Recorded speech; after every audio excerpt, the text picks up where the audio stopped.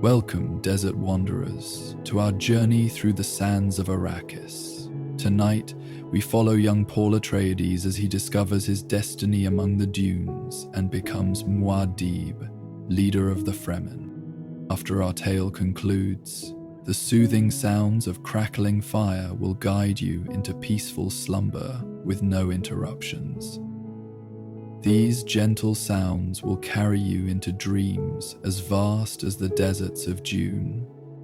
Now, let us begin our story as the spice winds of Arrakis carry us across time and space to witness the rise of a legend.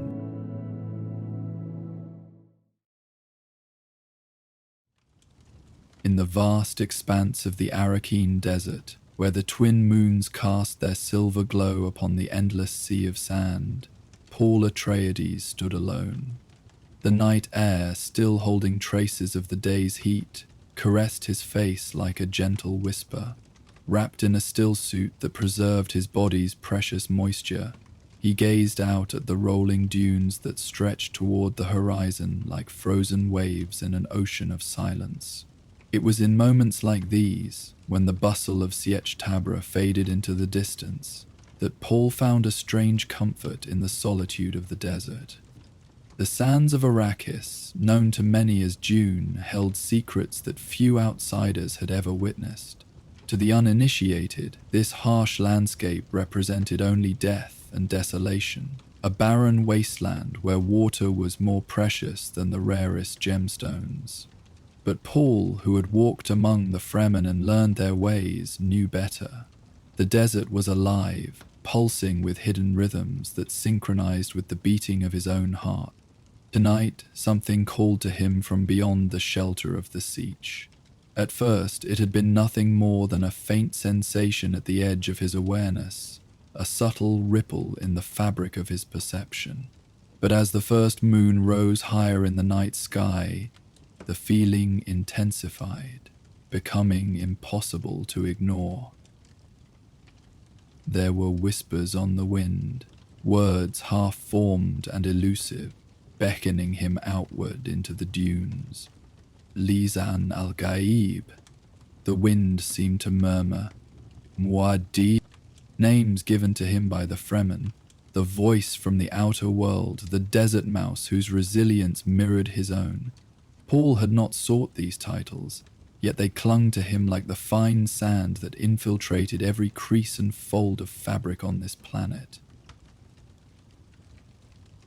The weight of prophecy pressed upon his shoulders, a burden he had carried since fleeing with his mother from the Harkonnen trap that had claimed his father's life. The vast open sky above Arrakis glittered with countless stars, far more brilliant than they had ever appeared on his water-rich homeworld of Caladan. There was a clarity to the desert air that made the cosmos seem closer, more immediate, as though the barrier between earth and heaven had grown thin. Paul drew a measured breath through the moisture-reclaiming tubes of his still suit, feeling the familiar resistance as the filtration system did its work. A whisper came again, more distinct this time. Not his imagination, he was certain, but something real, or at least as real as the prophetic visions that occasionally overwhelmed his consciousness.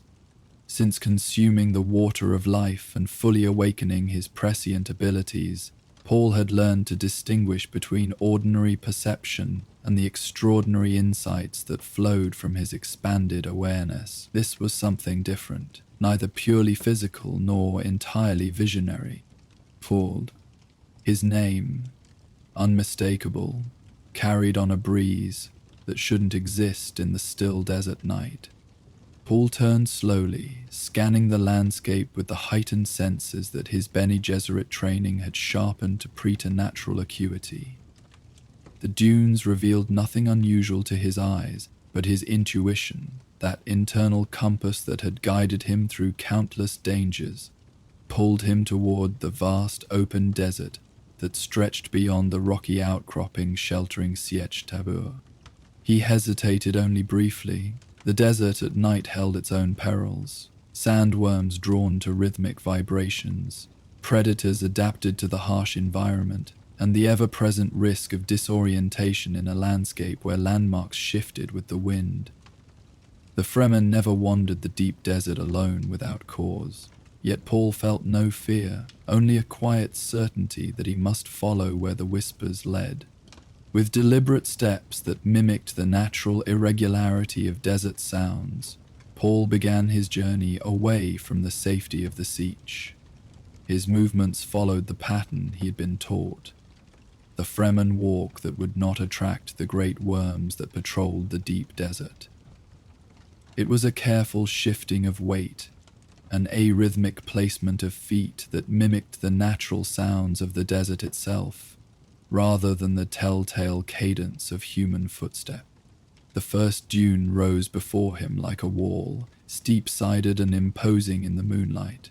Paul ascended with practiced ease, his muscles remembering the efficient technique that conserved energy and maintained balance on the treacherous, shifting surface. At the crest, he paused, surveying the magnificent desolation that stretched in all directions. The vastness of Arrakis never failed to humble him, a sea of sand that dwarfed human concerns and ambitions, existing in cycles measured in millennia rather than lifetimes. "This way," came the whisper, clearer now that he had left the shadow of the rock formations behind. Paul turned his head, seeking the source.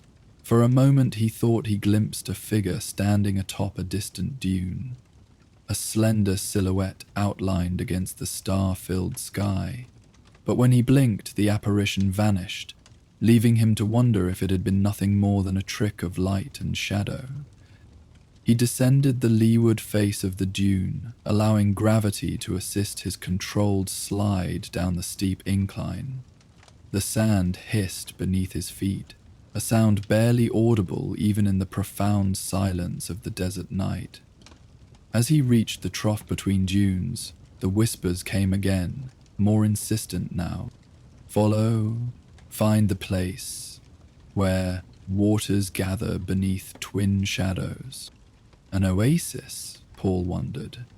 The Fremen knew every water source on Arrakis, guarding this knowledge as jealously as they guarded the water itself, but there were legends among them, stories of hidden places that appeared only under certain conditions, when the moons aligned in particular configurations, or when seasonal winds uncovered long-buried springs. His curiosity deepened. If such a place existed and remained undocumented in Fremen lore, it could prove invaluable to their water discipline. Every drop on Arrakis was accounted for, managed with fanatical precision. The discovery of a new source would be momentous. As Paul ascended the next dune, a subtle shift in the air caught his attention. His nostrils flared slightly beneath his stillsuit's moisture trap as he detected a nearly imperceptible change in the atmosphere, the faintest hint of humidity where there should be only arid emptiness. It was so slight that anyone not trained in the Bene Gesserit ways of observation would have missed it entirely. But to Paul, it was a confirmation that he was not chasing phantoms. He paused, crouching at the crest of the dune to minimize his silhouette against the sky. With methodical care, he extracted a small device from a pocket within his stillsuit, a Fremen moisture tester, sensitive enough to detect the slightest traces of water vapor. The indicator trembled, then registered a reading just above the desert baseline. Something was indeed out here. Paul continued forward, his senses alert to every nuance of his surroundings. The familiar weight of the crysknife at his hip provided reassurance, though he hoped he would not need to use the sacred blade. His journey tonight was one of discovery, not conflict. After crossing several more dunes, each seemingly identical to the last, Paul noticed a subtle shift in the terrain. The troughs between the sand waves grew wider, the slopes less steep. He was entering a region where the prevailing winds created different patterns in the desert landscape, a place where the dunes spread outward like ripples from a central point. The whispers intensified, becoming a chorus of soft voices that seemed to emanate from the air itself. Closer now, the sacred place awaits the one who sees beyond seeing. Paul felt a familiar pressure building behind his eyes, the precursor to a prescient vision. He resisted the pull, knowing that succumbing to a full visionary episode would leave him vulnerable here in the open desert. Instead, he leveraged his training to channel the energy of his awakening awareness, allowing it to sharpen his physical senses without overwhelming his consciousness. The landscape before him shimmered slightly, as though viewed through rising heat waves despite the cool night air. Within this subtle distortion, Paul discerned a path, not a physical trail marked in the sand, but a route revealed to his heightened perception. It appeared as a faint luminescence, a barely perceptible glow that traced a winding course between the dunes. Without hesitation, Paul followed this ephemeral guide, trusting in the abilities that set him apart from ordinary men. His footsteps remained measured and irregular, maintaining the pattern that would not attract the deadly sandworms. Yet there was a newfound purpose in his movements, a certainty that he approached something significant. As he walked, Paul became aware of a presence shadowing his steps. Someone was following him, maintaining a discreet distance while matching his pace with expert precision. A Fremen scout, undoubtedly assigned to ensure the safety of Muad'Dib, their prophesied leader. Paul felt a mixture of appreciation for their vigilance and mild frustration at the lack of true solitude. Even here, in the empty vastness of the desert, the responsibilities of his position remained inescapable. He chose not to acknowledge his unseen guardian. The scout's presence was an act of devotion and duty, not interference. Among the Fremen, such protection was offered with complete selflessness, and to call attention to it would only cause unnecessary discomfort. The whispers grew more distinct as Paul continued his journey, occasionally resolving into words and phrases that teased his understanding. The waters of vision, mirror of futures, drink and see. There was a familiar quality to one of the voices, a resonance that stirred something deep within him. Chani, his beloved, whose fierce spirit and quiet wisdom had become his anchor in the storm of destiny that surrounded him. Yet how could her voice reach him here, when she had departed days earlier on a spice harvesting expedition to the southern regions? Paul, his name again spoken with such clarity that he turned instinctively, expecting to find her standing beside him, but there was only the empty desert, bathed in silver moonlight and endless silence. "Chani," he whispered, the word barely audible even to his own ears. The only response was a gentle stirring of the air, carrying the faint scent of cinnamon, the omnipresent aroma of melange, the precious spice that permeated all aspects of life on Arrakis. Yet there was something different about this particular scent, a freshness, a purity that suggested its source was near. Paul crested another dune and stopped abruptly, his breath catching in his throat. Before him, the desert floor descended into a broad, shallow basin unlike any he had seen before. The sand within this natural depression appeared different, darker, more dense, and at its center, a curious formation of rocks protruded like the vertebrae of some enormous buried creature. The whispers converged here, filling the basin with their ethereal presence. They no longer seemed to come from any particular direction, but existed everywhere at once, as though the air itself had become a conduit for voices that originated beyond ordinary reality. With cautious steps, Paul descended into the basin, his senses alert for any sign of danger. The sand beneath his feet felt different, more firmly packed, with a subtle resilience that contrasted with the shifting instability of the dunes. As he approached the central rock formation, he noticed fine droplets of moisture beading on the stone surfaces. Impossible evidence of water condensing in the arid desert air. "The place of gathering," the whispers confirmed. "When the moons align, waters emerge from stone." Paul glanced upward. The twin moons of Arrakis had indeed aligned in an unusual configuration, one directly above the other from his vantage point. Their combined light illuminated the basin with an intensity that made the moisture on the rocks glisten like scattered gems. A rare atmospheric phenomenon, Paul surmised, combined with unique geological conditions. The alignment of the moons created a gravitational effect that, while subtle, was sufficient to draw subsurface moisture upward through the porous rock. Science, not mysticism, yet no less wondrous for its rational explanation. He approached the central formation, examining the moisture that collected on the stone surface.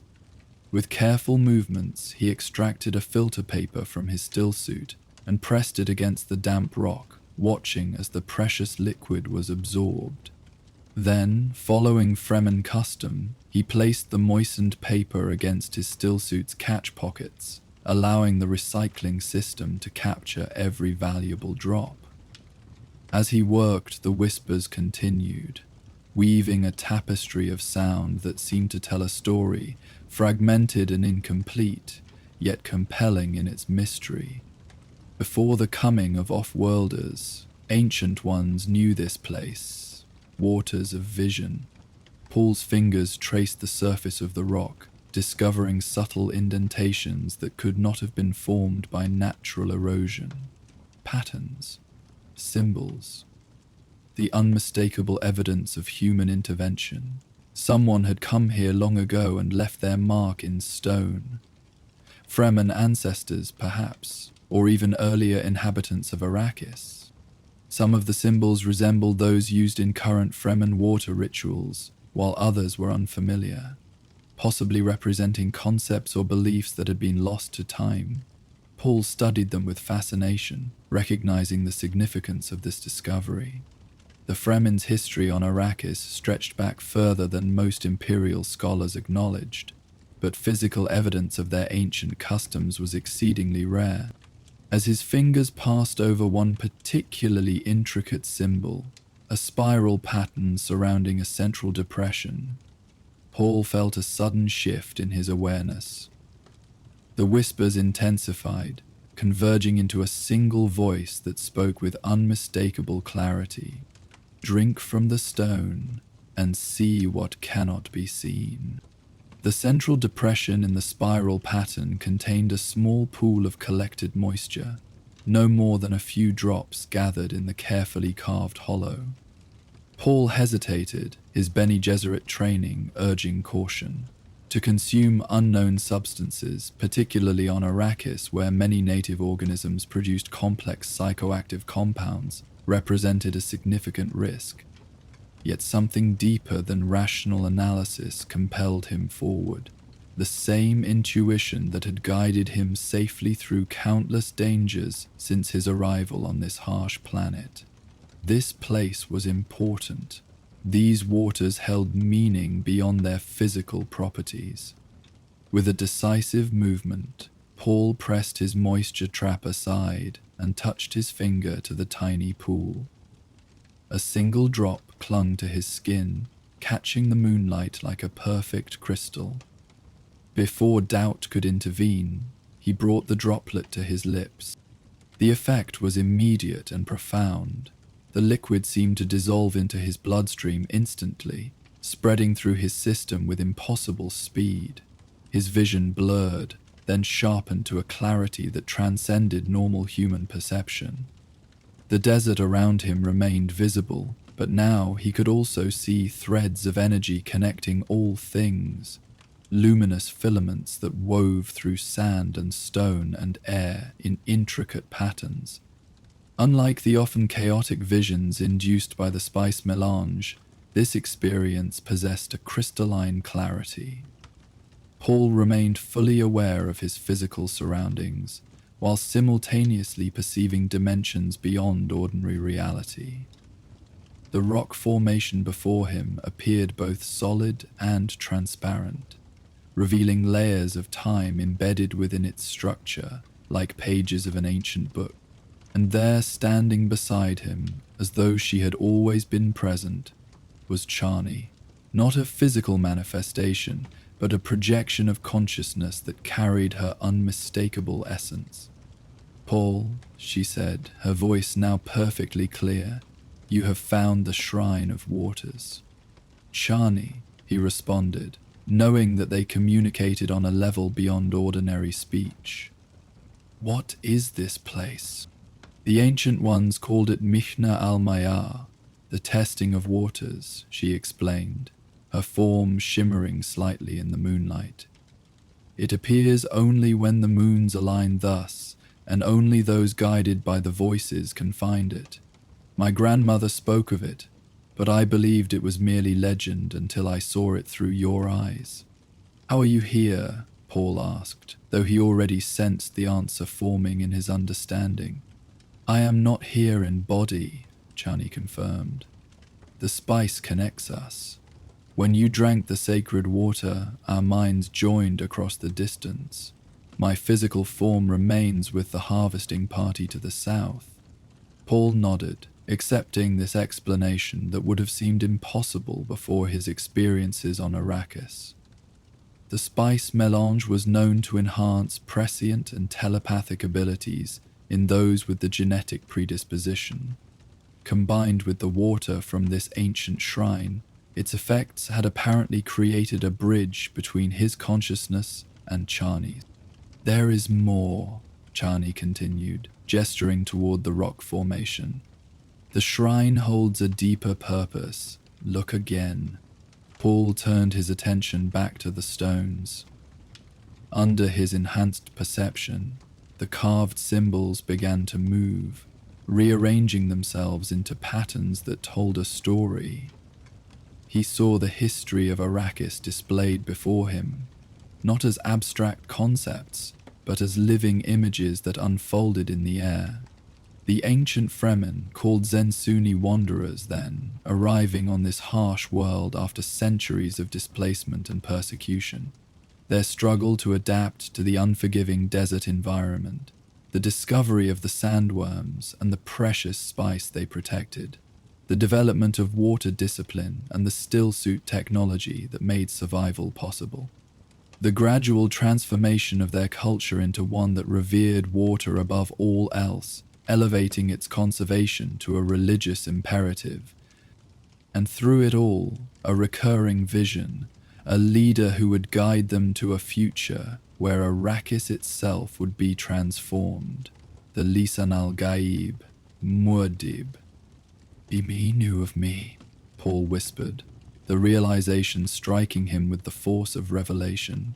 Not merely through the Missionaria Protectiva's planted prophecies, but through their own visions. The waters of this shrine have shown the way forward for countless generations, Chani's projection explained. When Arrakis faces its greatest trials, the voices call to one who can listen.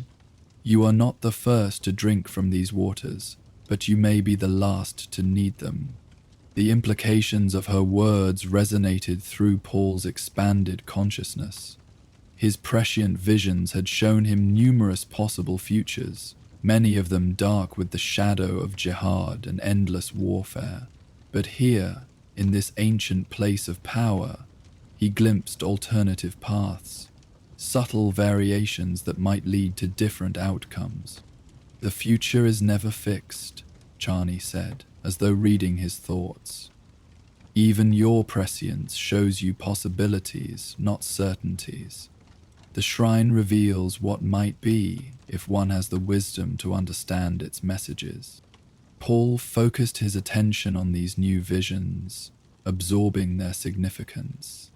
He saw Arrakis transforming gradually rather than through violent revolution, a careful ecological balance achieved through generations of patient work.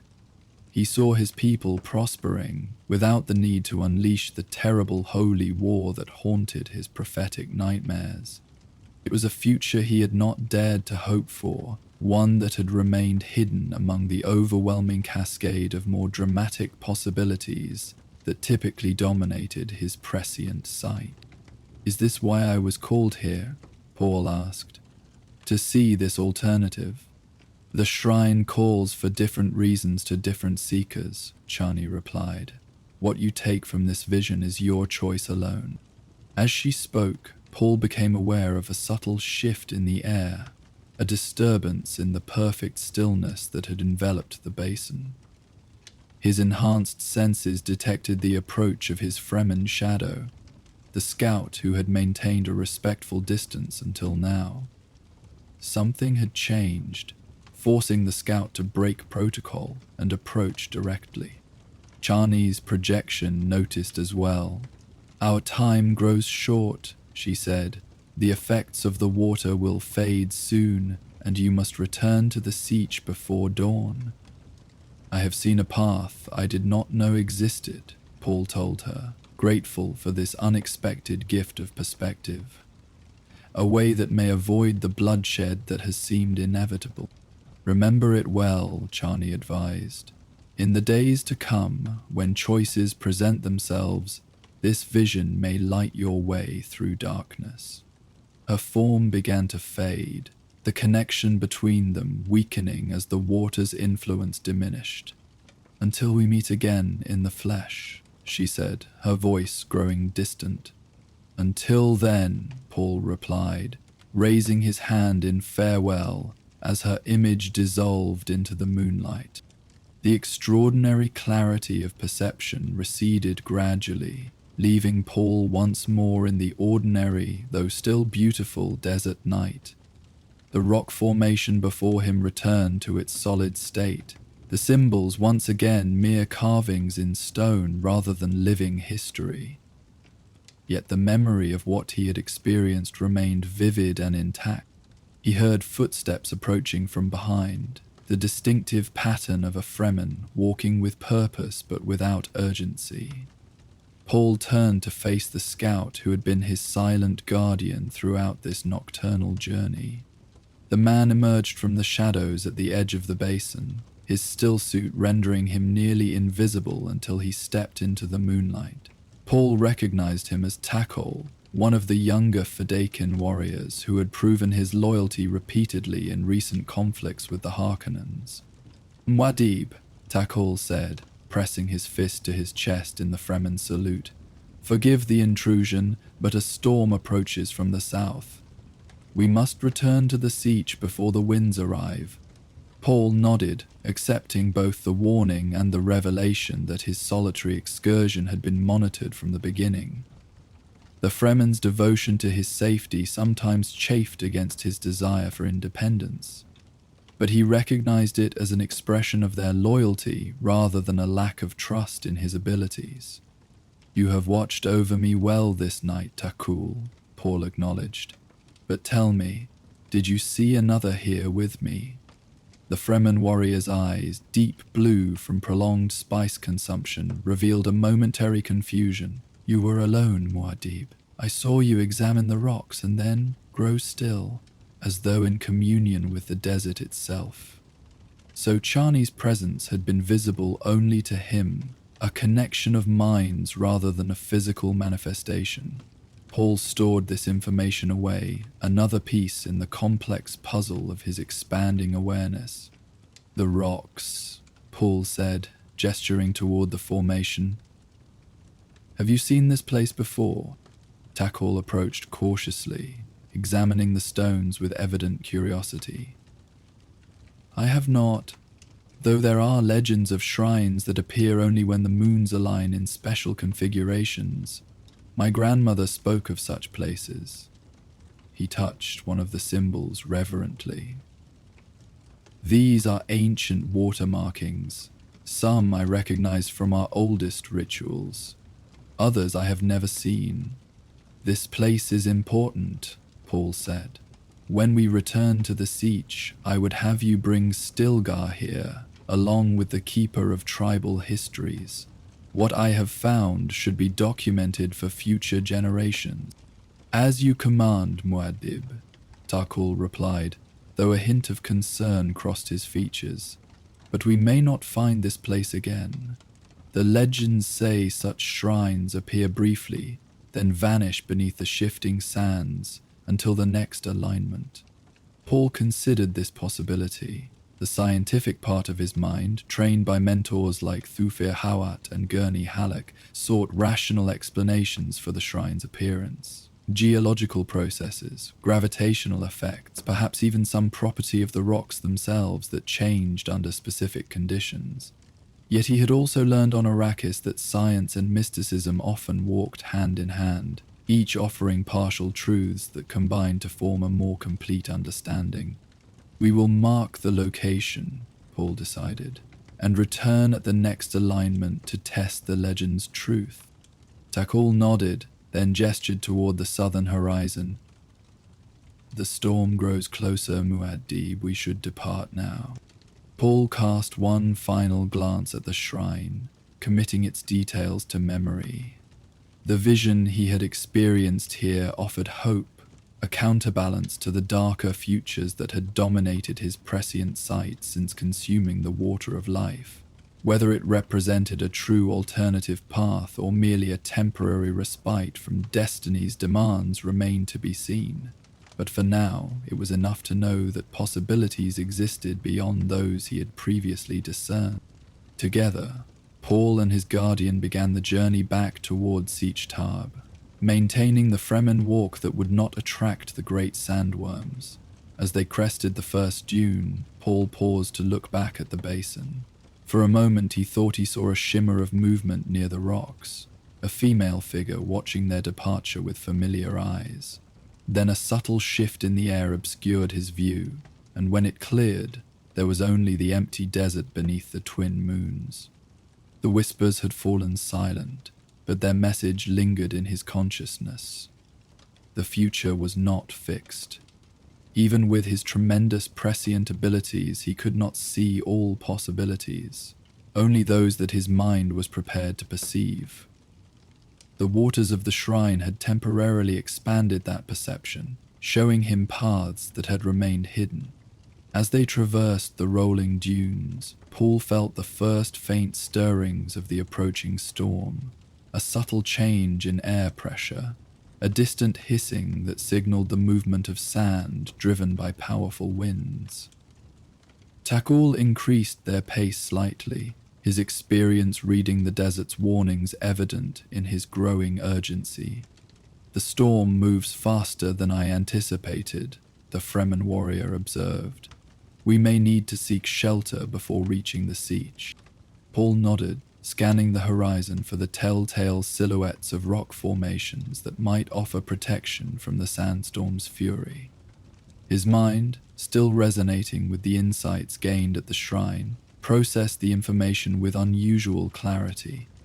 He perceived not just the immediate landscape, but the patterns that shaped it, the underlying geological structures that determined where rock would resist erosion and where sand would accumulate. There, he said, pointing toward a barely visible outcropping to the northwest. That formation has a cave system beneath it. We can shelter there until the storm passes. Tarkul gave him a curious look. You have been to this place before, Muad'Dib? No, Paul admitted, but I can see it nonetheless. The Fremen accepted this without further question. The abilities of Muad'Dib had long since passed beyond what ordinary men might consider possible. If he said there were caves, then caves there would be. They altered their course, moving with increased urgency as the first tendrils of wind-driven sand began to sting their exposed skin. The storm was approaching with unusual speed, transforming from a distant threat to an imminent danger in mere minutes. Such was the way of Arrakis. Peace and peril existed side by side, with conditions changing from favorable to fatal in the blink of an eye. As they neared the rock formation Paul had indicated, the wind intensified, forcing them to lean into its force to maintain their footing. Sand particles filled the air, reducing visibility and threatening to clog the filters of their stillsuits. Paul pulled his head wrap closer around his face, leaving only a narrow slit for his eyes. The outcropping loomed before them, a jagged thrust of stone that rose from the desert floor like a petrified wave. At its base, partially obscured by accumulated sand, a dark opening beckoned. The entrance to the cave system Paul had somehow known would be there. "Quickly!" Takal urged, gesturing toward the cave mouth. They reached the shelter just as the full force of the storm descended upon the desert. Wind howled around the rock formation, carrying enough sand to scour flesh from bone if they had remained exposed.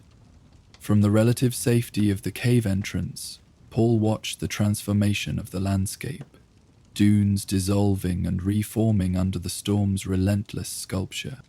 "A fortunate prediction, Muad'Dib," Takal commented as they moved deeper into the cave, away from the stinging particles that swirled near the entrance. "Without this shelter, we would have faced a difficult journey indeed." Paul did not respond immediately. His attention had been captured by the interior of the cave, which was not the rough natural formation he had expected. The walls bore the unmistakable signs of deliberate excavation, smooth surfaces interrupted by niches and recesses that served unclear purposes. More significantly, the rock surfaces were adorned with paintings and etchings similar to those he had observed at the shrine. "This is not a natural cave," Paul said, running his fingers along one of the smoother sections of wall. "Someone made this place." Takal produced a small light stick from within his stillsuit, activating it to cast a pale blue glow throughout the chamber. The illumination revealed the extent of the modifications. What had appeared from outside to be a simple cave was in fact an extensive complex of interconnected rooms extending deep into the rock. "Another shrine?" the Fremen warrior asked, his voice hushed with reverence. "Perhaps," Paul replied, examining the nearest wall paintings. "Or something older still." The images depicted scenes from Arrakis's distant past, figures wearing primitive versions of stillsuits harvesting something from the desert floor. Other panels showed the same figures performing rituals around containers that appeared to hold water. The artistic style was crude but expressive, conveying a sense of the sacred importance attached to these activities. "These must date back to the earliest Fremen settlements on Arrakis," Paul observed, "before they developed the more sophisticated water discipline we know today." Takal approached one of the larger panels, his expression one of wonder mixed with uncertainty. "I have never seen records of such places in our tribal histories. If our ancestors built these chambers, why would the knowledge be lost?" It was a perceptive question that echoed Paul's own thoughts. The Fremen were meticulous record keepers when it came to matters of survival and water discipline. That something as significant as these chambers could fade from their collective memory suggested either enormous age or deliberate suppression. Before Paul could offer a theory, a sound reached them from deeper within the cave system. A soft, rhythmic dripping that was unmistakable to anyone who had lived on Arrakis. What? Both men froze, their attention instantly focused on the source of this impossible sound. On a world where every drop of moisture was precious beyond measure, the presence of freely dripping water was extraordinary, almost miraculous. They moved cautiously toward the sound, passing through several smaller chambers before emerging into a larger space that took their breath away. The ceiling rose high above them, forming a natural dome from which delicate mineral formations descended like frozen rain, and from several of these formations, water dripped with slow regularity into a small pool that had formed in a depression in the cave floor. "Impossible," Takal whispered, his Fremen water discipline momentarily forgotten in the face of such abundance. No water exists naturally in such form on Arrakis. Yet the evidence before them was undeniable. The pool, though small, perhaps containing no more than 20 liters, represented wealth beyond imagining in Fremen terms. A man's life might be purchased for a fraction of the water that collected here, hidden beneath the desert's surface. Paul approached the pool cautiously, his mind racing to explain this phenomenon. The rock formation must extend deep enough to reach a subterranean water table, one of the fossil aquifers that planetary ecologists like Pardo and Liet Kynes had theorized might exist beneath the desert. Some geological process had created a channel through which this ancient water could rise to the surface, protected from evaporation by the enclosed cave system. This would change everything, Takal said, giving voice to thoughts that surely ran through any Fremen's mind at such a discovery. If we could tap this source. No, Paul interrupted, his voice gentle but firm. This water has remained hidden for a reason. Takal looked at him in surprise. Muad'Dib? Paul gazed into the small pool, seeing not just the water but all it represented. The ecological balance of Arrakis was more delicate than most realized. His exposure to the teachings of Kynes, combined with his own prescient insights, had shown him how carefully calibrated the planet's systems were, and how catastrophic interference could be. This water is part of something larger, Paul explained. It may feed springs elsewhere, or sustain underground organisms we know nothing about. To divert it for our use could have consequences we cannot foresee. The Fremen warrior's expression reflected an internal struggle, the ingrained water hunger of his people battling against his trust in Muad'Dib's wisdom. Then why were we led here, if not to claim this treasure? It was a fair question. Paul considered it carefully, reflecting on the sequence of events that had brought them to this hidden place. The whispers that had drawn him into the desert, the shrine with its ancient symbols, the storm that had driven them to seek shelter precisely here. Coincidence seemed an inadequate explanation. To witness, Paul finally answered. To know that Arrakis holds secrets beyond our current understanding. And perhaps, he paused, a new thought forming. Perhaps to understand that the transformation of this planet must work with its existing systems, not against them. The ecological vision that Pardot Kynes had first conceived, and which his son Liet had advanced, suddenly seemed more tangible to Paul than ever before. Not the imposition of off-world patterns upon Arrakis, but a careful nurturing of the planet's own potential for change.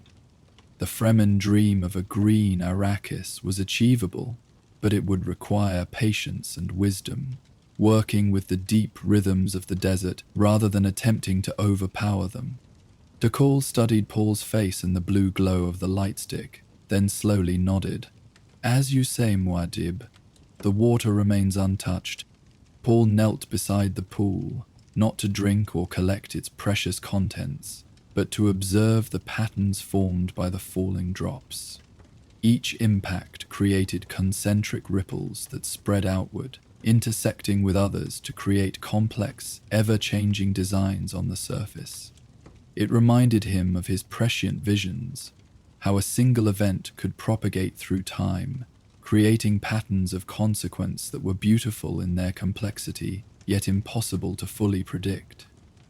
We will document this place, Paul decided, but its location will be shared only with those who understand its true value. Stilgar, of course, and the planetary ecologists who continue Kynes' work. And the water, Takal asked. It flows as it has for millennia, Paul replied. Its purpose is not for us to decide. They remained in the chamber for some time, listening to the hypnotic rhythm of the dripping water and the distant howl of the storm that continued to rage outside. There was a profound peace in this moment, a rare interlude of contemplation amidst the constant demands of leadership and the relentless pressure of destiny.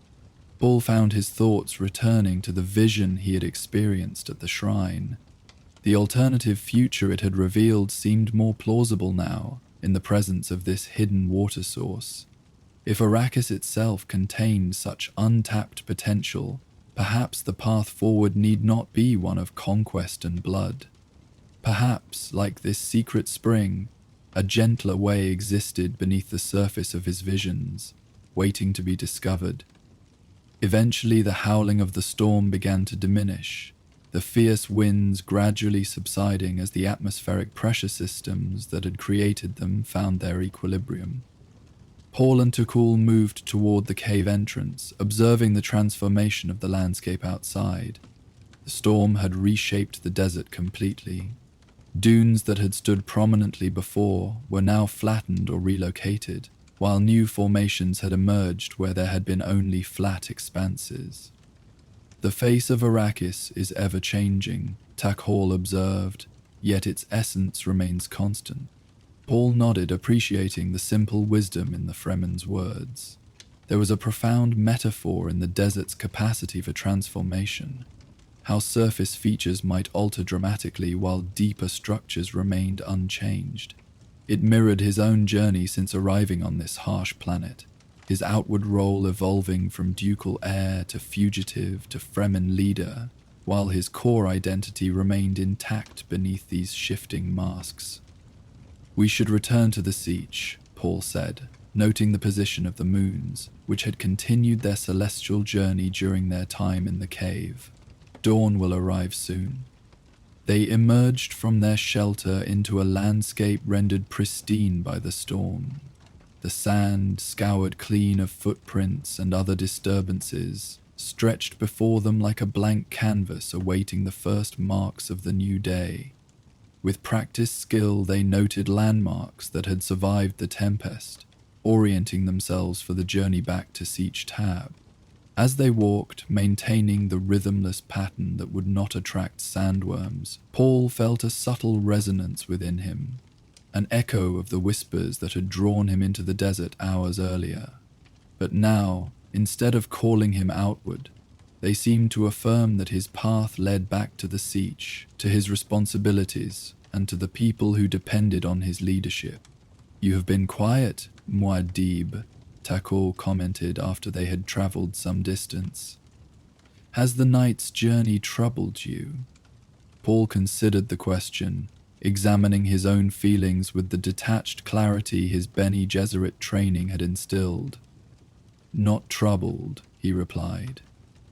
"Enlightened, perhaps. I have seen aspects of Arrakis tonight that few have witnessed. The shrine and the hidden water," Takul nodded. "Truly, the desert reveals its secrets only to those worthy of receiving them." "It is not worthiness that opens such doors," Paul corrected gently, "but readiness. The desert's secrets have always been there, waiting for those prepared to understand them." The Fremen warrior considered this distinction thoughtfully. "As you say, Muad'Dib, though among my people, preparation and worthiness are often considered one and the same." They continued in companionable silence, each absorbed in their own reflections as they traversed the transformed desert landscape. The physical exertion of their journey, combined with the emotional and mental intensity of the night's experiences, had created in Paul a deep sense of clarity. His thoughts, usually crowded with the competing demands of leadership and the fractured glimpses of possible futures afforded by his prescience, now flowed with unusual coherence. He found himself contemplating the path that had brought him to this moment, the fall of House Atreides on Arrakis, his flight into the desert with his mother, their acceptance among the Fremen, and his gradual assumption of leadership.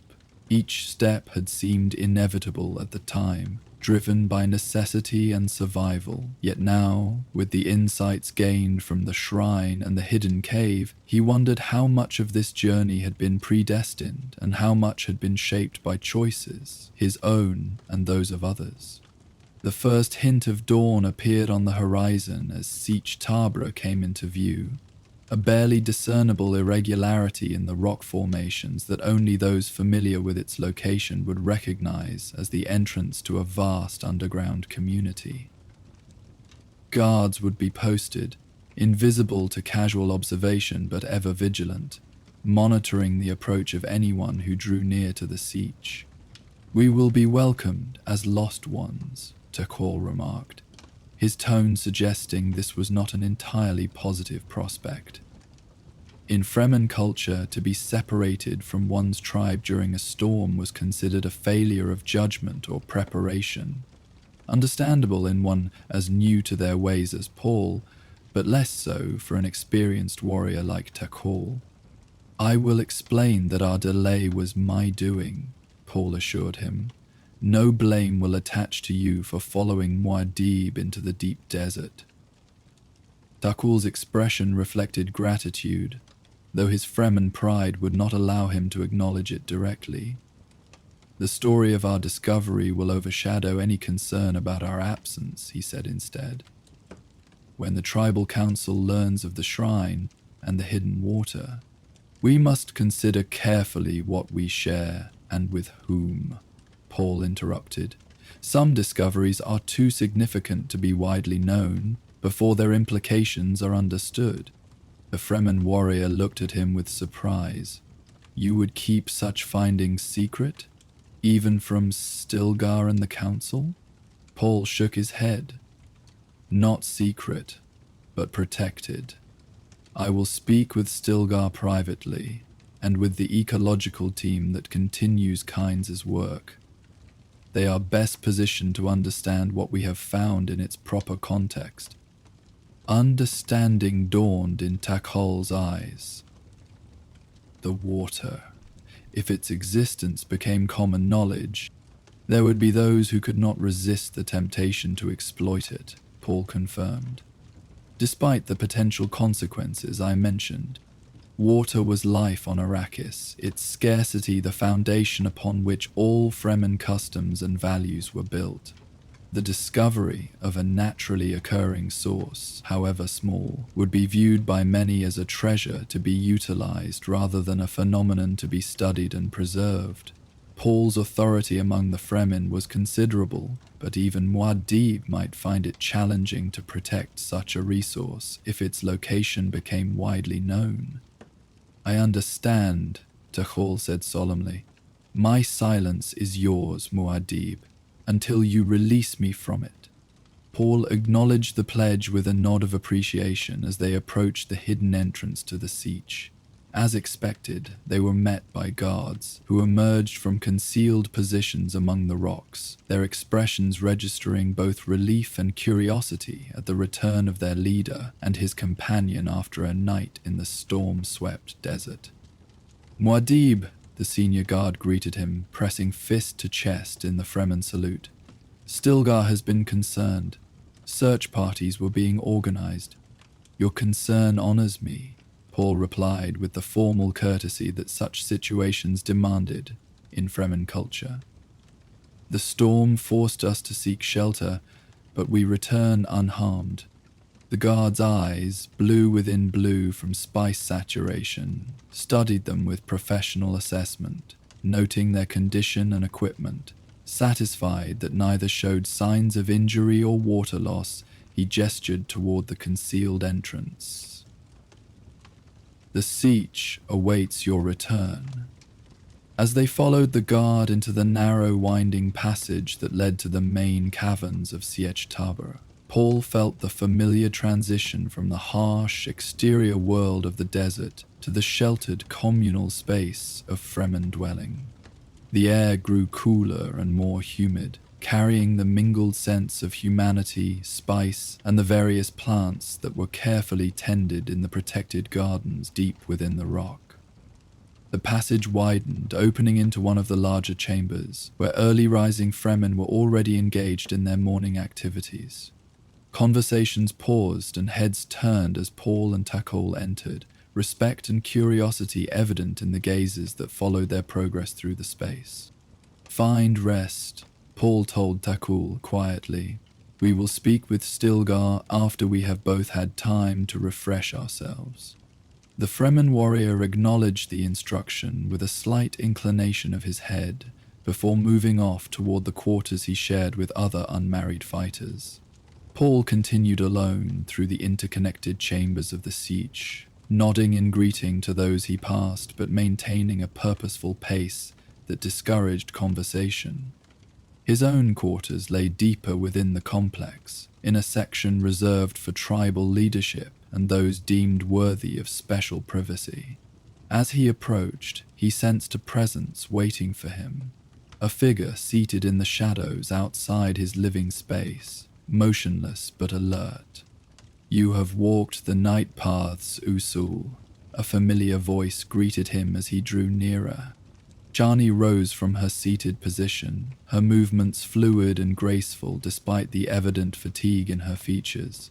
She had not been due to return from the Southern Harvest expedition for several days, yet here she stood, as though summoned by the connection they had shared during his experience at the shrine. "Chani," he said, her name both question and statement. "How?" "I felt your call," she replied simply. "In the deep desert, as we harvested the spice. A dream that was not a dream. I saw you standing among ancient stones, with water that shimmered like silver in the moonlight." Paul felt a profound sense of wonder at this confirmation of their shared vision. The distance between the shrine and the southern territories where the harvesting party had been working was considerable, hundreds of kilometers of hostile desert terrain. Yet Chani had not only experienced the telepathic connection, but had somehow found her way back to Sietch Tab in time to meet his return. "You crossed the deep desert alone?" he asked, concern mixing with admiration. A slight smile touched her lips. "Not alone. When I woke from the vision, I spoke of it to my father's friend, Othium, who led our harvesting party. He provided an escort and a thopter for the journey." Her expression grew more serious. "The vision was too clear to ignore, Asul. I knew you had found something of great importance." Paul reached out to take her hands in his, feeling the familiar warmth of her skin against his own. "I found many things," he said quietly. "A shrine that appears only when the moons align, a cave with water flowing freely from stone, and a possible future where blood need not be the price of our survival." Chani's eyes, as deeply blue as the evening sky, studied his face with the penetrating insight that was uniquely hers. "Show me," she requested. Understanding her meaning, Paul guided her into his private quarters, where they would have the seclusion necessary for what she asked. Once inside, with the privacy curtain drawn across the entrance, they seated themselves on cushions facing one another, knees touching, hands clasped between them. This sharing of visions was a practice they had developed in the months since Paul had become Wadib, a form of communication more profound than words could achieve. Through the heightened sensitivity that spice granted them both, and the deep personal connection they shared, Paul could transmit his experiences directly to Chani's consciousness, allowing her to witness what he had seen through his eyes. They closed their eyes simultaneously, their breathing falling into synchronization as they entered the light meditative state that facilitated this exchange. Paul focused his thoughts on the night's journey, the whispers that had called him into the desert, the discovery of the shrine, the vision it had granted him, and the subsequent shelter in the ancient cave with its impossible water source. Images flowed between them, accompanied by sensations, emotions, and insights that words could never fully capture. The process was both intimate and illuminating, creating a shared understanding that transcended ordinary communication. When they eventually opened their eyes, a considerable time had passed. The ambient sounds from the sietch had changed, indicating that the full activity of the day was now underway, beyond the privacy of Paul's quarters. "You were right to keep the water secret," Chani said softly, her first words after absorbing all that Paul had experienced. "Its value lies not in its use, but in its existence." "You understand, then?" Paul asked, though her words had already confirmed that she did. She nodded. "The vision from the shrine showed you a path, one where Arrakis changes not through conquest, but through understanding. The hidden water is both symbol and substance of that path." Her expression grew thoughtful. "But others will not see it so clearly. Stilgar will listen," Paul said with quiet confidence, "and through him, the council will accept what must be done." "And what must be done, Usul?" Chani asked, though her tone suggested she already anticipated his answer. "We must learn before we act," Paul replied. "The ecological studies that Kynes began must be expanded and accelerated. We must understand Arrakis, not just how to survive upon it, but how to work with its natural systems rather than against them." He paused, considering the implications of what he was proposing. The dream of a green Arrakis can be achieved, but not through force, through knowledge and patience. Chani's expression reflected her understanding of the magnitude of this shift in approach. The Fremen had long embraced Kynes' vision of transforming their planet, but their concept of this transformation had been shaped by generations of harsh survival and the promise of swift change once they attained sufficient power. To suggest a more gradual path, one that might extend beyond a single lifetime, would challenge deeply held expectation. "There will be resistance," she observed. "Yes," Paul acknowledged. "The call for immediate action, for using our strength to seize control and force change, will be powerful. The temptation of the jihad will not fade easily." He squeezed her hands gently. "But now I have seen an alternative. A future where we achieve our dreams without drowning the stars in blood." Chani was silent for a moment, her gaze turning inward as she processed all that this might mean. When she spoke again, her voice carried the weight of generations of Fremen wisdom. "My people have survived on Arrakis by adapting to its ways, not by imposing our will upon it. Perhaps it is fitting that our ultimate triumph should come through understanding rather than conquest." In her words, Paul heard echoes of the vision he had experienced at the shrine. The possibility of a future where the transformation of Arrakis, and by extension the transformation of the Imperium itself, might occur through evolution rather than revolution. It was a path fraught with its own challenges and uncertainties, but one that offered hope for minimizing the bloodshed that had seemed inevitable in his previous prescient glimpses. "We begin with Stilgar," Paul decided. "After I have rested, I will seek his counsel and share what we have discovered."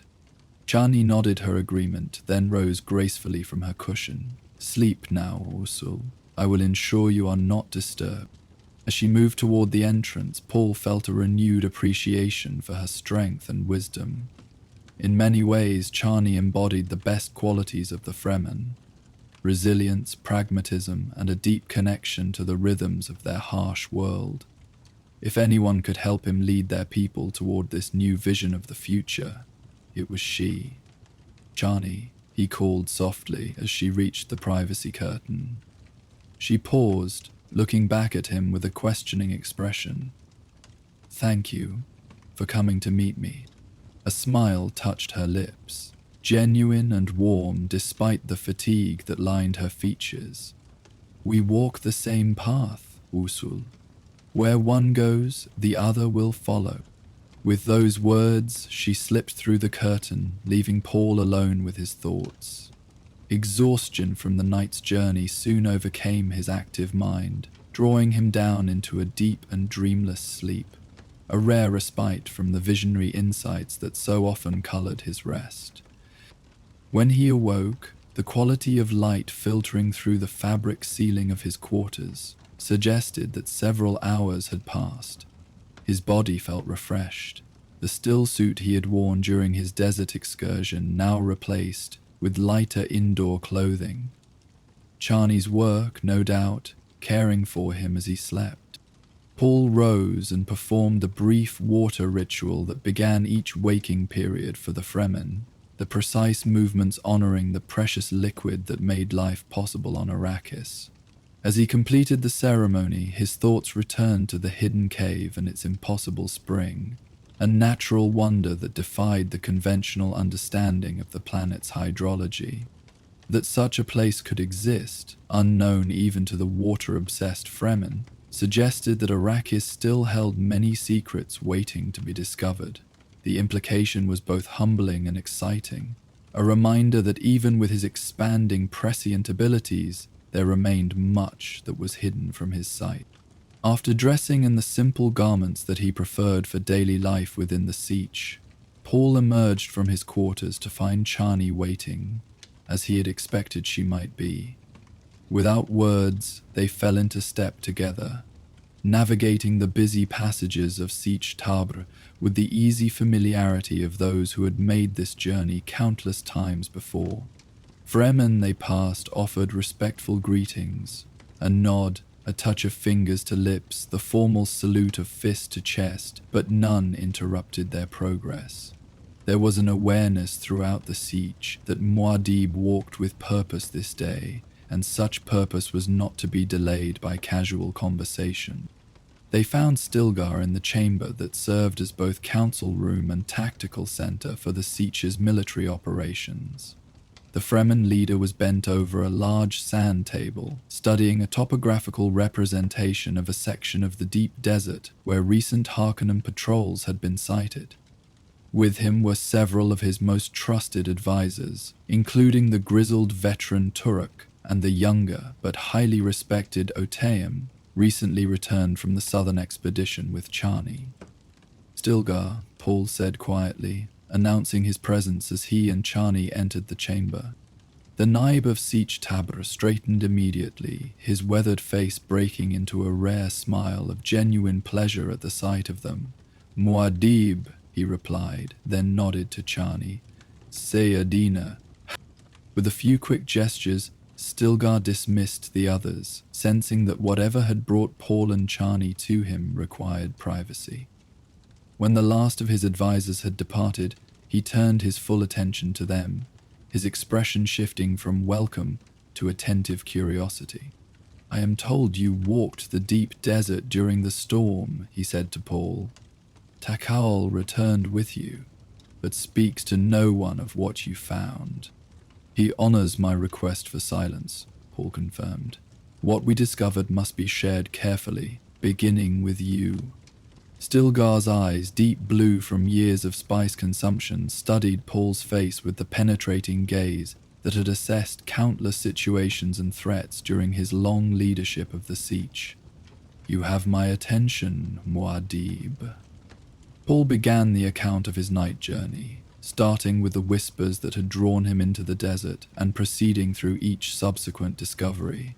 The shrine that appeared only under specific lunar alignments, the telepathic connection with Chani, the vision of an alternative future, and finally, the ancient cave with its hidden spring. As he spoke, Stilgar's expression remained impassive, but the intensity of his focus revealed the significance he attached to each revelation.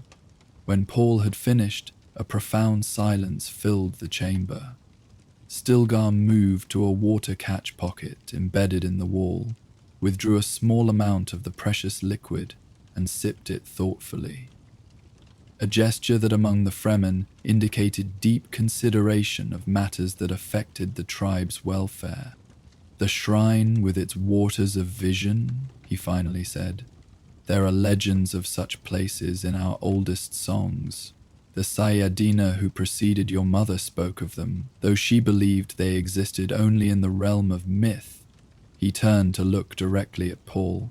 That you found such a place is remarkable.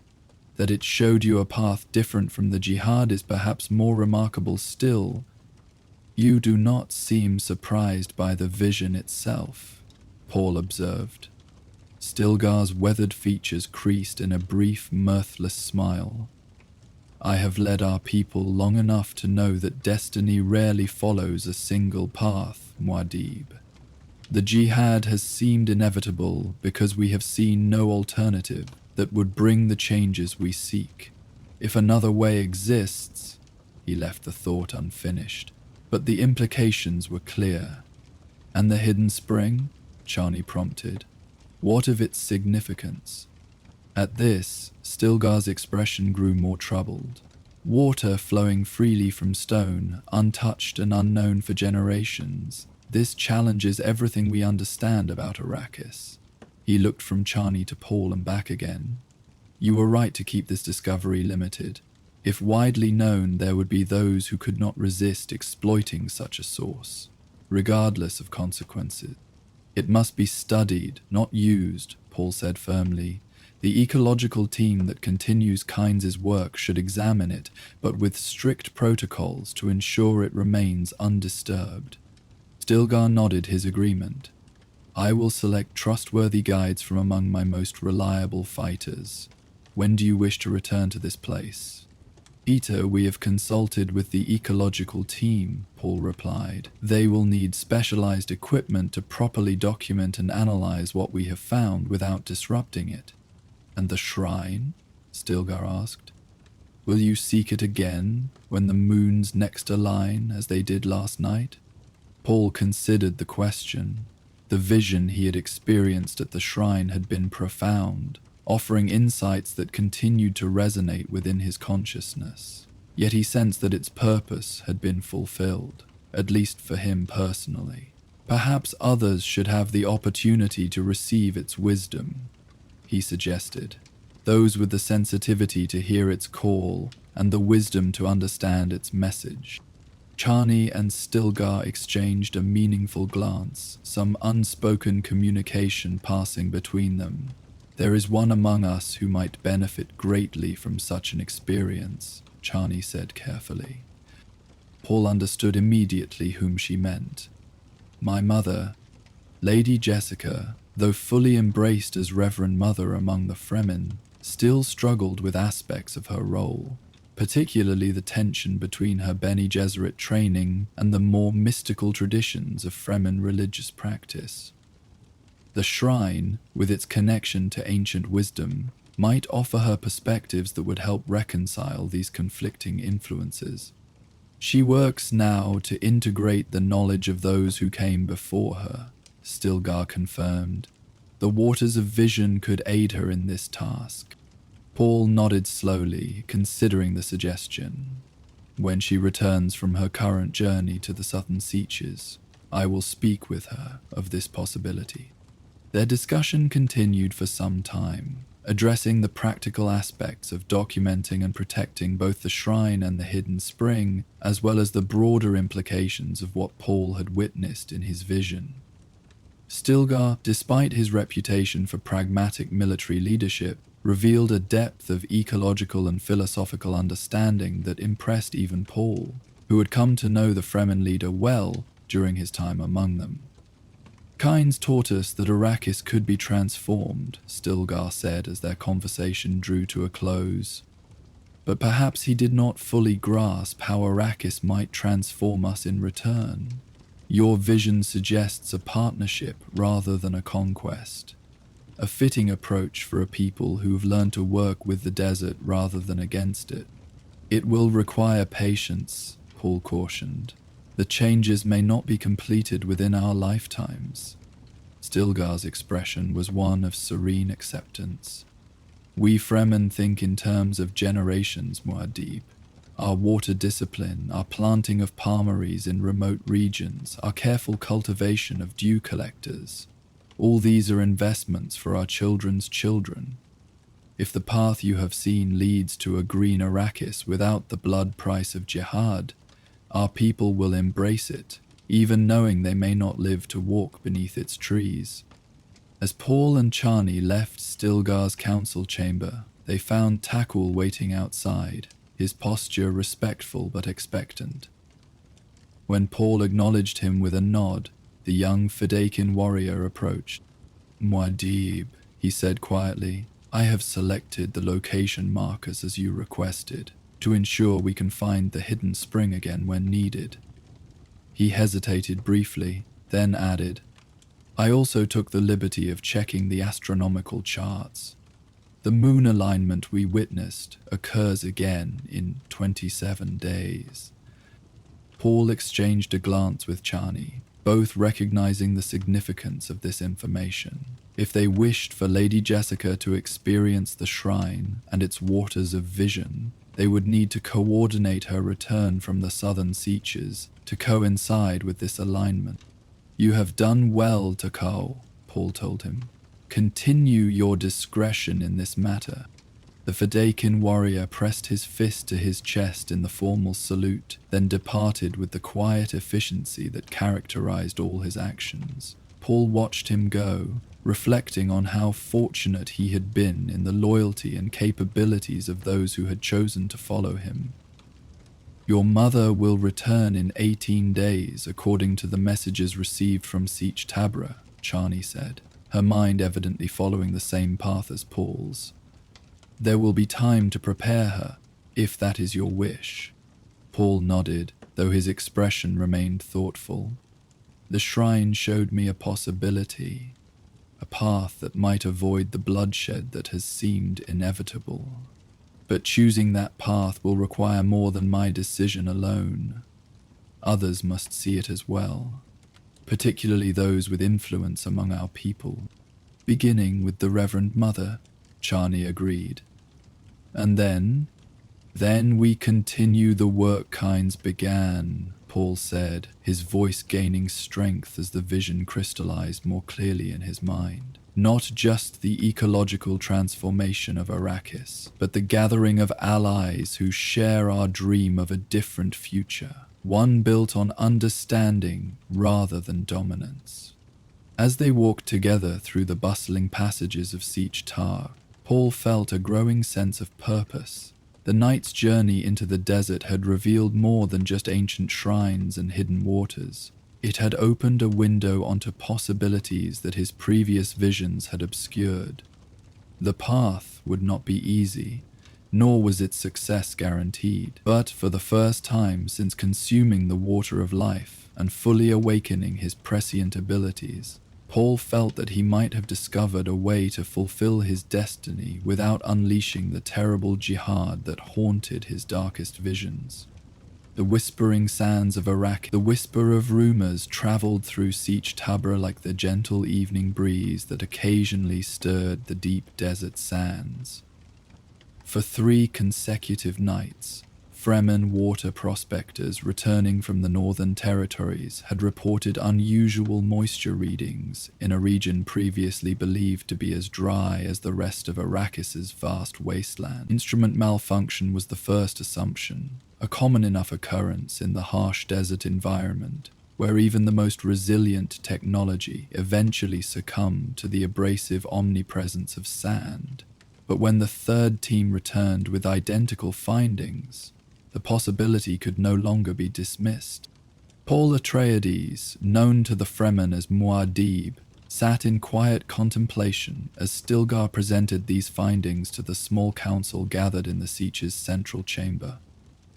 The reports reminded him of his own recent experience with the hidden shrine and its mysterious waters, though this new anomaly appeared to be located in a different region altogether. "The readings indicate subsurface moisture concentrations far above what our ecological models predict for that area," Stilgar explained, his weathered finger tracing a circle on the detailed map spread across the stone table. "If confirmed, this could represent a significant water resource previously unknown to us. The council members exchanged glances that mingled hope with skepticism. Water was life on Arrakis, and the discovery of any new source was cause for celebration. Yet the Fremen had survived for generations by adhering to a strict water discipline that left no room for false hope or wasted effort. "Could it be a trap?" asked Korba, one of the more cautious tribal leaders. "The Harkonnens have been known to use water as bait." Stilgar shook his head. "The location is too remote, too difficult to access, an impractical choice for an ambush. And our scouts detected no evidence of recent human activity in the area," added Otam, whose skills at reading the desert's subtle signs were legendary even among the Fremen. Paul had remained silent throughout this exchange, his attention seemingly focused on the map, but his mind reaching beyond the immediate discussion to consider broader implications. Since his experience at the Whispering Shrine, he had been more attuned to the possibility that Arrakis held secrets that even the Fremen, with their intimate knowledge of the desert, had yet to discover. "I believe this warrants investigation," he finally said, his quiet voice carrying an authority that instantly commanded the attention of everyone present. Not just for the potential water resource, but for what it might tell us about Arrakis itself. Stilgar nodded in agreement, having anticipated Paul's decision. "I propose a small expedition, enough strength for security but not so many that we drain the Sietch's resources." "I will lead it," Paul stated, his tone making it clear this was not a suggestion but a decision already made. A brief silence followed, broken only by the distant sounds of Sietch life. Children's voices echoing from the schooling chambers, the rhythmic scraping of craftsmen preparing spice fiber, the soft chanting of women tending the yali, the precious desert cotton. These everyday noises served as a constant reminder of why water mattered so profoundly. It sustained not just individual lives, but an entire way of life, a culture that had adapted to survival in the harshest environment. "If Muad'Dib goes, I go," declared Stilgar, pressing his fist to his chest in the formal gesture of commitment. Others quickly volunteered, but Paul raised his hand to stem the tide of offerings. "This must be a focused journey. Stilgar, myself, and 4 others, chosen for specific skills rather than fighting prowess." His gaze swept the chamber, settling briefly on different individuals as he considered the composition of their small band. Otham for his tracking abilities, Turek for his knowledge of groundwater signs. His eyes continued their assessment until they rested on a young man standing unobtrusively near the chamber's entrance. And Jameson Orlop, who studies with the ecological team and carries his father's name with honor. A murmur of surprise rippled through the gathering at this last selection. Orlop was barely past his water ceremony of adulthood, the son of the Jameis who had fallen to Paul's hand in ritual combat years earlier. Though Paul had, according to custom, taken responsibility for Jameis's family and ensured Orlop received the finest training available, the young man had rarely been chosen for significant expeditions. Orlop stepped forward, his face a careful mask that concealed whatever emotions might be stirring beneath. "I am honored to serve, Muad'Dib," he said, his voice steady despite the unexpected recognition. Paul acknowledged him with a nod, then turned to Stilgar. "Who would you recommend as our 6th? Without hesitation, Stilgar named Takal, the same warrior who had accompanied Paul on his night journey to the Whispering Shrine. His eyes see what others miss, and his discipline is beyond question. With the expedition members selected, the council moved on to practical matters, the equipment they would need, the timing of their departure, the communication protocols to be maintained with the Sietch. Paul participated in these discussions, offering insights when appropriate, but a part of his mind had already journeyed ahead to the mysterious moisture readings and what they might represent. Since consuming the water of life and awakening the full extent of his prescient abilities, Paul had glimpsed countless possible futures for Arrakis and its people. Most of these visions had been dominated by the specter of jihad, the holy war that threatened to spread across the universe, carried by Fremen warriors in his name. But his experience at the shrine had revealed an alternative path, one where Arrakis's transformation might occur through understanding rather than conquest. Could this new discovery offer further insights into that gentler path? The question lingered in his thoughts as the council meeting concluded and preparations for the expedition began in earnest. Dawn on Arrakis arrived with the characteristic abruptness of desert climates, the horizon transitioning from absolute darkness to brilliant illumination in what seemed like mere moments. Paul stood at the hidden entrance of Sietch Tabra, watching the transformation of the landscape as shadows retreated from the advancing sunlight. Beside him, the 5 chosen companions waited in respectful silence, each dressed in the sand-colored stillsuits that would preserve their bodies' moisture during the journey ahead. Their preparations had been thorough but efficient, packs containing only the essentials, weapons selected for versatility rather than intimidation, instruments chosen for their reliability in the harsh desert conditions. "We travel light and swift," Paul reminded them, his gaze still fixed on the horizon. "Our goal is to reach the anomaly by nightfall, conduct our investigation with the dawn, and return before the worst heat of tomorrow's afternoon." Stilgar moved to stand at Paul's side, his weathered face revealing nothing of his thoughts. "The route I've chosen will keep us clear of known worm territory for most of the journey, but we must still walk with care." Paul nodded, then turned to face their small band. "Are there any questions before we begin?" Young Orlop cleared his throat hesitantly. "Mu'ad'Dib, may I ask what instruments we should prioritize once we reach the location?" It was a thoughtful question, revealing both the young man's scientific training and his practical approach to the task ahead. Paul felt a momentary surge of satisfaction at his decision to include Jameis's son in the expedition. "Water detection equipment first," he answered, "but also bring the geological analyzers. If water exists where our models predict none should be, we must understand why." With all preparations complete, and the rising sun promising yet another day of unrelenting heat, the small group departed from the safety of the Sietch. They moved in the traditional Fremen pattern, an irregular, shuffling gait that mimicked natural desert sounds and would not attract the attention of sandworms. Though their destination lay far beyond the range of casual observation from the Sietch, they maintained this cautious approach until well into the deep desert, where vigilance became even more critical. As they traveled, Paul observed his companions with quiet appreciation. Stilgar and Takol moved with the unconscious grace of lifelong desert dwellers, their bodies perfectly attuned to the demanding environment.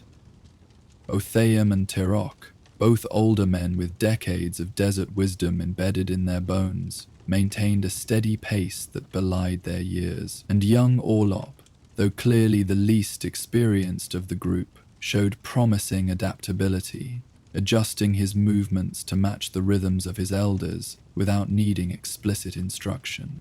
The sun climbed higher in the sky, its merciless heat penetrating even the most efficient stillsuits. Conversation dwindled to essential communications only, each person conserving energy and moisture with the disciplined efficiency that had enabled human survival on Arrakis for generations.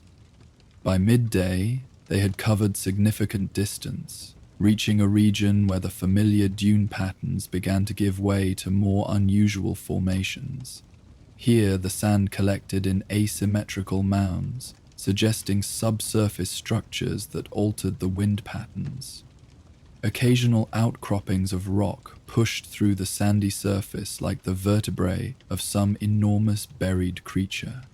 We enter the territory of the leaving ones, Stilgar commented during a brief rest in the shadow of one such rock formation. Paul looked at him with interest. I haven't heard this term before. Stilgar's expression reflected the complex relationship the Fremen had with their own history, a mixture of reverence for tradition and practical focus on present survival. It is an old name from the most ancient songs, the ones who came before us but did not stay. Different from our ancestors? Paul asked, sensing a distinction in Stilgar's words. The Fremen leader nodded slowly. Our legends speak of various peoples who tried to make Arrakis their home throughout the ages. Some failed and perished. Others succeeded for a time, then left, whether by choice or necessity. The stories do not agree. Young Orlop, who had been listening intently, spoke up with the eagerness of youth. The ecological records mention multiple settlement attempts prior to our ancestors' arrival. Most failed due to inability to adapt to water scarcity. Yet some may have found water sources we later lost knowledge of, Turok added, his voice carrying the gravelly quality of advanced age. The desert covers and uncovers. What is hidden in one generation may be revealed to the next. This observation resonated with Paul's own recent experiences. The shrine with its waters of vision had apparently remained hidden for countless generations before revealing itself to him. Perhaps this new moisture anomaly represented a similar rediscovery. Knowledge lost to time, but preserved in the planet's physical reality. We should continue, Otiame advised, glancing at the sun's position. The approach to the anomaly will require more careful navigation. Resuming their journey, the group entered increasingly unfamiliar territory. The rock formations grew more numerous and complex, creating a maze-like landscape that required Othame's exceptional tracking skills to navigate. Sand gave way to gravel in some areas, producing a different sound underfoot, a subtle crunching that seemed unnaturally loud after hours of moving across the yielding dunes. Notice how the heat differs here, Stilgar observed as the afternoon progressed. The rocks absorb and release it differently than sand. Paul had indeed noticed this environmental change. The heat felt more concentrated, radiating from the stones around them rather than from the sand beneath their feet.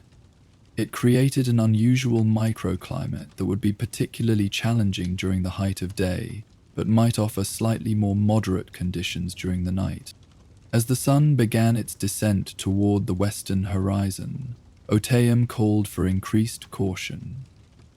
We approach the coordinates of the anomaly, he informed them, consulting a small navigation device. The moisture readings were strongest near a formation described as resembling a cupped hand reaching from the sand. They proceeded more slowly now, each person alert for any sign that might match this description.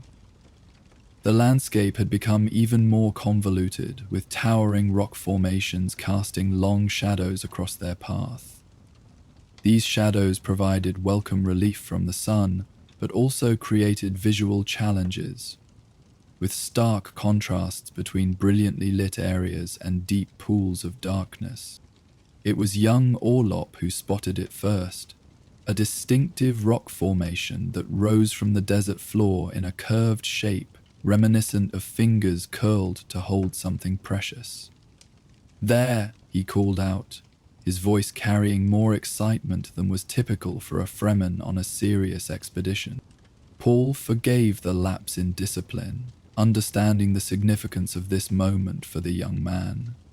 To make a valuable contribution on his first major journey would earn Orlop respect among his peers, helping to establish his identity beyond being simply Jameis' son.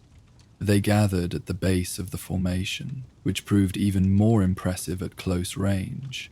The resemblance to a cupped hand was uncanny, 5 stone fingers curving upward and inward, creating a sheltered space within. The entire structure stood nearly 20 meters tall, dwarfing the humans who approached it with cautious reverence.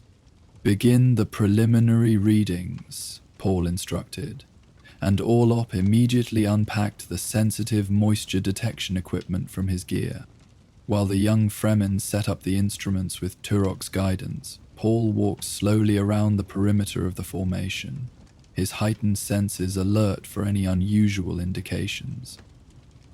Stilgar accompanied him, both men scanning the ground and rock faces for signs that might be invisible to less experienced observers. "There," Stilgar said softly, pointing to a narrow crevice between two of the stone fingers. "Do you see the discoloration?" Paul examined the area Stilgar had indicated. A subtle darkening of the rock surface extended outward from the crevice, so faint it might easily be dismissed as a natural variation in the stone's mineral composition. But to a Fremen, any hint of moisture left its unmistakable signature. "Water has touched this stone," Paul confirmed. "Recently enough to leave a trace, but not so recently that it remains damp to the touch." Takal, who had been examining the inner curve of the formation, called out from his position higher on the structure, "Muad'Dib, there are markings here." Paul and Stilgar quickly joined him, climbing the smooth stone with practiced ease. The markings Takal had discovered were unmistakably artificial, geometric patterns carved into the rock face with precision that spoke of tools rather than natural erosion. Though partially obscured by centuries of exposure to the harsh elements, enough remained visible to confirm their deliberate creation. "These are similar to the markings at the shrine," Paul observed, running his fingers lightly over the ancient carvings. Stilgar examined them with intense interest. "Yet not identical. The patterns differ in significant ways. The work of different hands, perhaps," Paul suggested. "Or the same tradition, expressed at different times." By now, Orlop had completed setting up the moisture detection equipment and joined them at the carved section of rock. His young face showed the controlled excitement of a scientific mind confronted with a fascinating puzzle.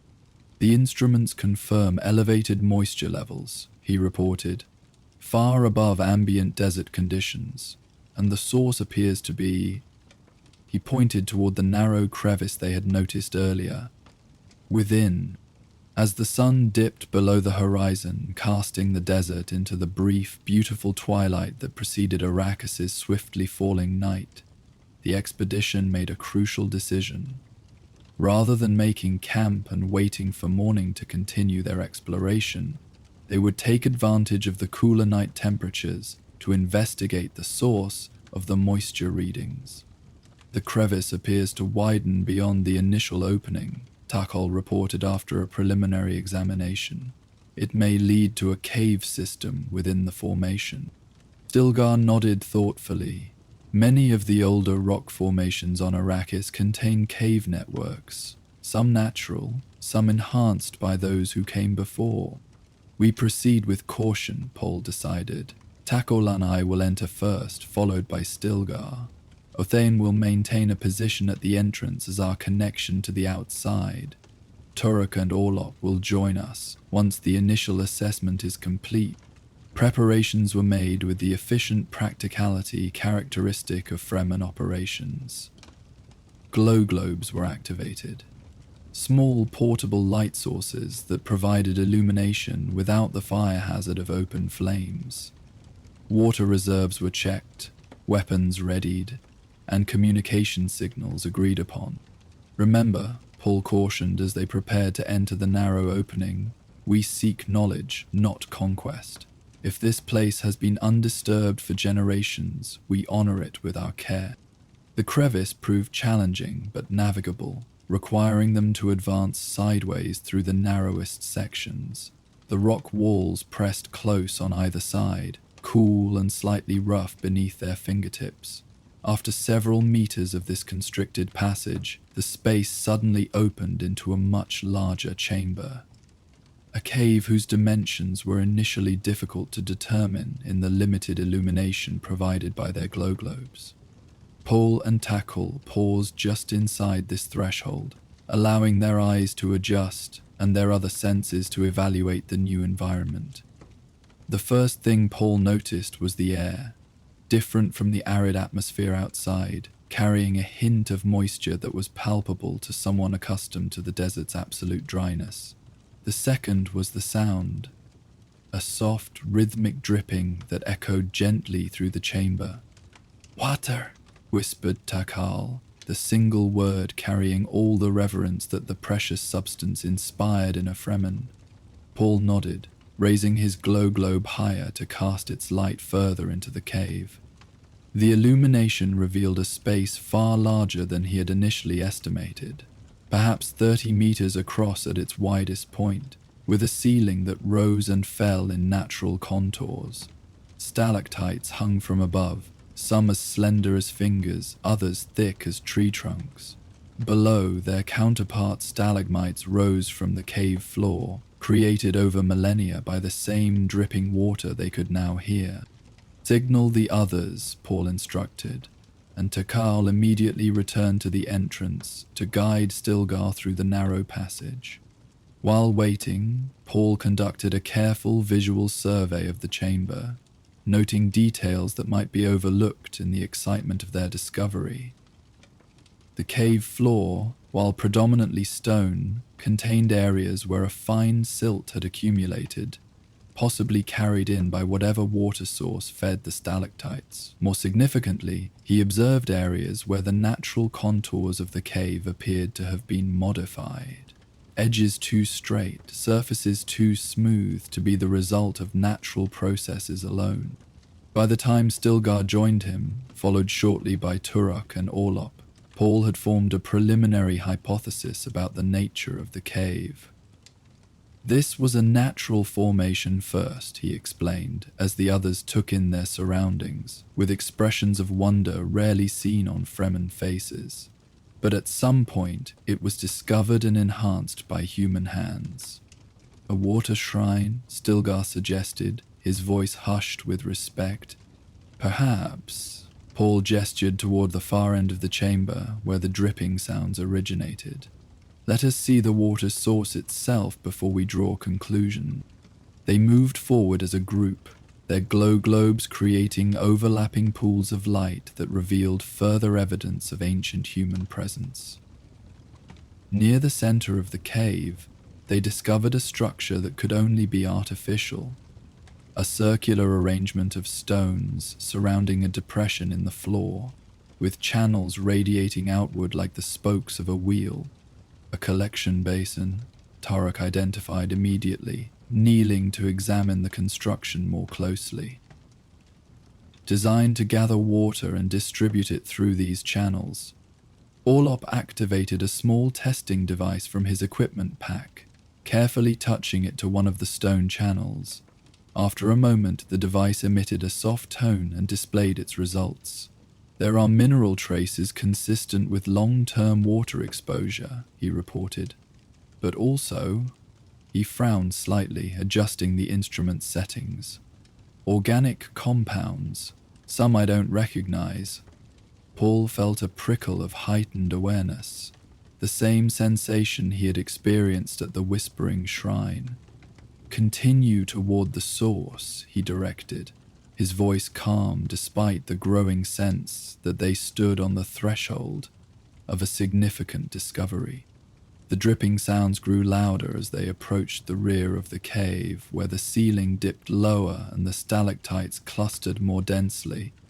Here, they found what they had been seeking, a section of wall where water emerged from the rock itself, seeping through tiny fissures to collect on the pointed tips of the mineral formations. Each droplet grew slowly, suspended momentarily in defiance of gravity, before falling to join others in a small, natural basin below. "The water comes from within the rock," Stilgar observed, his expression one of profound wonder, just as the legends describe. Paul studied the phenomenon with both scientific curiosity and spiritual appreciation.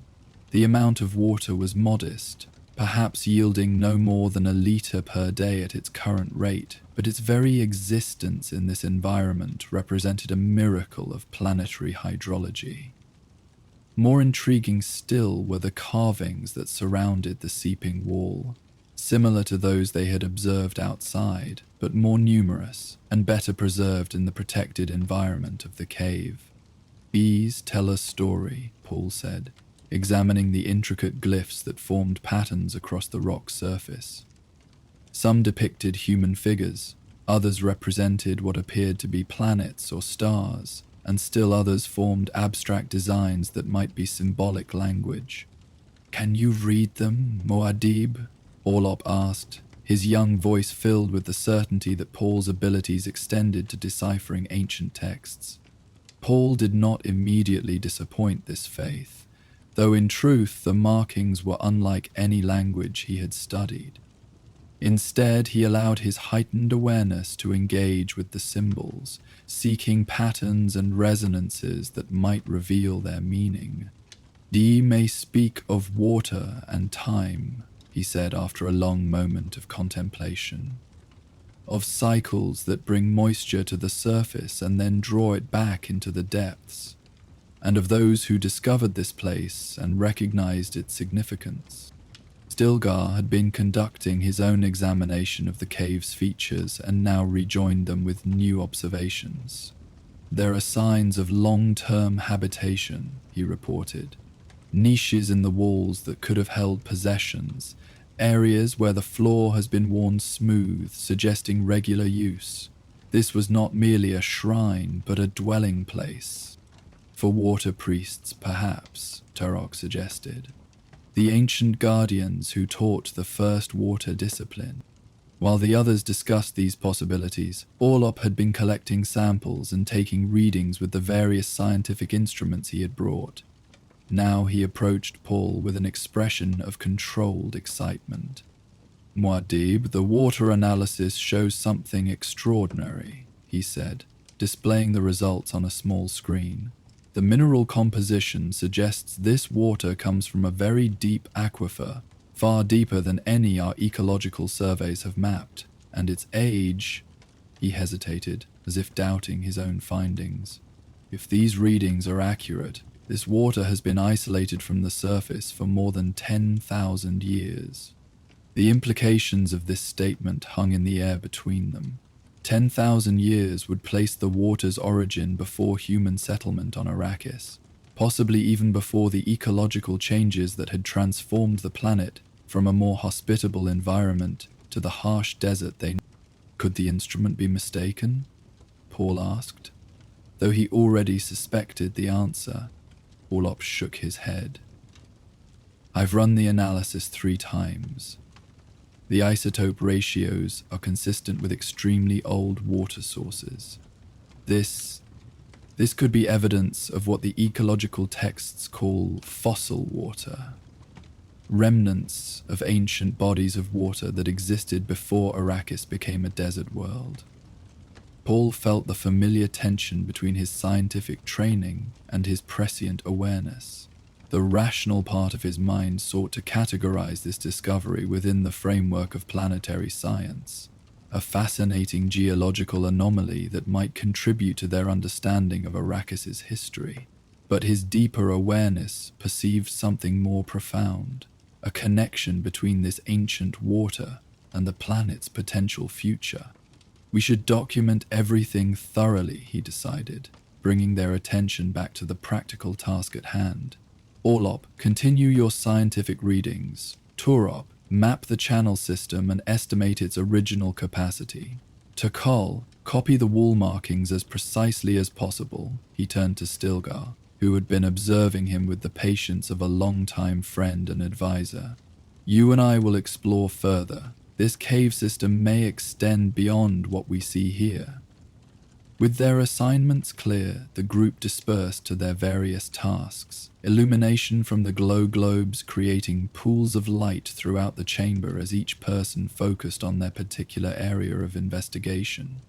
Paul and Stilgar moved toward a dark opening barely visible at the far corner of the main cave, a passage that appeared to lead deeper into the rock formation. "What do you seek, Muad'Dib?" Stilgar asked quietly as they approached this new threshold. Paul considered the question, aware that his motivations extended beyond simple curiosity. "Context," he finally replied. "This chamber tells part of a story, about water, about those who lived here, about what Arrakis once was, but I sense there is more to understand." The passage proved narrower than the entrance through which they had first entered the cave system, requiring them to proceed in single file. Unlike the main chamber, which showed clear signs of human modification, this tunnel appeared largely natural, a winding path through the living rock, occasionally branching into smaller offshoots that quickly dead-ended. After several minutes of careful progress, the passage widened again, opening into a second chamber, smaller than the first, but possessing its own distinct character. Here, the stalactites and stalagmites had grown together in places, forming columns that divided the space into natural alcoves. The dripping water was less pronounced here, but still present, a soft, intermittent sound that measured time in liquid moments. What immediately captured their attention, however, were the objects arranged throughout the chamber, indisputable evidence of human habitation, far more extensive than the subtle signs they had observed in the main cave. Simple furniture carved from stone, storage containers fashioned from materials Paul couldn't immediately identify, tools and implements whose purposes could only be guessed at after centuries of abandonment. "A living space," Stilgar whispered, his voice tinged with reverence. "Our ancestors, or those who came before them, made their home here." Paul moved carefully through the chamber, examining the ancient artifacts with both his trained analytical mind and his more intuitive awareness. Many of the objects showed a sophistication that surprised him, not the crude implements of desperate survivors, but the carefully crafted tools of a people who had adapted successfully to their environment. "They understood water," he observed, indicating a series of containers designed with elaborate systems for preventing evaporation. "These are not unlike our modern still suits in principle, conserving every drop through multiple layers of protection." Stilgar nodded in agreement, his fingers tracing the rim of one such container with gentle respect. The knowledge was there, even then, the awareness that water is life. In one alcove, partially hidden by a fallen rock that had likely detached from the ceiling long after the cave's abandonment, they discovered what appeared to be a record-keeping system, symbols etched into thin stone tablets, arranged in a sequence that suggested chronological order. Though the language was unknown to them, the organization spoke of a people concerned with documenting their existence, perhaps tracking water usage, mapping resources, or recording their history. "We should bring the others," Stilgar suggested, "especially young Orlop. His training with the ecological team makes him best suited to understand the significance of these artifacts." All agreed, and they returned to the main chamber to share their discovery. The group reassembled, each person reporting briefly on their findings, before following Paul and Stilgar into the second chamber. Their collective reaction to the ancient living space was one of hushed amazement. Even Turok, the eldest among them, and a man who had witnessed many wonders in his long life, seemed temporarily at a loss for words.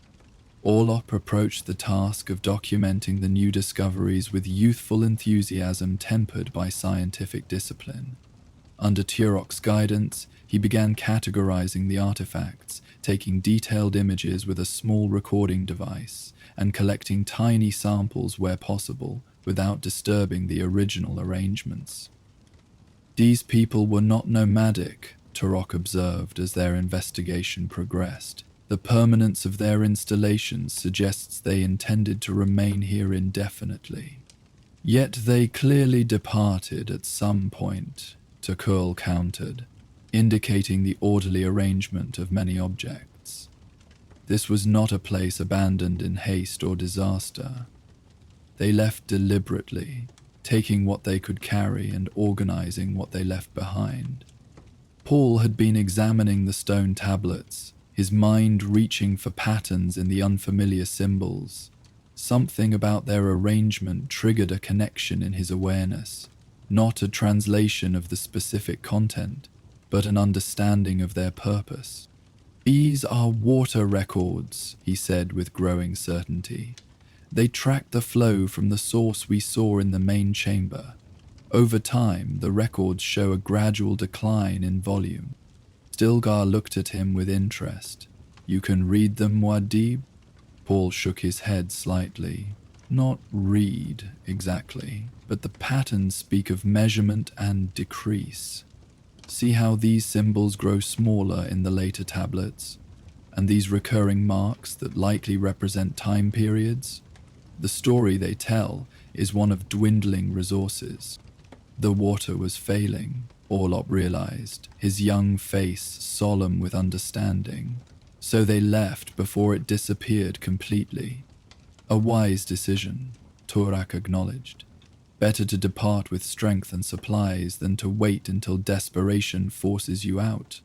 As they continued their exploration, Paul found himself drawn to a small alcove at the far end of the chamber, partially separated from the main space by a natural stone partition. Unlike the other areas, which showed clear signs of daily living activities, this space had a different character, a sense of purpose that transcended the practical.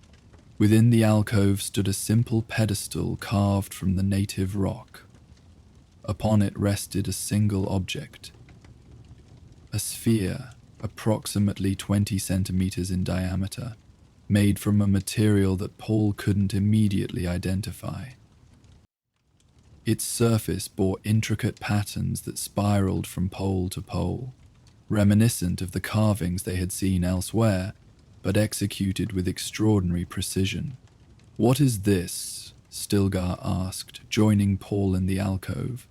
"I'm not certain," Paul admitted, studying the sphere without touching it, "but I believe it was important to them, perhaps ceremonially or symbolically significant." Orlop approached cautiously, his scientific curiosity evident. "May I examine it, Muad'Dib?" Paul nodded permission, and the young Fremen carefully activated a small scanning device, holding it near the sphere without making contact. After a moment, the device displayed its analysis. "The material is unusual," Orlop reported, his brow furrowed in concentration.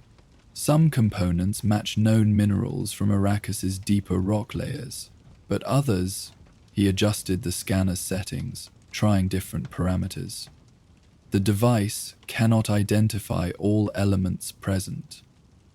"Is it safe to touch?" Paul asked. Orlop checked the readings again before answering.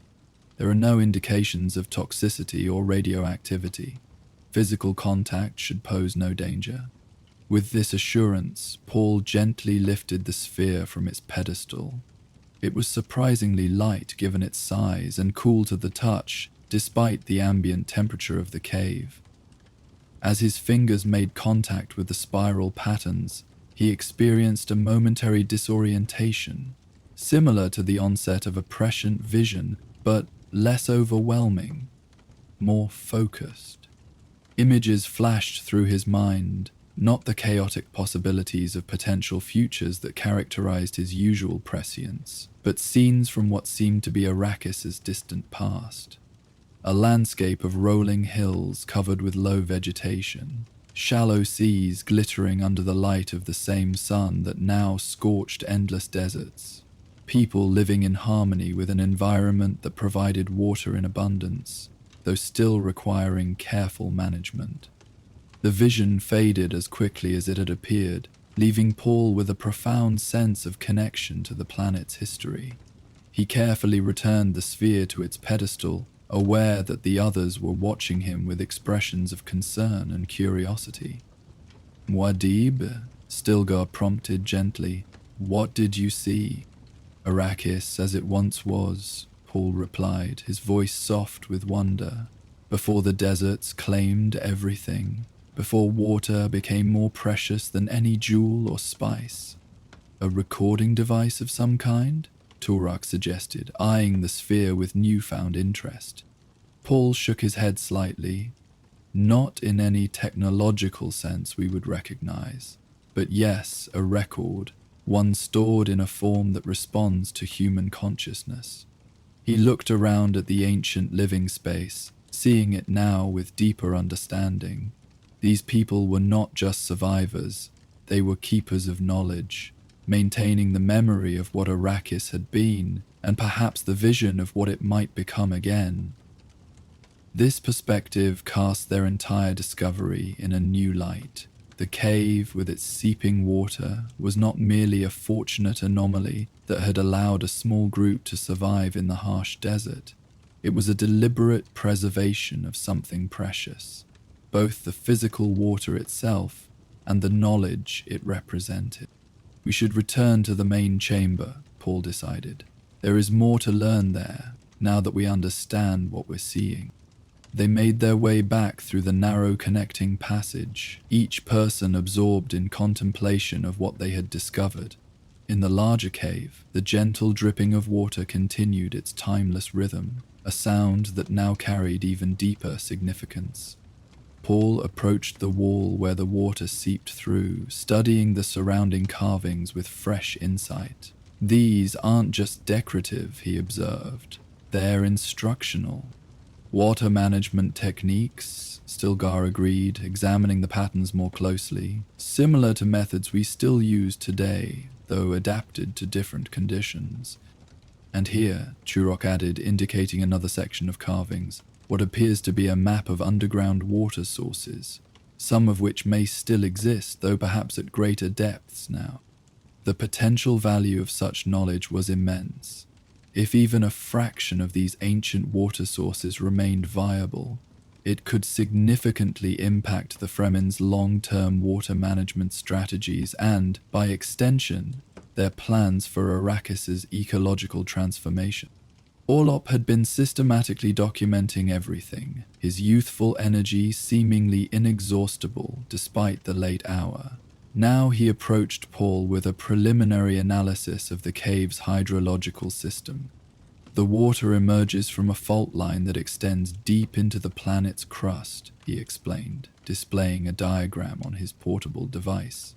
Based on the mineral composition and flow rate, I estimate this source has been active for at least several thousand years, though the volume has likely decreased over time. Could it be connected to the fossil aquifers that Kynes theorized?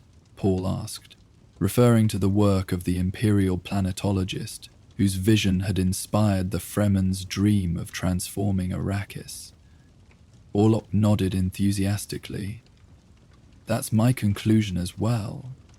This could be one of the few remaining access points to the ancient water systems that once sustained a very different ecosystem on Arrakis.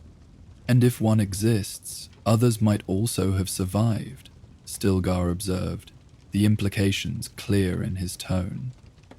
Every additional water source, no matter how small, represented hope for the future they envisioned.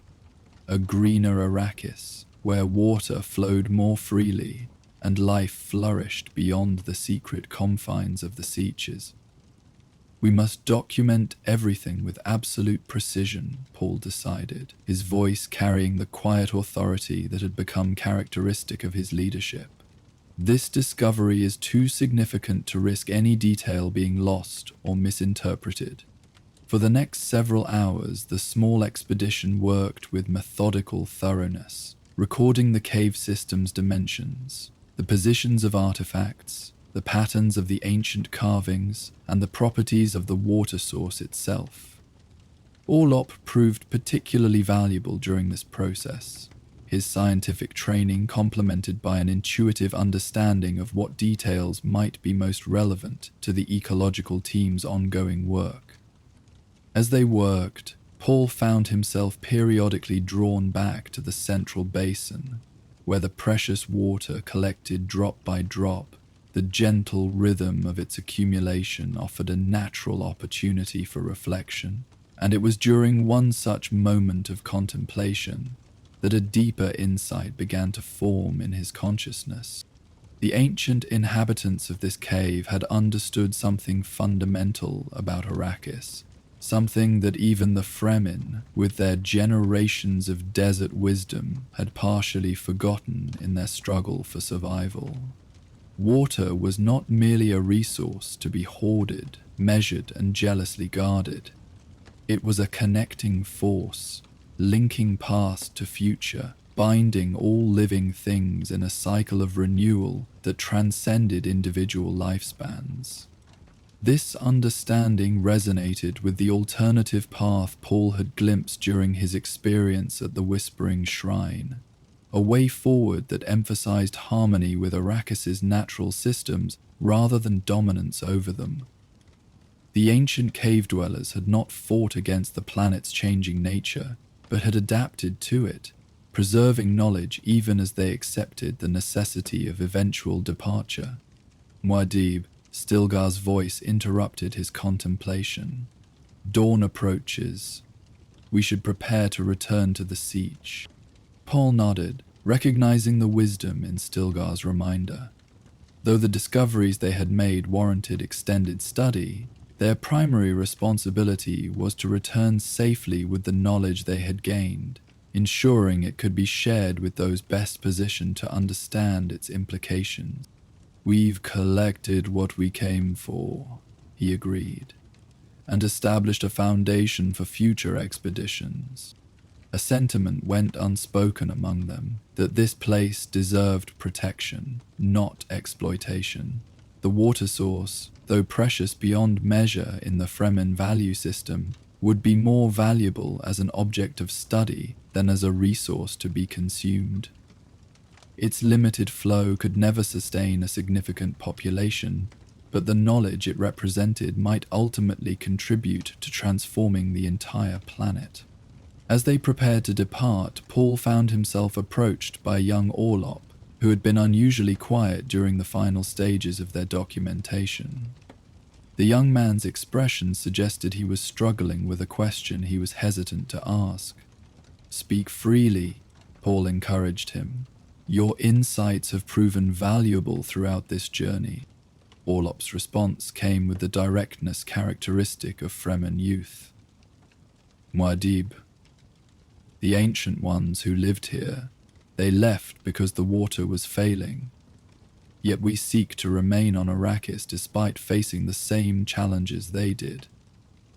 Are we wiser than they were, or merely more stubborn?"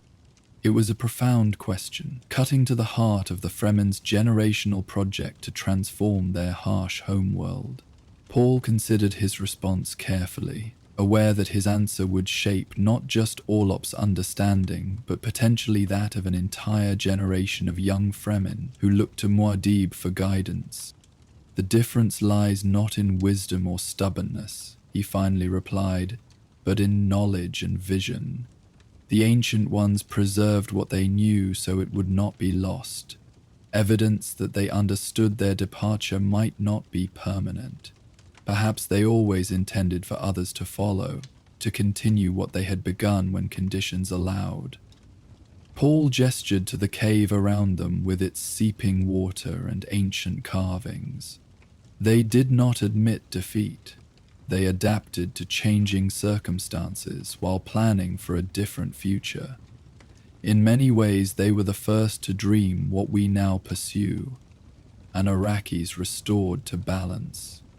Orlop absorbed this perspective with the serious consideration that Fremen children learn from earliest childhood. "So we continue their work," he said, reaching understanding. "What they began, we carry forward." "Precisely," Paul affirmed. and what we have discovered here may help us avoid repeating their retreat. Their knowledge, combined with our own, creates possibilities they could not realize alone. This exchange, though brief, strengthened Paul's conviction about the significance of their discovery. The cave was more than an archaeological curiosity or even a valuable water source. It was a connection to those who had walked Arrakis's surface in earlier times, facing similar challenges and harboring similar dreams of transformation. With their equipment packed and the cave returned as closely as possible to the condition in which they had found it, the expedition prepared to emerge into the dawn light of the desert. Before leaving, each member performed the brief water ritual that marked significant moments in Fremen life, a gesture of respect both to the precious liquid itself and to those who had guarded its secrets in this place long ago. "We will return," Stilgar stated as they stood for a final moment in the main chamber, his words more promise than prediction. The journey back to Sietch Tabri proceeded with the same careful efficiency that had characterized their outward trek, though now their movements were energized by the significance of what they carried, not physical treasures, but knowledge that might reshape their understanding of Arrakis and its potential future. As they crossed the open desert, the morning sun casting long shadows behind them, Paul found himself reflecting on the complex interplay between past and future that seemed to characterize his experiences since coming to this harsh planet. His prescient abilities allowed him glimpses of what might be, while discoveries like the ancient cave offered windows into what had been. Between these perspectives lay the present moment, the only point at which action was truly possible. "You are thoughtful, Muad'Dib," Stilgar observed as they paused briefly in the shade of a rock outcropping to check their bearings. "Has the discovery troubled you?" Paul shook his head slightly. "Not troubled. Enlightened, perhaps.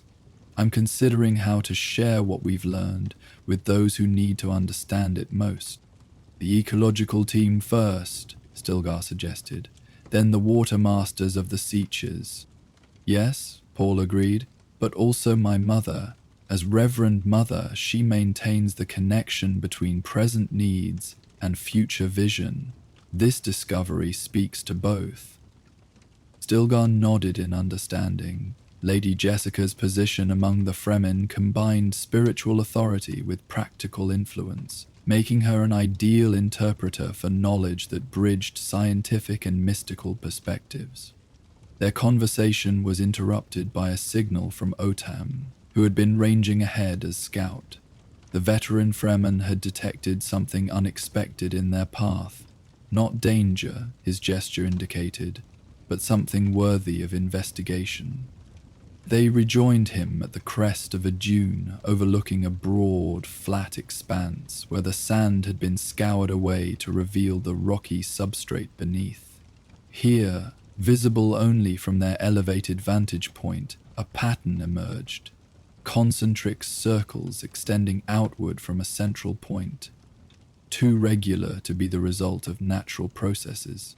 "Another sign of the Ancient Ones," Turok suggested, his tone reflecting appropriate reverence. Paul studied the pattern thoughtfully.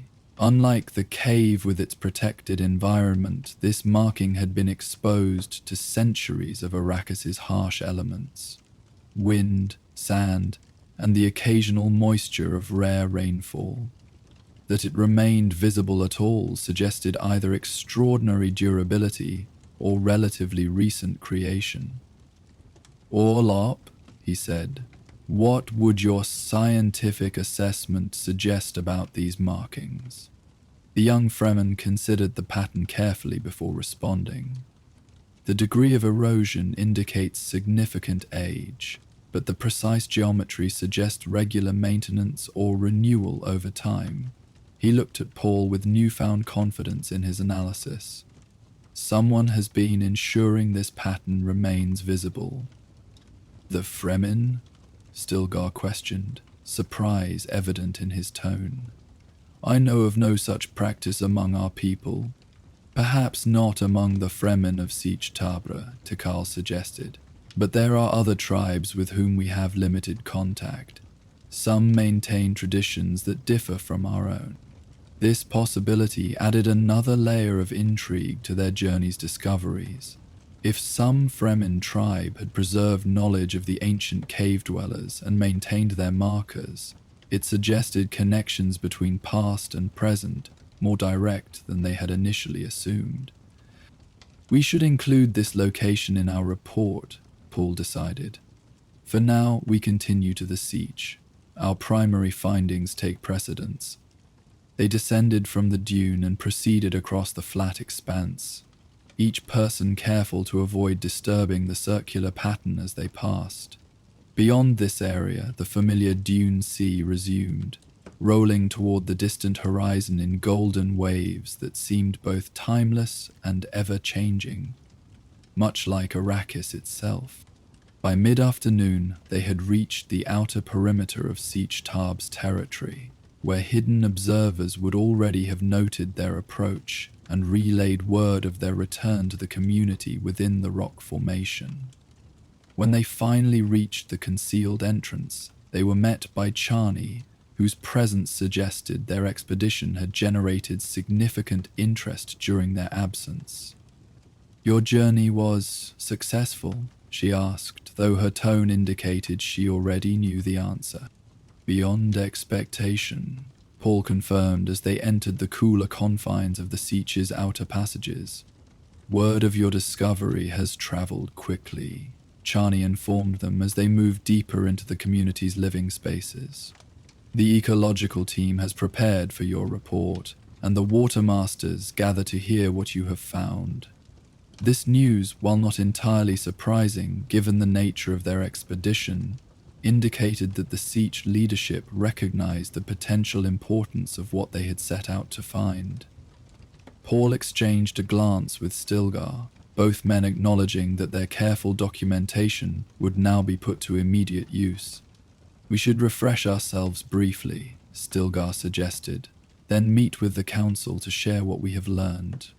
Paul agreed, knowing that desert protocol demanded proper attention to personal water discipline, even in circumstances of excitement or urgency.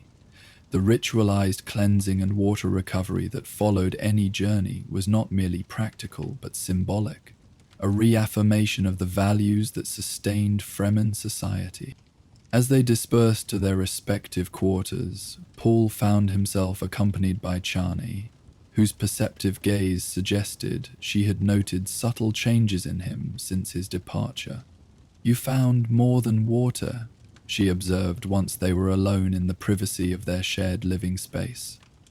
"Yes," Paul acknowledged, beginning the methodical process of attending to his stillsuit and personal hygiene.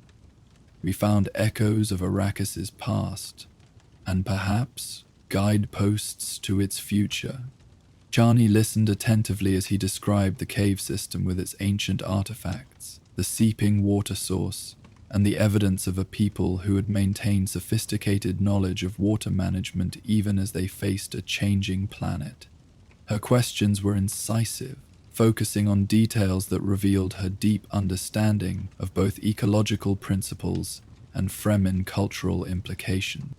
"The sphere that showed you visions," she said when he had finished his account. "It sounds similar to the artifacts sometimes mentioned in our oldest teachings. Objects said to hold memories that could be accessed by those with the proper sensitivity." Paul looked at her with interest. "You've heard of such things before?" "Only in the most ancient stories," Chani replied. "Tales passed down by the Sayadina before they were given formal structure in our rituals. They speak of memory vessels created when the first water discipline was established." This connection to Fremen oral tradition added yet another dimension to their discovery. If the ancient cave dwellers had indeed created objects that functioned as the legends described, it suggested a technological or perhaps psychic capability that exceeded conventional imperial understanding of pre-spaceflight human societies. I would like you to see it, Paul told her, to experience it yourself and compare it to the legends you know. Chani nodded, a subtle excitement visible beneath her typically composed expression. I would welcome that opportunity. Once refreshed and properly attired for a formal council meeting, Paul rejoined Stilgar and the others from their expedition. Together they proceeded to the central chamber of Siege Tabre, where representatives of the community's various leadership functions had gathered to hear their report. The assembly included individuals from diverse aspects of Fremen life: the Watermasters, who oversaw the community's most precious resource; the ecological team that continued the work begun by Parda Kynes; the combat instructors responsible for training the Sietch's fighters; and the tribal historians who maintained the collective memory of their people. At the center sat the Inner Council, including several Sayadina and, notably, Hara, who represented Lady Jessica in her absence. As Paul entered alongside Stilgar, a respectful silence fell over the gathering. Though formal protocol would have dictated that Stilgar speak first as Naib of the Sietch, all eyes turned to Paul, a tacit acknowledgement of his unique position as both Muad'Dib and the expedition's spiritual leader. We have walked in the footsteps of those who came before, Paul began, using a traditional Fremen opening that honored the ancestors while introducing new information, and they have shown us water that flows from stone. For the next hour, Paul and his companions presented a detailed account of their discovery, each contributing the perspective of their particular expertise. Stilgar described the strategic implications, Terek the historical context, Takahul the physical layout and defensive considerations, Othane the navigation aspects, and Orlop the scientific measurements. Throughout, they referenced the comprehensive documentation they had collected, displaying images and diagrams on portable viewers that allowed the council to visualize what they had found. The assembly listened with remarkable discipline, interrupting only occasionally to ask clarifying questions. When the presentation reached its conclusion, a thoughtful silence filled the chamber, as each person processed the implications according to their particular responsibilities and knowledge. It was Hara who finally broke this contemplative quiet. Muad'Dib, she said, her voice carrying the formal tone she adopted when speaking in Lady Jessica's stead. You have brought us knowledge of great value. What would you counsel regarding its use? The question was precisely formulated to acknowledge Paul's discovery while respecting the council's authority to determine how the Sietch would respond. His answer would need to balance multiple considerations: practical water management, ecological research, historical preservation, and spiritual significance. The water itself flows too slowly to serve as a practical resource for our immediate needs, Paul began, addressing the most obvious concern first. Its value lies in what it reveals about Arrakis's deeper hydrological systems, knowledge that may ultimately help us locate more substantial sources or better understand the planet's water cycle. He turned slightly to address the ecological team directly. I recommend a small research station be established nearby, not within the cave itself, which should remain undisturbed as much as possible, but close enough to allow ongoing monitoring. 3 or 4 people with appropriate equipment would be sufficient. This suggestion met with nods of approval from the scientific contingent, who recognized both the research opportunity and the respectful approach to the site itself.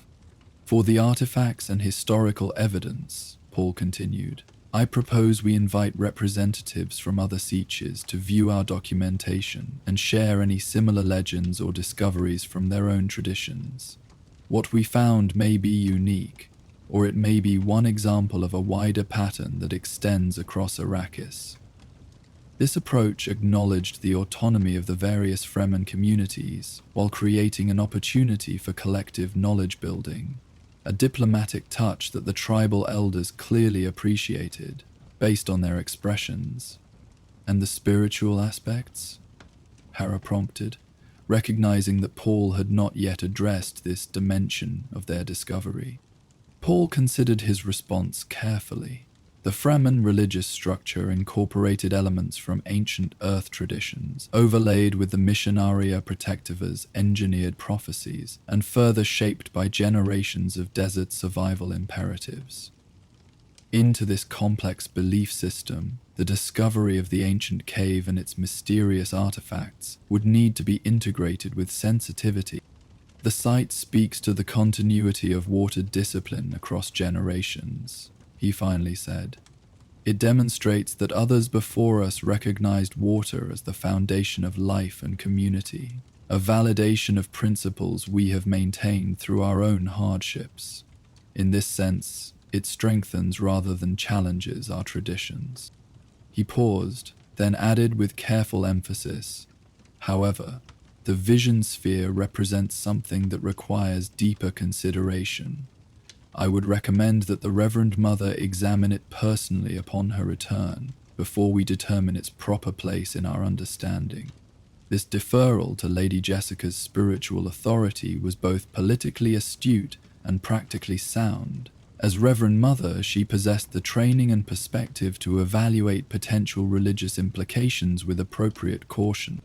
Hera nodded in acceptance of this approach. Until then, knowledge of the sphere will remain restricted to those present here? Yes, Paul confirmed, though the discovery of the cave itself and its water source can be shared more widely. With these guidelines established, the Council moved on to practical matters, organizing the research team, planning for controlled visits by representatives from other Sietches, and integrating the new hydrological data into their existing water management systems.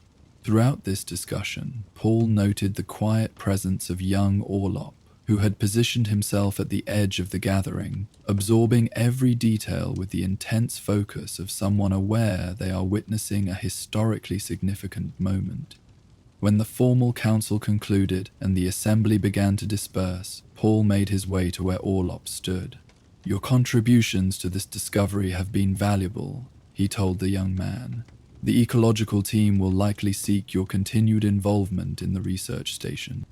Orlop's expression reflected both pride and a sense of newfound purpose. "Thank you, Muad'Dib. I would be honored to continue this work." He hesitated briefly, then added with the directness characteristic of Fremen youth, "My father died believing in the dream of a green Arrakis. To contribute to that vision, it gives his sacrifice meaning." The reference to Jameis, whose death in ritual combat had marked one of the defining moments of Paul's integration into Fremen society, carried emotional weight for both of them.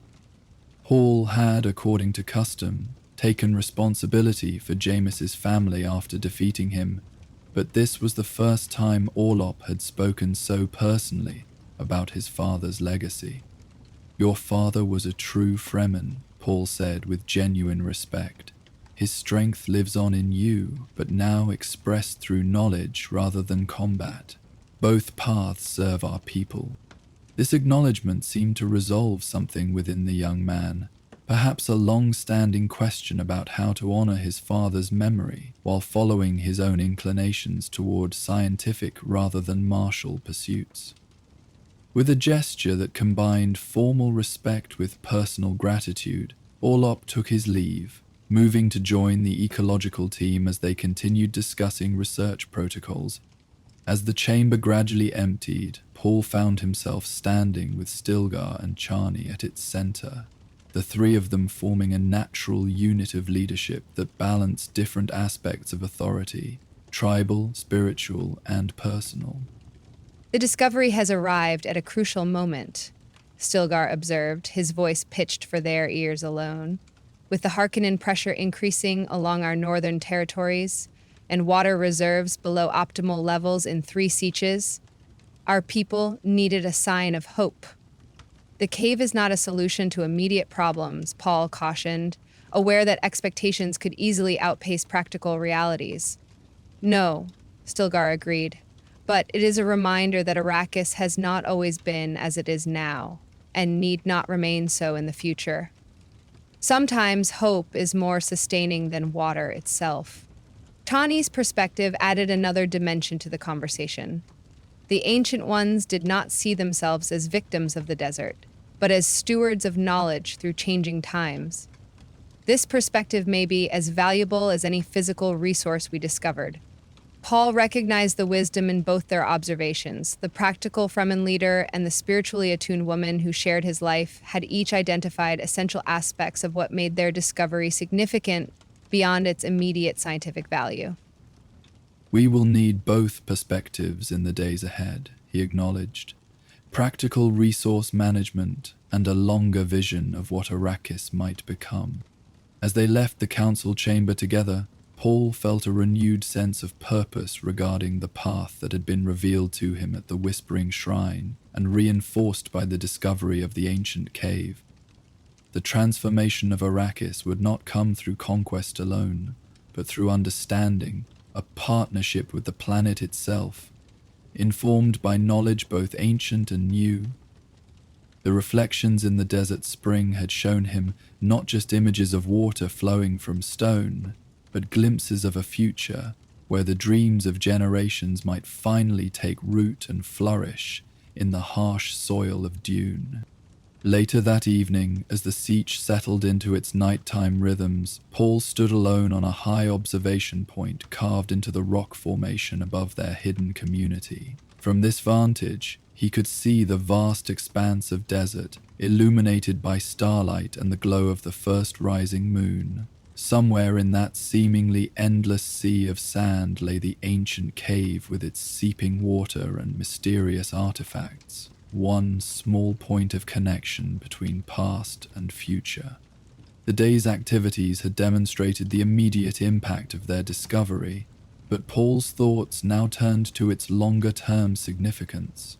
The vision he had experienced when touching the strange sphere had shown him Arrakis as it once was, a world where water flowed more freely and plant life claimed territory now dominated by desert. That such a planet had existed was not merely legend or hope, but historical fact, preserved in the geological record and now confirmed by their discovery of fossil water from that earlier era.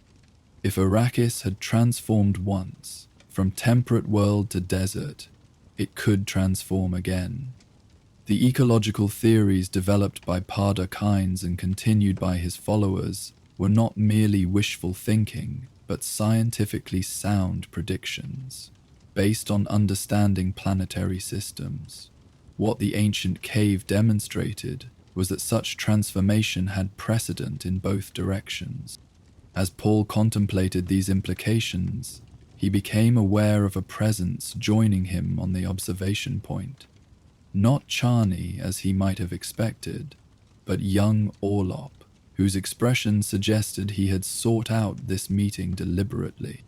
"Forgive the intrusion, Muad'Dib," the young Fremen said with formal respect. "I have been reviewing the data we collected, and there is something I believe you should see."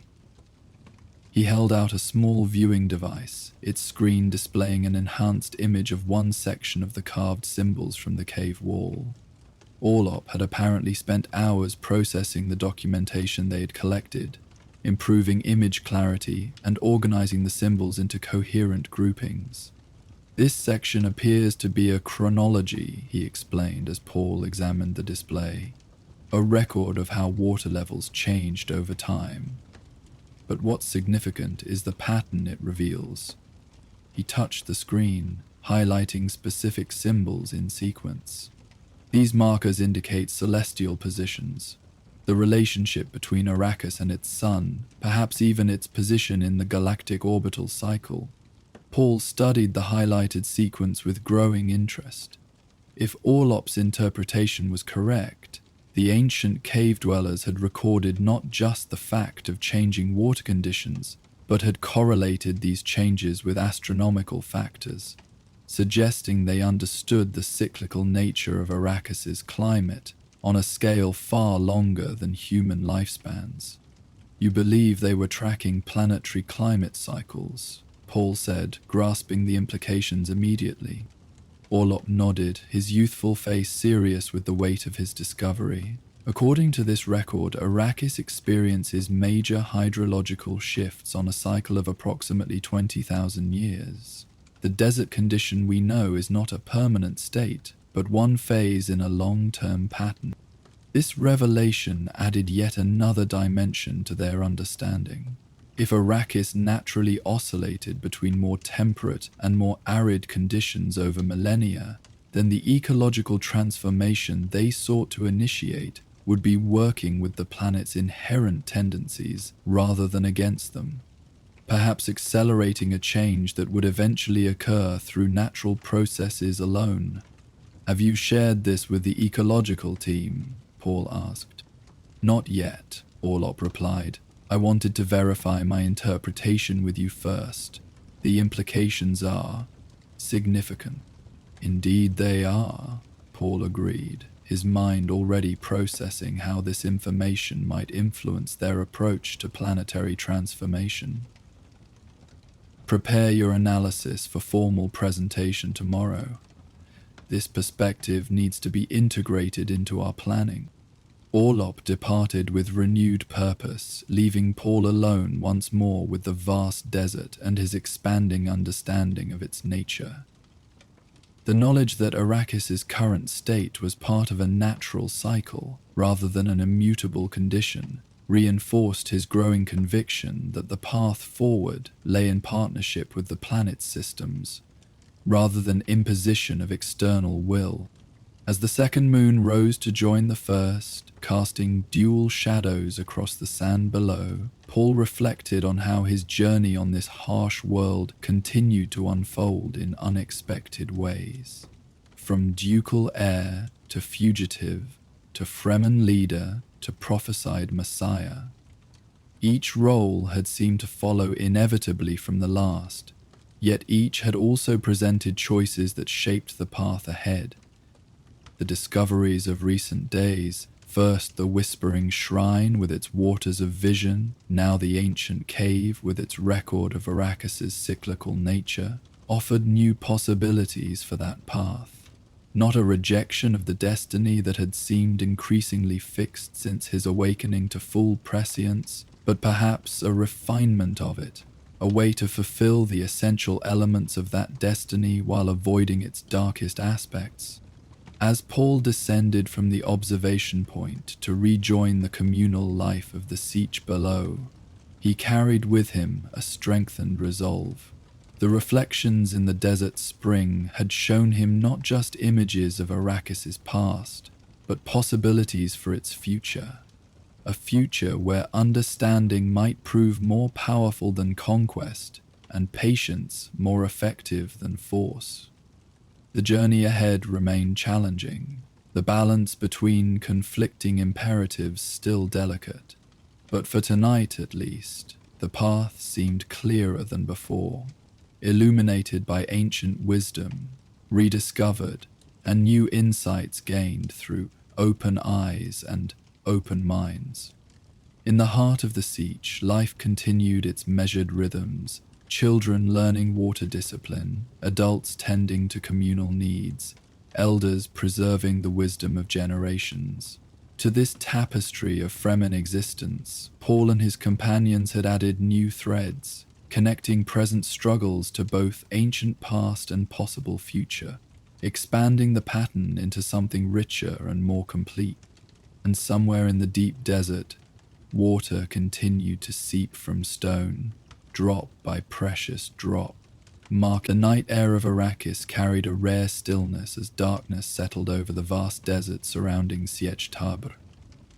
Unlike the tumultuous winds that often scoured the landscape, this evening brought a gentle calm, a momentary peace that seemed to reflect the purpose of the gathering about to take place. Deep within the rocky stronghold, word had spread through whispered conversations. Muad'Dib had called for a council of elders beneath the stars. Such meetings were uncommon among the Fremen, who typically conducted their tribal affairs within the protected confines of inner chambers. But Paul Atreides, known to these people as Muad'Dib, had requested this departure from tradition, sensing that the matters they would discuss deserved the witness of Arrakis's open sky. The chosen location was a high courtyard carved into the upper reaches of the Sietch, a space normally used for astronomical observations and private contemplation. Ancient hands had created this sanctuary by hollowing out a natural depression in the rock face, resulting in an amphitheater-like space open to the sky above while remaining invisible from the desert floor below. Stone benches arranged in concentric semicircles faced a central fire pit, where now a small flame danced with subdued purpose, providing just enough light to illuminate faces without diminishing the brilliance of the stars overhead. Paul arrived early, accompanied by Chani, whose presence at his side had become as natural and necessary as his own stillsuit. Together, they stood at the courtyard's edge, gazing out over the darkened desert that stretched like a black ocean to the horizon. The first stars had emerged, pinpricks of cold fire against the deepening blue-black canvas of night. Soon, the entire magnificent array of Arrakis's night sky would reveal itself. Constellations familiar in pattern, yet bearing names unknown to off-worlders, their stories woven into the fabric of Fremen mythology. "Dee may come," Chani said softly, her keen hearing detecting footsteps on the winding stair that led to the courtyard. Paul nodded, feeling both the weight and purpose of the moment. The discoveries of recent days, first the Whispering Shrine, then the ancient cave with its seeping water and mysterious artifacts, had accelerated the need for this council. The future of both the Fremen and Arrakis itself hung in a delicate balance, with multiple possible paths diverging from this point in time. His prescient abilities had shown him glimpses of these potential futures, but tonight was about guiding the present with wisdom, rather than imposing visions of what might be. The elders arrived in small groups, each acknowledging Paul and Chani with the formal gestures of respect due to Muad'Dib and his chosen companion. Among the first was Stilgar, his weathered face a map of desert life, his bearing that of a natural leader who had earned his position through decades of proven judgment. With him came Turak, eldest of Sietch Taba's warriors, whose snow-white beard contrasted sharply with skin darkened by sun and spice. Following them were Forula and Hamad, sister and brother who served as watermasters for the Sietch, their authority in all matters of moisture conservation unquestioned even by the Naib himself. Then came Melodies, keeper of tribal histories, whose prodigious memory preserved generations of Fremen knowledge without need for written records that might fall into enemy hands. Others followed, Shamra, who oversaw cultivation in the hidden plantings, Oliet, master of stillsuit craft, Jahan, chief instructor of the young, and Izar, coordinator of spice harvesting. Each person present represented an essential aspect of Fremen life and survival, their combined wisdom forming the foundation of tribal governance. The last to arrive were three figures whose presence carried special significance. Hara, once wife to Jamis and now a respected voice in women's councils, young Orlop, included at Paul's specific request despite his youth, and perhaps most notably, the Reverend Mother Jessica, Paul's mother, who had returned from her journey to the southern Sietches only hours earlier. When all had gathered and taken their places on the stone benches, a natural silence fell over the assembly. Above them, the sky had darkened completely, revealing the full splendor of Arrakis's night. A canopy of stars so numerous and brilliant they seemed close enough to touch, their light unmarred by the atmospheric haze common to more hospitable worlds. Paul moved to stand beside the small fire pit, its flames casting shifting patterns of light and shadow across his features. Though still young by the standards of such councils, His bearing conveyed an authority that transcended physical age, a presence enhanced by but not dependent upon his status as the prophesied Lizal al-Ghib. "I thank you for answering this call," he began, his voice pitched to carry to all present without disturbing the tranquil atmosphere. "Tonight we gather beneath the stars that have guided Fremen across the desert for generations, the same stars that watched over our ancestors and will witness the future of our people long after we have returned our water to the tribe." This traditional acknowledgement of mortality and continuity resonated with the elders, several of whom touched their water tubes in unconscious affirmation of the cycle Paul had referenced. "Recent days have brought discoveries that may reshape our understanding of Arrakis," Paul continued. "The ancient shrine whose waters showed visions of alternative paths, the cave dwelling with its artifacts and flowing spring, bearing witness to those who walked this planet before us. These findings speak not just of history, but of possibility, of what Arrakis once was and might become again." He paused, allowing his words to settle among the listeners. The fire crackled softly in the stillness, sending occasional sparks drifting upward, like tiny stars born of Earth rather than cosmos. "I have called this council not to pronounce direction, but to seek wisdom. The path ahead offers choices that will affect not just our siege, but all Fremen, and indeed, all of Arrakis. These choices deserve the consideration of our combined insight." Stilgar was the first to respond, as was his right as Naib. "Speak plainly of these choices, Muad'Dib. What paths do you see before us?" Paul appreciated Stilgar's directness, a quality that had made him an effective leader long before Paul's arrival among the Fremen. "I see two primary directions, each with its own conditions and consequences. The first is the path of jihad, swift, violent change through conquest, imposing our will upon the Imperium as the Imperium once imposed its will upon us. This path would certainly succeed in overthrowing our oppressors, but at a cost I have glimpsed in my visions, a cost measured in oceans of blood and generations of suffering." A murmur passed through the gathering, not of shock, for the concept of holy war was embedded deeply in Fremen culture, but of contemplation. Violence as a tool for survival and dignity was accepted without question among a people who had endured centuries of persecution. The notion that such violence might carry unseen costs worthy of hesitation was less familiar. "And the second path?"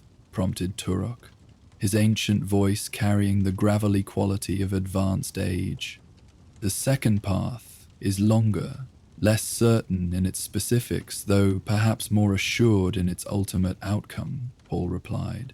"It is the path of transformation, working with Arrakis rather than against it, building alliances rather than armies, changing the Imperium through example and necessity rather than conquest."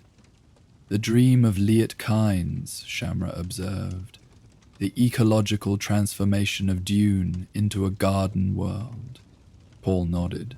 "Not just Kynes' dream, but the dream preserved by the Ancient Ones whose dwelling we discovered. Their records suggest that Arrakis moves through natural cycles spanning thousands of years, from desert to temperate land and back again. What if our purpose is not to force this change through blood, but to nurture it through understanding?" This perspective clearly resonated with some present, particularly those whose responsibilities touched directly on the management of water and growing things. Others, however, showed more reserved reactions, their expressions suggesting caution or skepticism. Eziar, the spice harvest coordinator, gave voice to this uncertainty. "The dream is beautiful, Muad'Dib, but dreams do not protect our people from the Harkonnen raiders who still hunt us. They do not secure water for our children while we wait for gardens to grow over generations."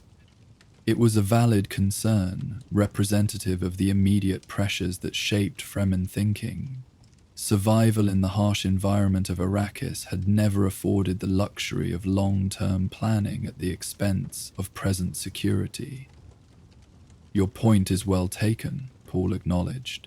Any path we choose must address both immediate needs and distant goals.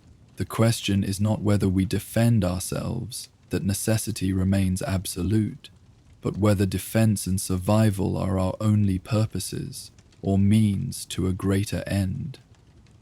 Ahmad, the male watermaster, leaned forward slightly, his craggy features thoughtful in the firelight.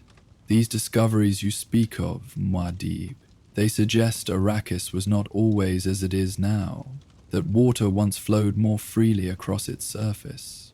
Is this truly possible? Paul gestured to young Orlop, inviting him to address this question. The inclusion of Jameis's son in such a significant council had raised a few eyebrows when he arrived, but Paul's purpose in requesting his presence now became clear. Orlop rose, the firelight accentuating his youth compared to the weathered faces surrounding him. Yet when he spoke, his voice carried the confidence of scientific certainty, untainted by self-doubt. "The evidence is conclusive," he stated. "The geological samples from the cave system, the ancient records carved into the rock, the isotope analysis of the water itself, all confirmed that Arrakis has undergone significant climate shifts. Approximately 20,000 years ago, this planet supported surface water and vegetation on a scale we can barely imagine today." He activated a small projection device, which displayed a three-dimensional image above the fire pit, a topographical map of a region near Sietch Tab, but transformed. Where now there existed only sand and rock, the projection showed shallow seas, rivers, and expanses of low vegetation. This reconstruction is based on evidence preserved in deep core samples, combined with the records discovered in the ancient dwelling. It represents not imagination, but historical reality. What once was and what natural cycles suggest could be again, with or without human intervention. The projection shifted, showing a timeline of gradually increasing aridity, the transformation of this temperate landscape into the desert they now knew. Then it projected forward, suggesting a possible reversal of this process, though with variants based on different factors. "The key insight," Orlop continued, "is that the ecological transformation dreamed of by Kynes aligns with Arrakis's natural tendencies. We would not be forcing the planet into an unnatural state, but rather accelerating and guiding a process encoded in its very geology." As the projection faded, Orlop resumed his seat, his presentation complete, but its impact evident in the thoughtful expressions of those present. Scientific evidence carried significant weight among the Fremen, whose survival depended on accurate understanding of their environment, despite the mystical elements interwoven with their culture. Lady Jessica, who had remained silent until now, spoke with the measured cadence that marked her as both Bene Gesserit and Reverend Mother. "What young Orlop presents aligns with what I have learned during my communion with those who came before. Arrakis holds memories of water, and those memories are not mere dreams, but echoes of reality." Her words carried special significance, bridging the scientific perspective Orlop had presented with the spiritual framework that gave meaning to Fremen existence. This integration of seemingly disparate viewpoints was precisely what Paul had hoped would emerge from the council. Farula, the female watermaster, cleared her throat softly. "If what you say is true, if Arrakis might naturally return to a more temperate state, then why has this not been part of our teachings? Why have we preserved the dream of transformation without the knowledge that the planet itself moves in this direction?" It was Melodies, keeper of tribal histories, who answered. Perhaps because such knowledge was lost, our people have endured much in their journey across space and time. Persecution, relocation, the harsh discipline of desert survival. Some wisdom may have been sacrificed to preserve more immediate knowledge, or deliberately obscured, added Jehan, the youth instructor. The Harkonnen rulers and the imperial powers before them would hardly want us to know that the desert that oppresses us need not be permanent. Such knowledge would fuel hope, and hope is dangerous to those who rule through fear and deprivation. This observation sparked a more animated exchange among several council members, with opinions divided on whether such suppression had been deliberate policy or simply an outcome of prioritizing survival knowledge. Paul allowed this discussion to flow naturally, recognizing the importance of processing new information through debate. When the conversation eventually circled back to the central question of paths forward, it was Hara who brought a perspective drawn from her unique position as both mother and tribal counselor. "We speak of transformation across generations," she said, her voice steady and pragmatic. "Yet we also live in the present, with children who need water today, not promises of water tomorrow. Any path we choose must balance these realities." Chani, who had remained a quiet presence at Paul's side throughout the discussion, now stepped forward to stand beside him. Her voice, when she spoke, carried the clear resonance that had first drawn him to her, a voice of conviction without arrogance, strength without harshness. "The choice before us is not whether to pursue the dream of a green Arrakis," she said. "That dream lives in all Fremen hearts and cannot be extinguished. The question is how we pursue it, whether through the quick victory that risks destroying what we wish to build, or through the patient nurturing that honors both our present needs and our children's future." She gestured toward the stars overhead, now blazing in full glory across the black expanse. "The desert teaches us that survival requires both immediate action and long vision. When the worm comes, we move quickly or die, but we also plant palms in hidden places whose shade we may never sit beneath ourselves. Both are necessary, both are Fremen ways." Her words seemed to crystallize something in the atmosphere of the gathering, a recognition that the apparent conflict between immediate necessity and long-term vision was perhaps a false dichotomy. The Fremen had always balanced these perspectives, their culture shaped by the tension between urgent survival and multi-generational planning. Paul felt a surge of appreciation for Chani's insight, which had captured precisely what he had been working toward in calling this council. Not to impose a choice between divergent paths, but to find the wisdom that integrated seemingly opposing imperatives. "Chani speaks truth that resonates with my own thoughts," he acknowledged. "The path I believe worthy of consideration is not an abandonment of strength, but its application with greater purpose. Not a rejection of our capabilities for war, but their employment in service of something beyond conquest." He paused, gathering his thoughts into their clearest expression. "The jihad would certainly succeed in overthrowing our oppressors. My visions confirm this beyond doubt. But they also show the cost, not just to those we would defeat, but to ourselves. To become the rulers of the Imperium through overwhelming force would transform us in ways we might not intend or desire." Stilgar, who had been listening with the patient attention characteristic of an experienced leader, now posed the question that lay at the heart of many Fremen concerns. "You speak of transformation, Muad'Dib, but also of strength preserved. How do these balance in this alternative path you envision?" "Our people have suffered too long under oppression to risk new vulnerability." It was a crucial point, reflecting the hard-earned wisdom of a people whose survival had depended on fierce independence and warrior capability. Any suggestion of a less martial approach would naturally raise concerns about renewed subjugation. The strength of the Fremen will not be set aside, Paul assured him. Rather, it becomes the foundation upon which we build, rather than the weapon we wield indiscriminately. Consider how a small force of Fremen fighters has already changed the balance of power on Arrakis.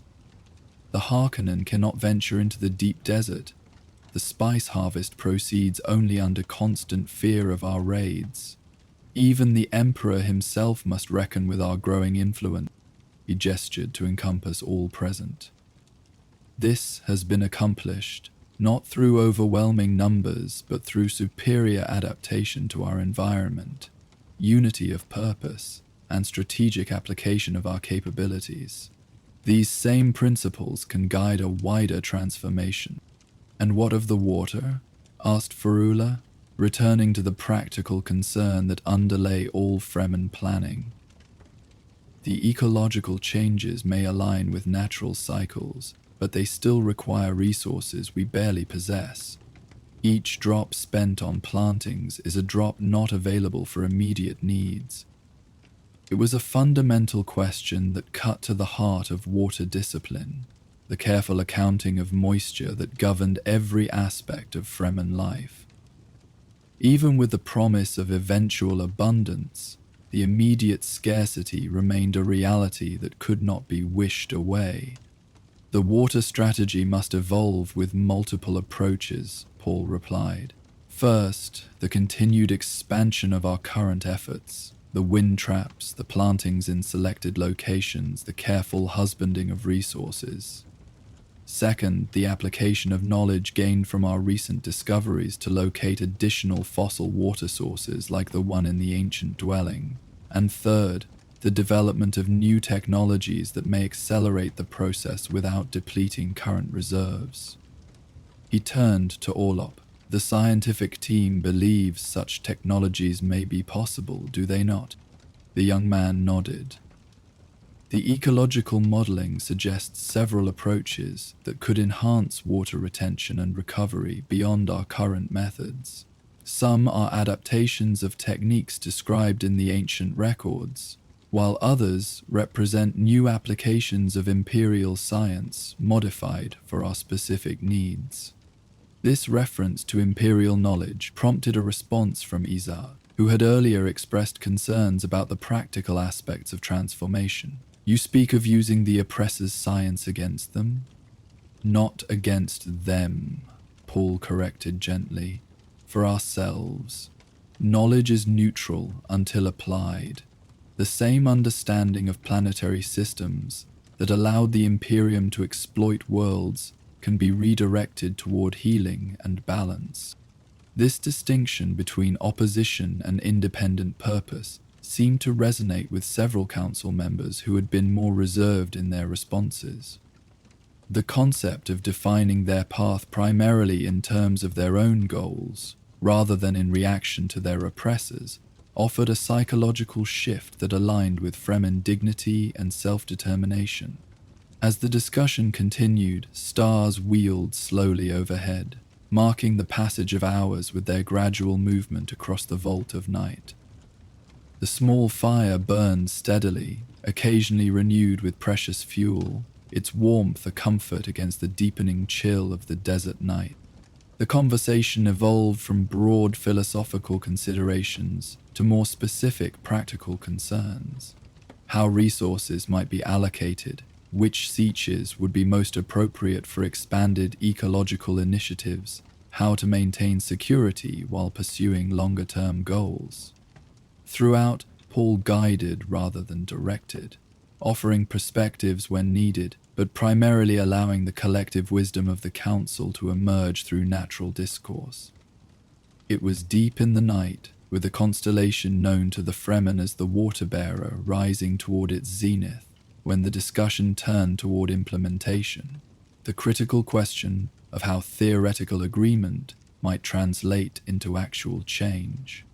The vision you present is compelling, Muad'Dib, acknowledged Jahani, the youth instructor. But how do we begin? What first steps would set us on this alternative path?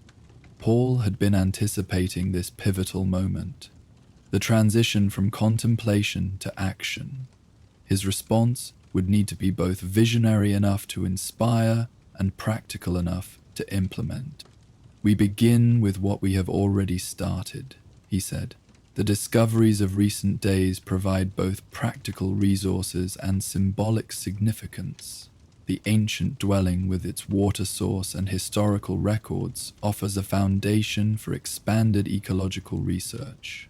The Whispering Shrine with its vision-inducing properties provides a connection to deeper understanding of Arrakis' nature." He gestured to Stilgar.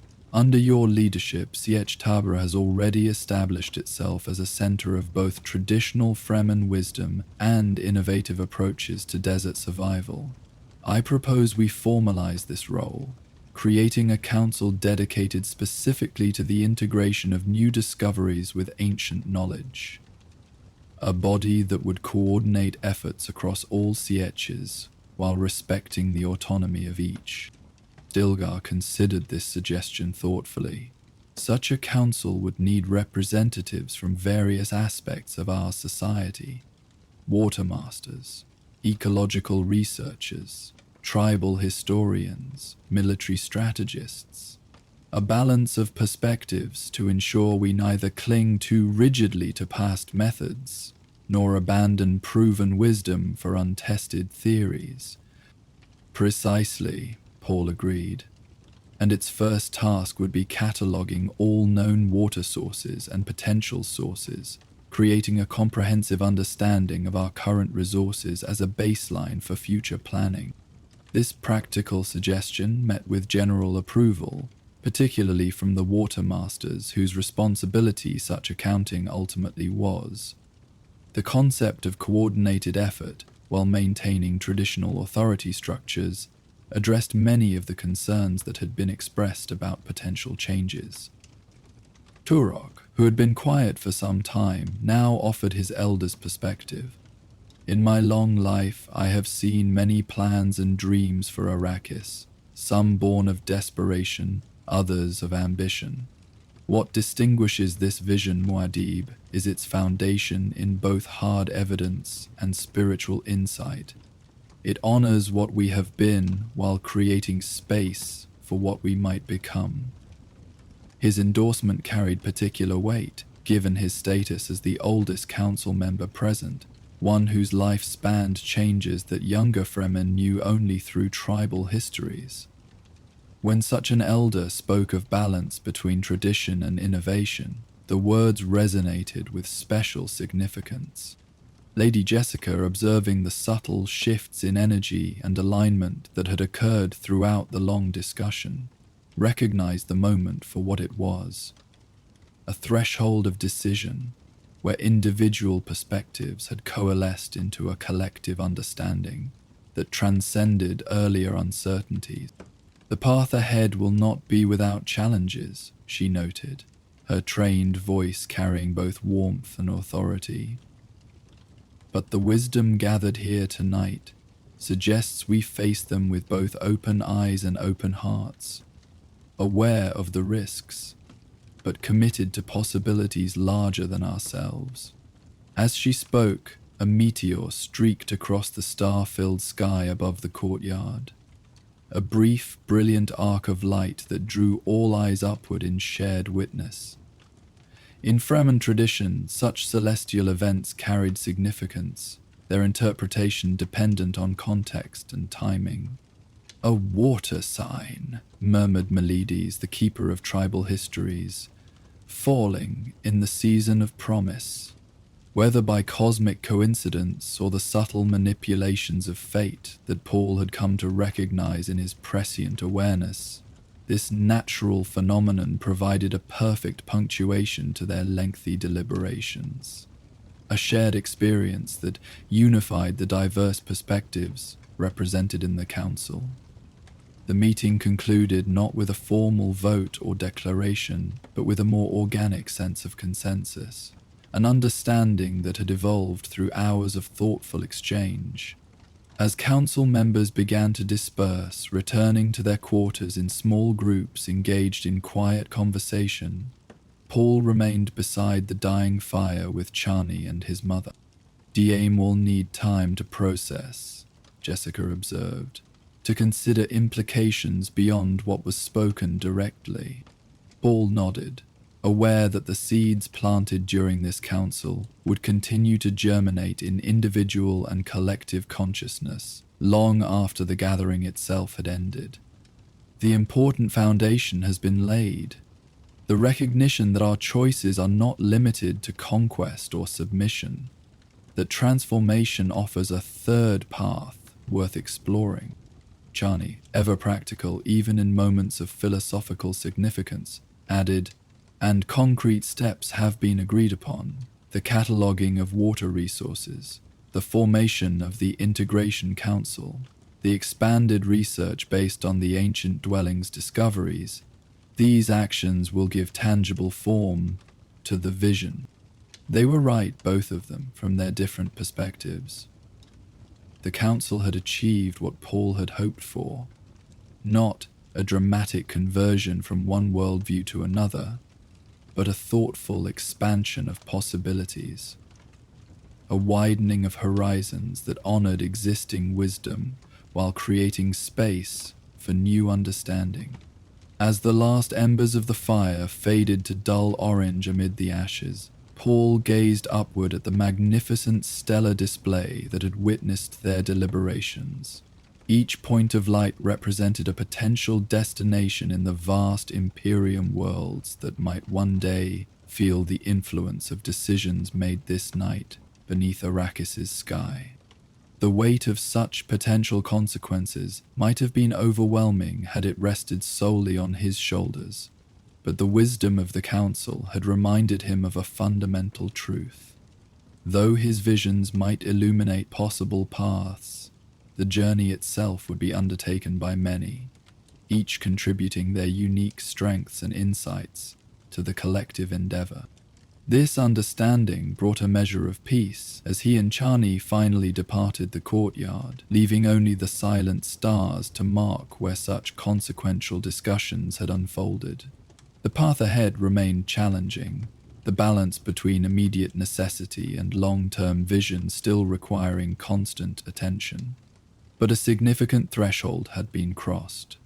From reactive survival toward purposeful transformation, from resistance against oppression toward creation of alternatives. As they descended the winding stair that led back to the main levels of the siege, Paul felt Chani's hand slip into his, a simple gesture of connection that grounded him in the present moment despite the vast temporal landscapes his prescience often revealed. Her touch reminded him that beyond all grand visions and historical imperatives lay the fundamental human connections that gave meaning to existence. The love, loyalty, and shared purpose that united individuals into community. "What are you thinking?" she asked softly as they reached the lower levels where distant sounds of siege life, muted conversations, the soft rhythms of water counters, the occasional laugh of a child not yet asleep, created a gentle counterpoint to the profound silence they had left behind. Paul considered her question, distilling complex thoughts into their essential truth.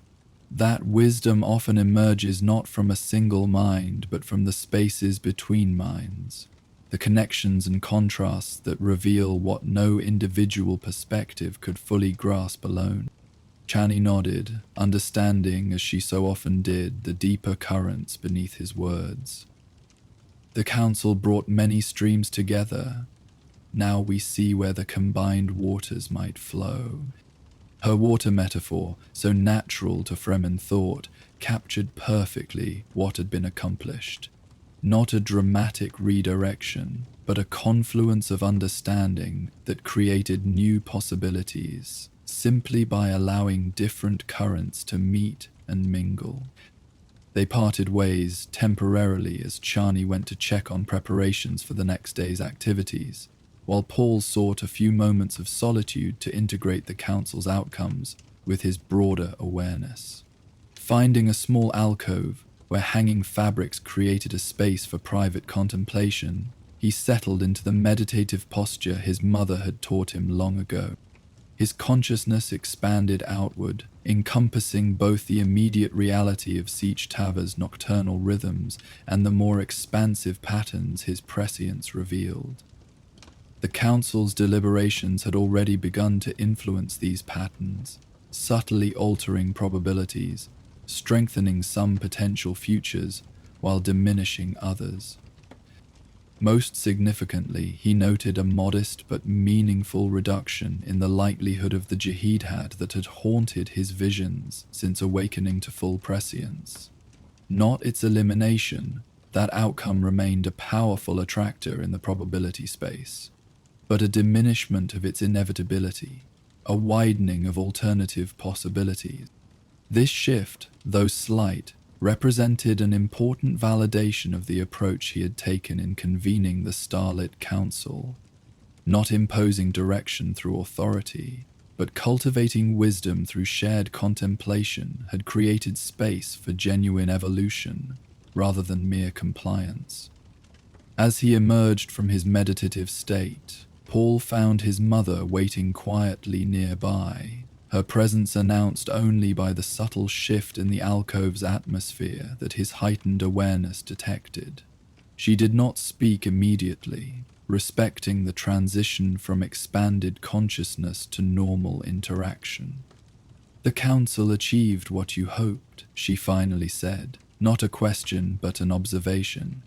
"The beginning of achievement," Paul qualified, "a foundation upon which much remains to be built." Jessica's expression held the subtle pride she permitted herself to display now that their relationship existed in the complex space between mother and son, Reverend Mother and Kwisatz Haderach. "You guided them with exceptional skill, present enough to provide direction but restrained enough to allow their own wisdom to emerge. It was well done." "I had excellent training," Paul acknowledged, honoring her role in developing the leadership capabilities he now employed. A small smile touched her lips, acknowledging the compliment without dwelling on it. "The path you've begun to outline aligns with what I've sensed in my own communion with those who came before. Arrakis holds possibilities beyond what even the Bene Gesserit foresaw in their breeding programs and prophecies." This observation, from one who understood the sisterhood's multi-generational manipulations from the inside, carried particular significance. If the path emerging from tonight's council represented possibilities unforeseen by even such calculating planners, it suggested genuine innovation rather than mere recombination of existing options. "Will you work with the ecological team to examine the sphere from the ancient dwelling?" Paul asked, knowing his mother's unique capabilities might extract insights beyond what conventional analysis could provide. "Yes," she agreed. "The resonances I detect in that artifact suggest it may be more than a simple recording device. The ancient ones appear to have developed techniques for embedding consciousness itself into physical objects. A technology lost to the Imperium, but perhaps recoverable through careful study." This assessment aligned with Paul's own sense of the sphere's significance, reinforcing the value of preserving and studying such artifacts, rather than exploiting them for immediate advantage. The knowledge they contained might prove more transformative than any temporary tactical gain their powers might provide. Their conversation drifted to more practical matters: the coordination of research teams, the selection of representatives for the newly conceived Integration Council, the diplomatic approaches to other sieges that would be necessary to create truly collective effort. Throughout, the balance between immediate concerns and longer vision remained central, neither sacrificed to the other, but held in productive tension. When Jessica eventually departed to attend to her own responsibilities, Paul found himself once more alone with his thoughts, the siege around him having settled into the deepest quiet of late night. Tomorrow would bring the implementation of decisions reached during the council, the first concrete steps along the path they had begun to define together. But for now, in this moment of transition between contemplation and action, he allowed himself to appreciate the simple beauty of what had unfolded beneath the stars. Not a dramatic revolution, but a quieter evolution.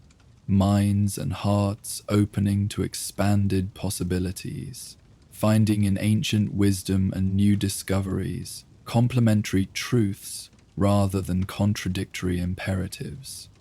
Outside, beyond the protective embrace of the Sietch's rock walls, the desert continued its ageless existence, harsh, challenging, unforgiving. Yet even in that apparent desolation, life persisted, adapted, evolved. The tiny creature known as Muad'Dib, the desert mouse after which Paul had taken his Fremen name, survived conditions that would kill unprepared humans in hours. Perhaps therein lay the deepest wisdom to emerge from the starlit council, not resistance against the nature of Arrakis, but alignment with its essential patterns. Not conquest through overwhelming force, but adaptation through deep understanding. Not the imposition of external will, but the discovery of harmony with natural systems. As Paul finally sought rest, these thoughts accompanied him like a gentle current, carrying him toward dreams that, for once, contained more possibilities than certainties, more potential than predetermination. The council beneath the stars had opened subtle doorways in the edifice of fate that had seemed so solidly constructed in his previous visions.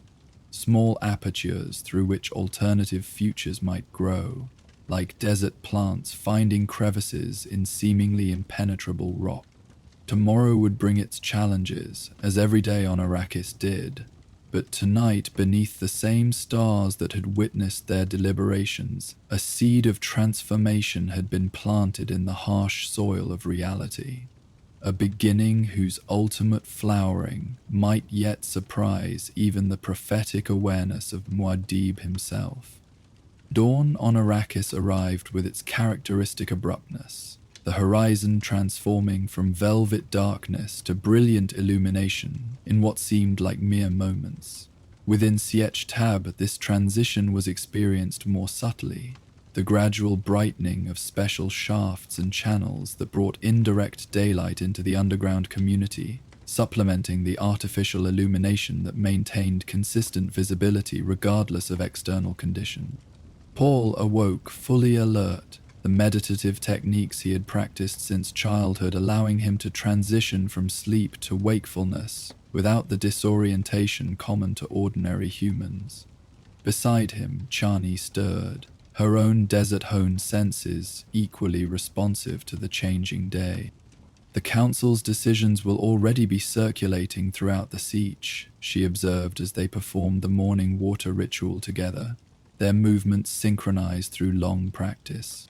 Paul nodded, aware of how efficiently information traveled through Fremen society, despite the absence of formal announcement systems. The tribal structure, with its overlapping relationships and responsibilities, created natural communication networks that conveyed significant developments with remarkable speed and accuracy. By midday, Stilgar will have received the first responses from those designated for specific roles, he predicted. By evening, initial organizational structures will be forming. This efficiency was one of the Fremen's strengths he had come to appreciate most deeply. The ability to move from decision to implementation without the bureaucratic delays characteristic of imperial systems.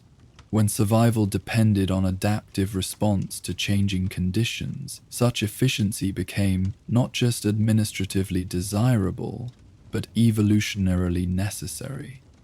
After completing their morning preparations, they made their way to the central dining area, where many Sietch residents gathered for the first meal of the day. The atmosphere held a subtle but distinct energy, conversations more animated than usual, exchanges between different work groups more frequent, a general sense of purpose that transcended routine activities. Stilgar joined them as they selected their portion of morning foods, Simple but nutritious fare designed to sustain desert work without excess water content. His expression confirmed what the ambient atmosphere had already suggested. The council's outcomes have been well received, he reported quietly as they found places at one of the communal tables. Even those who did not attend have responded to the balance between tradition and innovation. The concept of an integration council particularly resonates with the work supervisors, who see practical benefits in coordinated efforts. And the more conservative elders? Paul asked, aware that acceptance among progressive elements was less significant than reaction from those most invested in established patterns. Cautious but not resistant, Stilgar replied. Turok's endorsement carries considerable weight, as does the Reverend Mother's participation. They see their values preserved within the emerging framework rather than threatened by it. This was precisely the reception Paul had hoped for. Not unanimous enthusiasm, which would suggest superficial consideration, but thoughtful engagement across the spectrum of perspectives represented within Fremen society. The path ahead would require consistent effort to maintain this productive tension between preservation and transformation, but the initial response suggested such balance was achievable. As they ate, various Siege members approached their table, some with specific questions about implementation details, others simply to express support for the direction emerging from the council. Paul addressed each interaction with attentive respect, recognizing that these individual exchanges were as important as the formal council in building the collective commitment necessary for sustained change. Young Orlop arrived midway through the meal, his expression reflecting both excitement and apprehension. "The ecological team requests your presence when convenient, Muad'Dib," he reported. "They have begun correlating the data from the ancient dwelling with existing surveys and have identified several potential sites for investigation." "I will join them after the morning meal," Paul assured him. "Has the Reverend Mother already been consulted regarding the sphere artifact?" Orlop nodded. "She examined it briefly before dawn and has provided initial guidance on handling protocols. She suggested you might wish to be present for the first systematic analysis." This consideration from his mother reflected her understanding of the artifact's potential significance beyond conventional scientific parameters. The sphere's apparent ability to convey experiential knowledge through direct consciousness interaction represented a technology lost to, or perhaps never developed by, the Imperium, one whose implications extended far beyond archaeological curiosity. After finishing their meal, Paul and Chani made their way to the research chambers, where the ecological team had established their primary work area. These spaces, carved from the living rock like all siege structures, had been specially adapted for scientific purposes. The walls smoothed to allow for projection of data, the lighting enhanced for detailed observation, the ambient temperature controlled more precisely than in general living areas. They found an atmosphere of focused excitement among the researchers gathered there.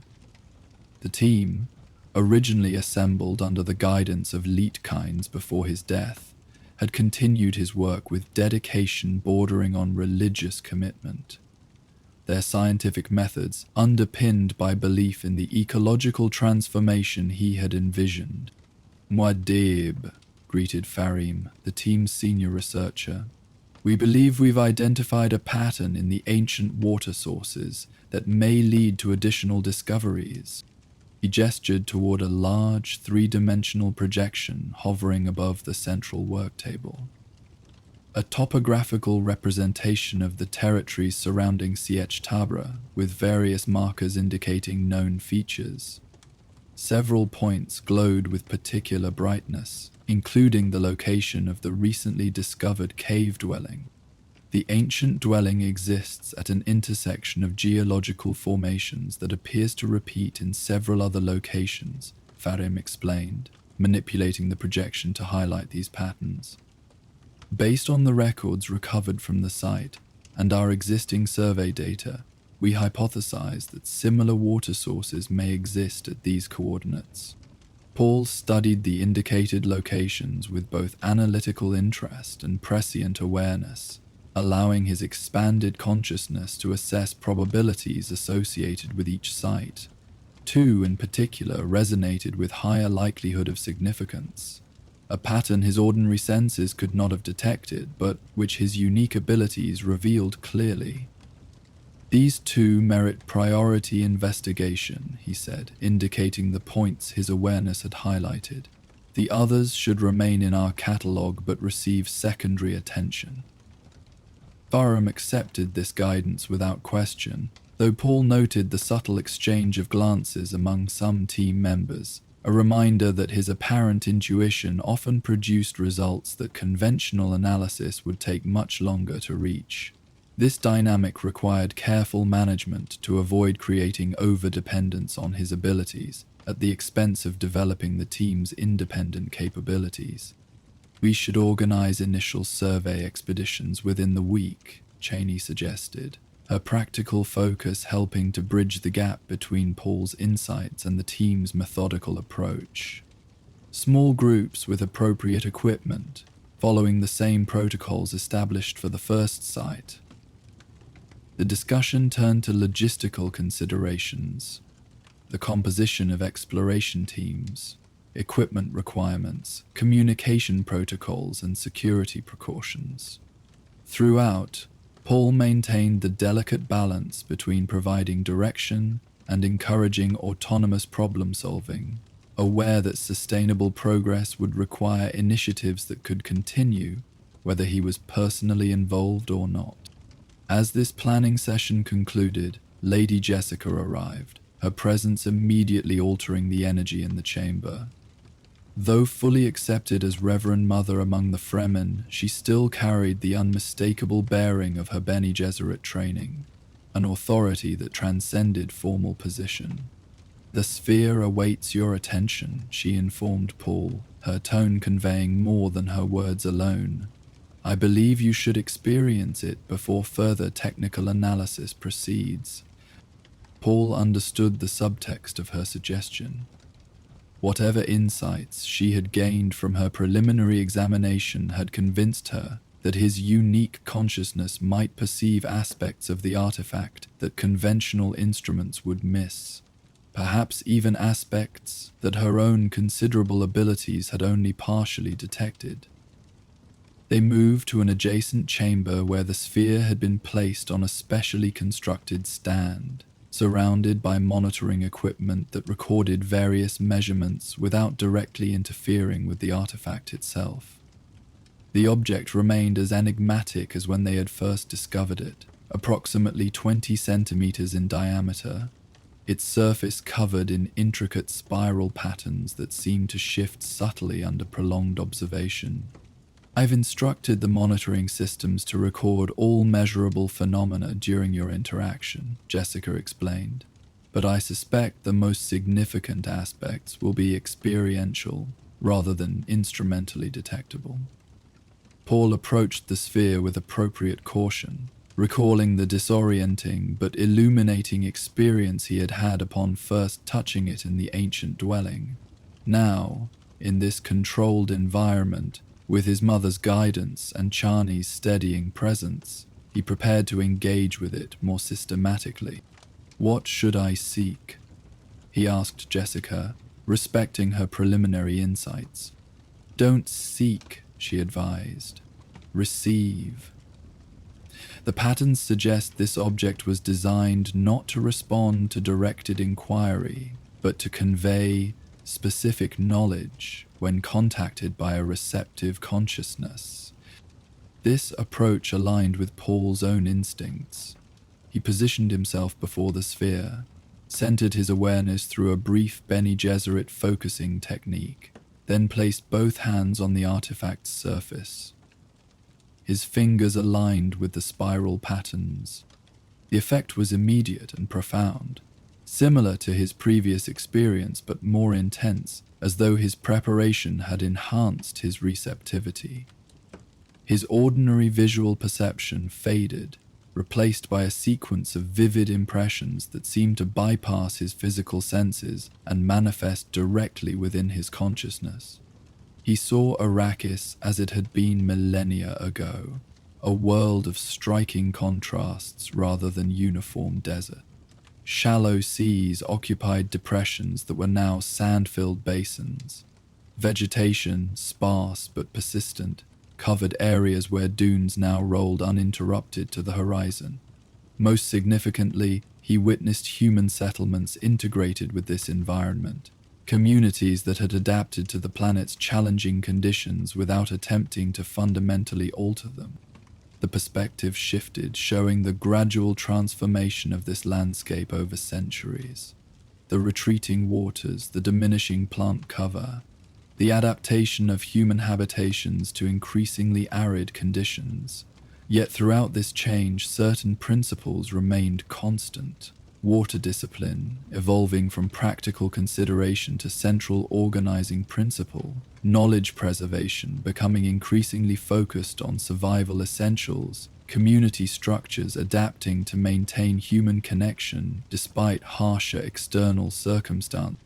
What struck Paul most forcefully was not the physical changes themselves, but the continuity of purpose that had guided human response to them.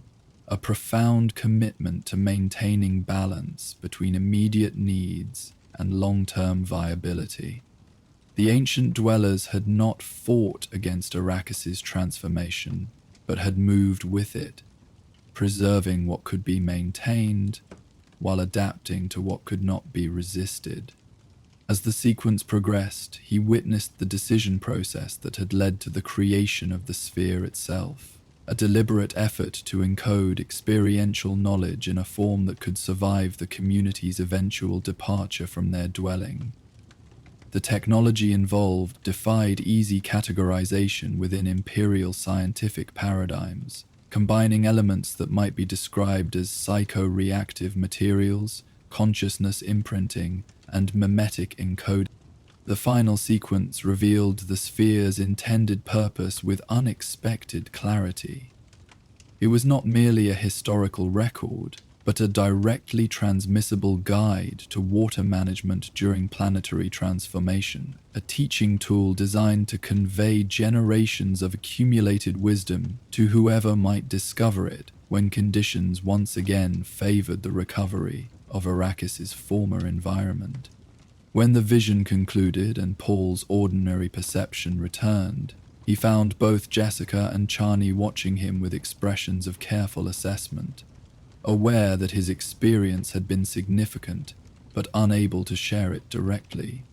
"The sphere is a teacher," he told them, his voice reflecting the wonder of what he had witnessed, "created to preserve not just knowledge, but wisdom.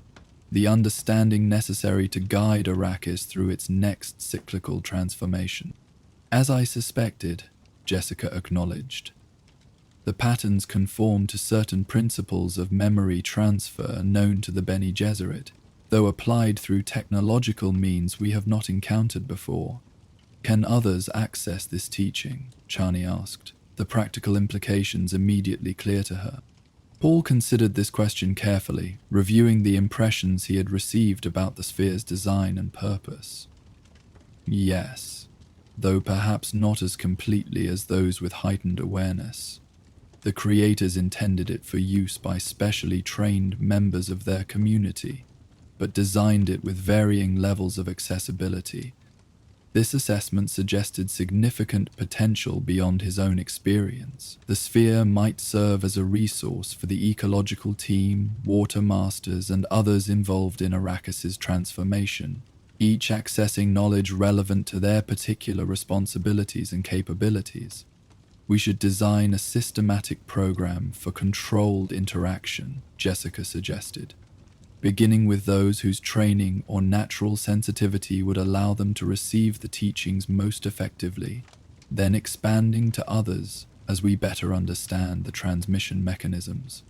This approach resonated with Paul's own conclusions. The wisdom preserved in the sphere represented a precious resource that should be integrated gradually into their expanding knowledge base. neither restricted to an elite few nor distributed without appropriate preparation. As discussions continued about the practical implementation of this program, Paul found his thoughts returning to the council of the previous night, the discoveries they were now processing, both the sphere's teachings and the promising geological patterns identified by the ecological team provided tangible substance to the vision that had begun to emerge beneath the stars. The path ahead still presented numerous challenges and uncertainties. The balance between immediate survival needs and longer-term transformation goals would require constant attention and adjustment. The integration of new knowledge with traditional practices would inevitably create tensions requiring thoughtful resolution. The relationship between Fremen autonomy and involvement with imperial politics remained complex and potentially dangerous. Yet, amid these complexities, Paul perceived a coherence emerging, not the rigid certainty of a single predetermined future, but a flexible alignment of purpose that could adapt to changing circumstances while maintaining its essential direction. The Starlit Council had been a crucial step in crystallizing this alignment, bringing diverse perspectives into productive relationship rather than competitive opposition. As the day progressed, evidence of this emerging coherence appeared in various forms throughout the siege. Stilgar reported that volunteers for the newly conceived Integration Council exceeded available positions, requiring careful selection to ensure balanced representation.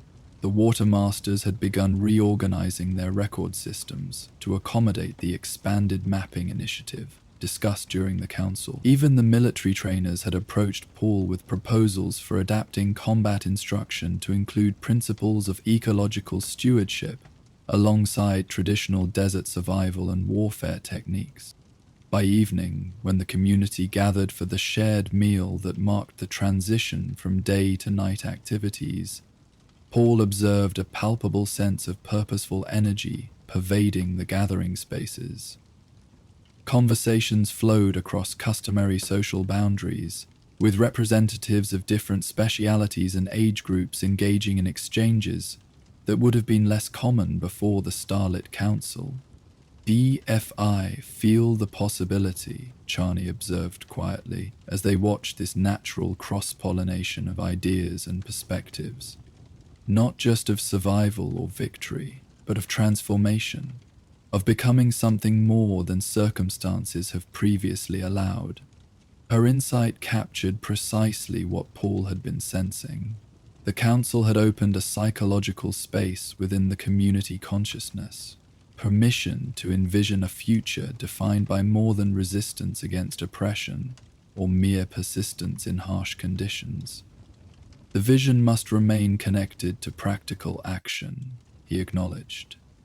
Dreams, without implementation, become illusions that ultimately undermine rather than inspire. The Fremen understand this better than most, Chani assured him. Our traditions have always balanced vision with pragmatism. The dream of a green Arrakis has persisted precisely because each generation has taken concrete steps toward its realization, however small. This fundamental aspect of Fremen culture, the integration of visionary purpose with practical discipline, provided fertile ground for the approach emerging from the council. Unlike imperial societies where elaborate plans often dissipated into bureaucratic complexities without producing tangible progress, the Fremen tradition emphasized immediate, meaningful action aligned with longer purposes. As the evening meal concluded, Stilgar approached their table with news that further reflected this cultural strength. The first survey team has been assembled and equipped, he reported. They can depart for the primary target location with tomorrow's dawn if you approve, Muad'Dib.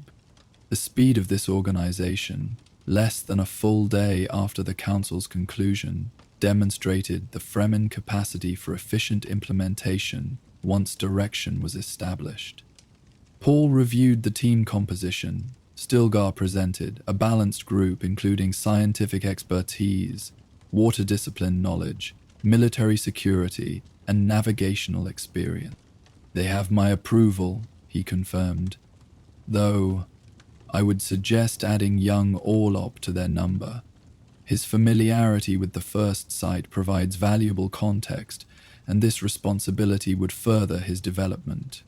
Stilgar accepted this recommendation without hesitation, recognizing both its practical wisdom and the continued investment in Jameis's son that it represented. I will inform him immediately. His inclusion will be welcomed by the ecological specialists. As Stilgar departed to finalize these arrangements, Paul and Chani were joined by another visitor, Hara, whose perspective during the council had emphasized the practical concerns of Fremen families. Her expression suggested she came with purpose rather than casual conversation. Muad'Dib, she began without preamble, the Women's Council has been discussing the implications of what was shared beneath the stars. We have a proposal to offer regarding water allocation for the expanded plantings. Paul gestured for her to continue, interested in how this crucial constituency was engaging with the emerging initiatives. The Women's Council, though less visible in formal power structures than male-dominated military and political leadership, exercised significant influence over resource management and community cohesion. The traditional water shares designated for future communities could be partially redirected toward immediate ecological projects, Hara explained. Not entirely. We must maintain the symbolic commitment to generations yet unborn, but a meaningful portion that would accelerate the work without requiring new sacrifices from current water users. This proposal represented a significant evolution in thinking. The water shares she referenced were among the most sacred allocations in Fremen culture, portions set aside from every individual's daily usage, accumulated over lifetimes to eventually support new settlements. To suggest repurposing even part of this resource indicated profound engagement with the vision of transformation discussed during the council. The Women's Council has considered this carefully, Paul asked, respecting the seriousness of what was being proposed. Hara nodded firmly. For 3 generations we have preserved water for children's children who would establish new sieges across Arrakis. If the planet itself might be transformed within those same generations, perhaps some of that water serves its purpose better by contributing to the transformation than by waiting in underground systems. The logic was impeccable, reflecting the practical wisdom that characterized Fremen women's influence on tribal decisions. Rather than viewing ecological transformation and traditional water preservation as competing imperatives, Hara's proposal integrated them into a unified approach, serving the same fundamental purpose: securing Fremen future on a more hospitable Arrakis. This proposal honors both tradition and possibility, Paul acknowledged. It should be presented to the Water Masters and the newly forming Integration Council for implementation planning. Hara seemed pleased with this response, which recognized the significance of the Women's Council's contribution while integrating it into the broader governance structure rather than treating it as a special case. This was precisely the type of cross-sectional thinking that would be necessary for sustainable progress, each segment of the community offering its unique perspective and resources toward shared goals.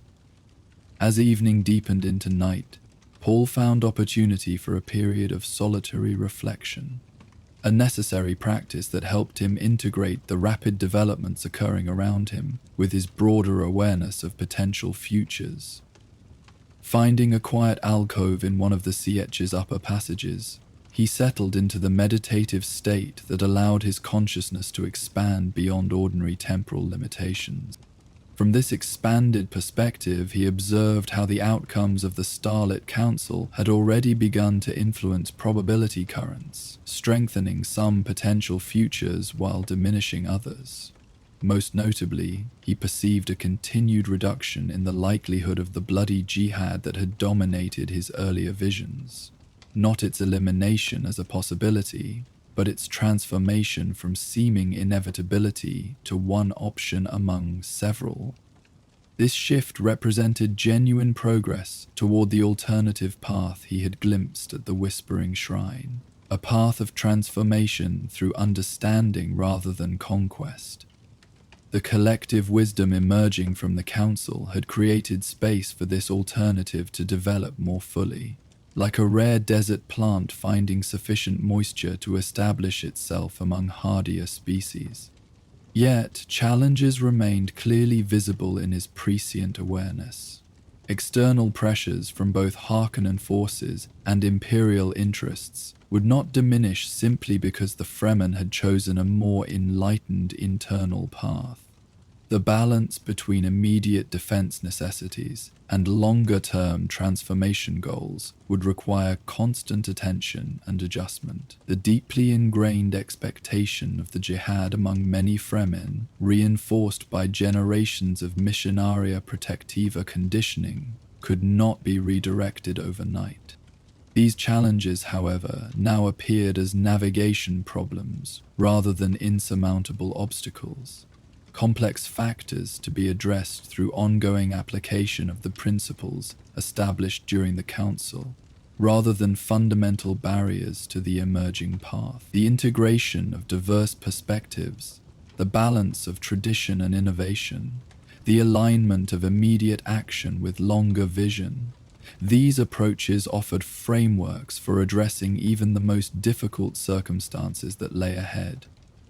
As Paul concluded his meditation and prepared to rejoin the communal life of the Siege, he carried with him a deepened appreciation for what had been accomplished beneath the stars. Not a dramatic revolution in Fremen thinking, but a meaningful evolution, a opening of possibilities that honored their existing wisdom while creating space for new understanding. The starlit council at Siege Tabra had set in motion processes that would continue to unfold in ways both anticipated and unexpected. The immediate organizational changes, survey teams, integration councils, resource reallocations, were merely the visible manifestations of deeper shifts in collective purpose and identity. The Fremen had begun to see themselves not merely as desert survivors or potential conquerors, but as stewards of transformation, participants in a process larger than any individual life, yet dependent on individual commitment. Paul's path as Muad'Dib would still require countless difficult decisions, delicate balances between competing imperatives, and navigation of dangers both obvious and hidden. But the Council had validated his growing conviction that leadership through wisdom rather than domination offered the most promising approach to fulfilling his complex destiny. Not avoiding the responsibilities of his position, but expressing them through cultivation rather than control. As he made his way back to the living quarters he shared with Chani, Paul passed groups of Fremen still engaged in conversations inspired by the Council, discussions that continued long after formal deliberations had concluded. This organic continuation of the process he had initiated represented perhaps the most significant outcome of all.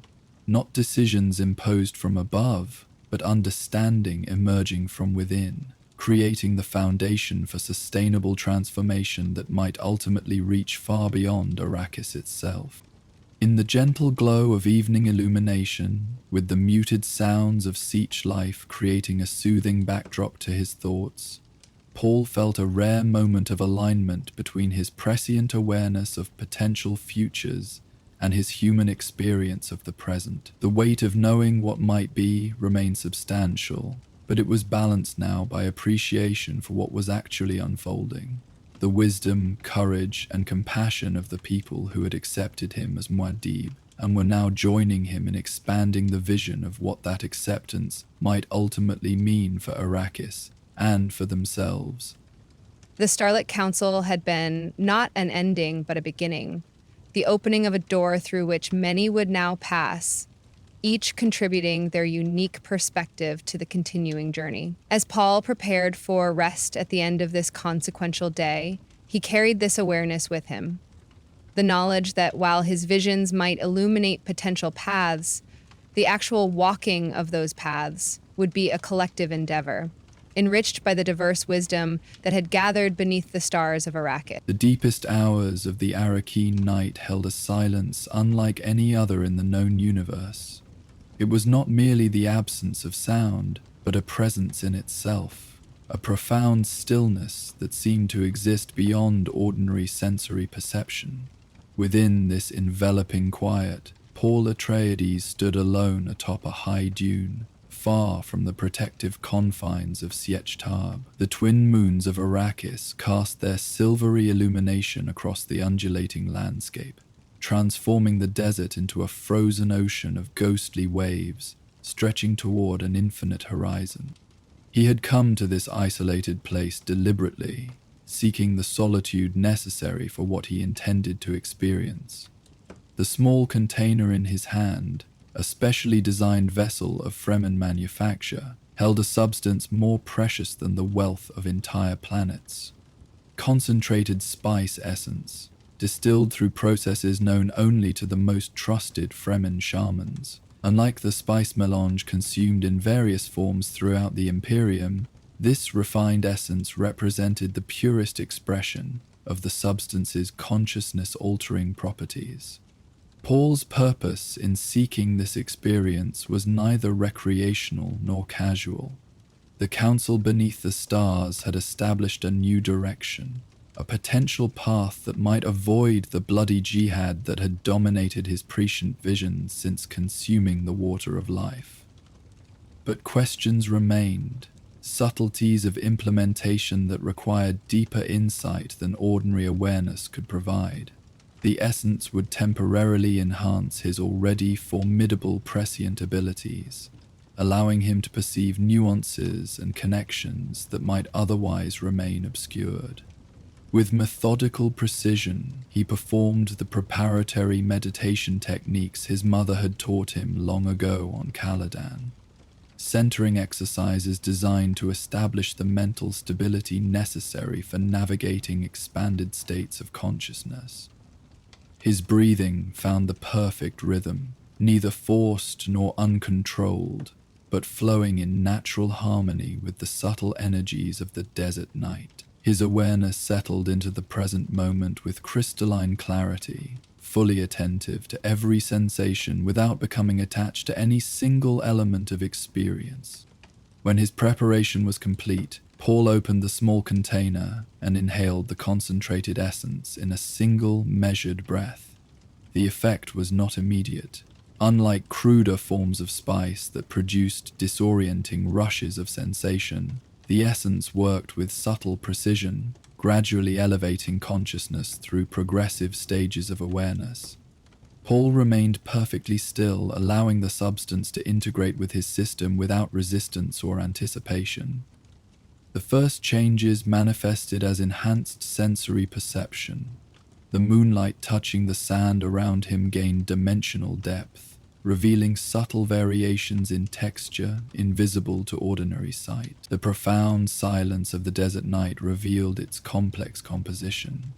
The almost imperceptible movement of sand particles shifted by thermal currents, the distant passage of small nocturnal creatures beneath the dune's surface, the whisper of his own heartbeat marking time with steady persistence.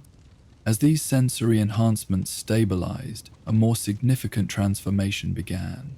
The expansion of his awareness beyond immediate physical surroundings into the broader patterns of time and possibility.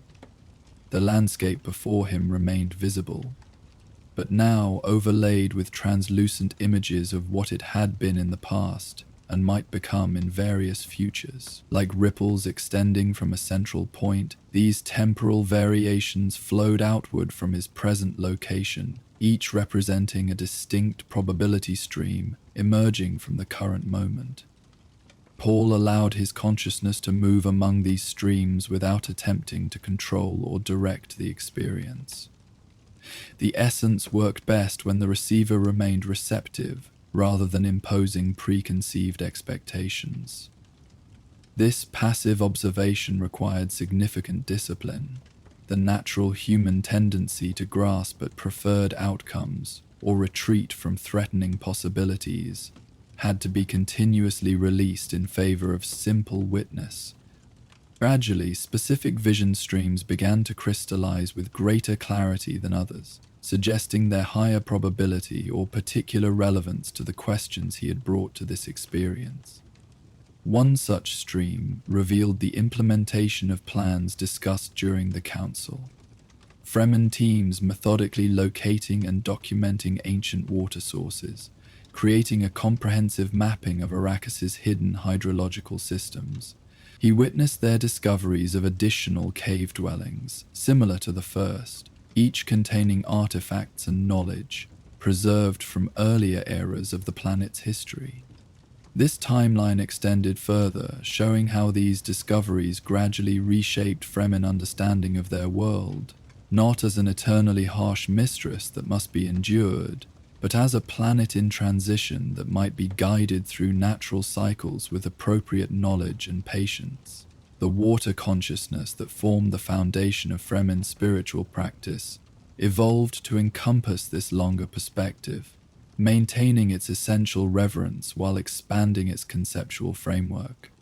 Another vision stream portrayed relationships with other planetary powers, the delicate dance of diplomacy, commerce, and measured strength that would be necessary to create space for Arrakis's transformation without triggering premature imperial intervention. Paul witnessed himself and others from Sietch Tabra engaged in careful negotiations with representatives from houses that opposed Harkonnen dominance, forming alliances based on mutual interest rather than religious fervor or personal loyalty. This path required subtlety that jihad would have rendered impossible. The ability to appear simultaneously less threatening than conquest would suggest, while demonstrating sufficient capability to demand respect. It was a narrow passage between opposing dangers, yet the vision revealed its viability if navigated with consistent wisdom and discipline.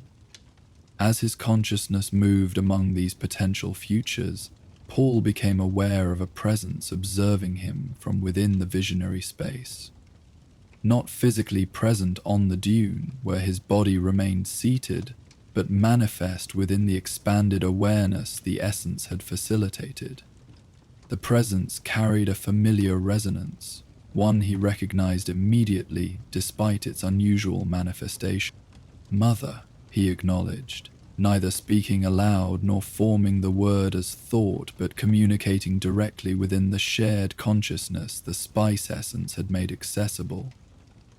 The form of Lady Jessica took shape within his awareness, not as physical appearance but as essence expressing itself through recognizable patterns. She had not consumed the concentrated essence as he had, but their shared bloodline and her Bene Gesserit training created sufficient connection for this communion across distance. "You seek clearer sight," her presence conveyed, the communication bypassing language to transmit meaning directly. "The path revealed by the council shows promise," Paul responded in kind, "but its implementation presents complexities beyond ordinary planning. You fear the jihad still lurks as possibility." It was not a question, but a recognition of the concern that had drawn him to this solitary communion with the essence. Despite the alternative path that had begun to emerge from recent discoveries and deliberations, the specter of the jihad remained present in his prescient awareness, diminished in probability, but not eliminated, like a predator lurking at the periphery of a campfire's light. "It waits for opportunity," Paul acknowledged, "for moments of fear or pride that might redirect our course toward its familiar pattern."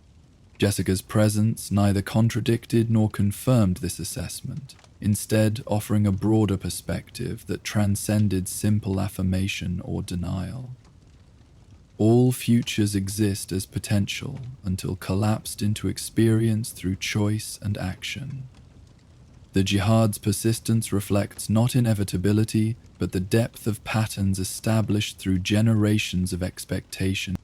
This observation resonated with Paul's own understanding. The Missionaria Protectiva had planted seeds of messianic expectation among the Fremen centuries before his birth, creating psychological structures that naturally oriented toward particular expressions of power and transformation. These patterns could not simply be erased, but might be gradually redirected through consistent alternative example. The council revealed receptivity to a different vision, Paul noted. Not rejection of strength, but its application toward creation rather than conquest. Seeds planted in fertile soil, Jessica's presence acknowledged, yet requiring constant tending as they grow. The easier path always beckons. Swift violence instead of patient cultivation. Domination instead of collaboration. Certainty instead of exploration. As she communicated these insights, the vision streams flowing around them shifted to illustrate her meaning. Paul witnessed moments of decision where seemingly minor choices reinforced either the path of jihad or its alternative. Responses to provocations, allocations of resources, emphases in communication. None were dramatic turning points in isolation, but collectively they established the direction of momentum that would ultimately determine which potential future manifested in reality. The responsibility remains personal even when the work is collective, he recognized, seeing how his own choices would influence others through both example and expectation. The burden and privilege of the aware, Jessica's presence confirmed, to see potential consequences before actions are taken and choose with consciousness of what might follow. As this exchange continued in the dimensionless space of shared awareness, Paul perceived another presence emerging from the visionary landscape, not approaching from outside but coalescing from elements already present within the consciousness field. Unlike Jessica's familiar essence, this presence carried the unmistakable signature of ancient wisdom, consciousness that had observed Arrakis across timescales far exceeding human lifespans.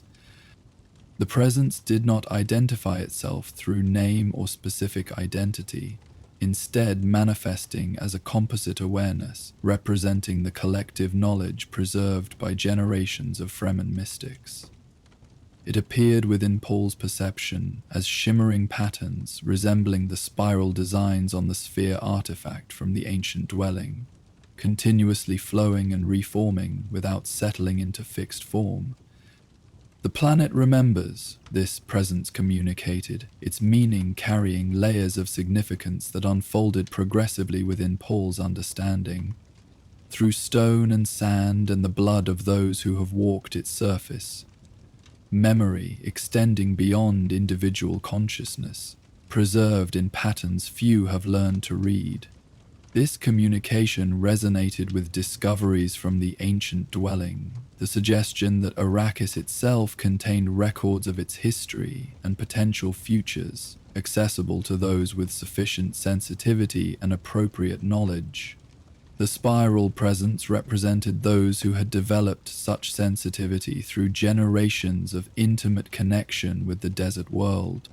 You have begun to see with the planet's eyes, the presence continued, to feel the rhythms that move beneath surface perception. This seeing brings responsibility to align human purpose with planetary pattern rather than impose foreign design. As these words formed within Paul's awareness, the surrounding vision streams shifted again, revealing Arrakis from perspectives he had never before experienced. The slow pulse of moisture moving through deep underground systems, the gradual drift of dune fields responding to seasonal wind patterns, the complex ecology of microscopic organisms that prepared soil for eventual larger growth. These processes operated on timescales that made human lifespans seem momentary by comparison. Yet collectively they formed the foundation upon which all plans for transformation would ultimately depend. The Ancient Ones understood this alignment the spiral presence conveyed. Their dwellings and artifacts embody harmony between human need and planetary process. They neither conquered nor submitted, but participated in patterns larger than themselves. This perspective illuminated aspects of the ancient dwelling that had not been immediately apparent during its physical exploration. Design elements that now revealed themselves as sophisticated adaptations to environmental flows rather than impositions upon natural systems. The Ancient Ones had achieved comfort and security not by battling against Arrakis's harsh conditions, but by integrating their habitations within existing patterns. Can such harmony be re-established after generations of opposition? Paul questioned, his awareness encompassing both the ancient wisdom and the present reality of Fremen existence, shaped by necessity into resistance against hostile forces. Opposition itself is pattern, the spiral presence responded. Resistance and adaptation, struggle and growth. These form the deep structure of life on Arrakis. What changes is not the existence of challenge, but its nature and the response it evokes. This subtle reframing shifted Paul's perception of the path ahead. The transformation of Arrakis would not mean the disappearance of challenge or the elimination of opposition, but rather its evolution toward more creative expressions, the challenge of growth rather than mere survival, opposition that called forth ingenuity rather than violence, adaptation that enhanced rather than merely preserved. As he integrated this understanding, the spiral presence began to disperse, not departing but diffusing back into the broader field of awareness from which it had coalesced.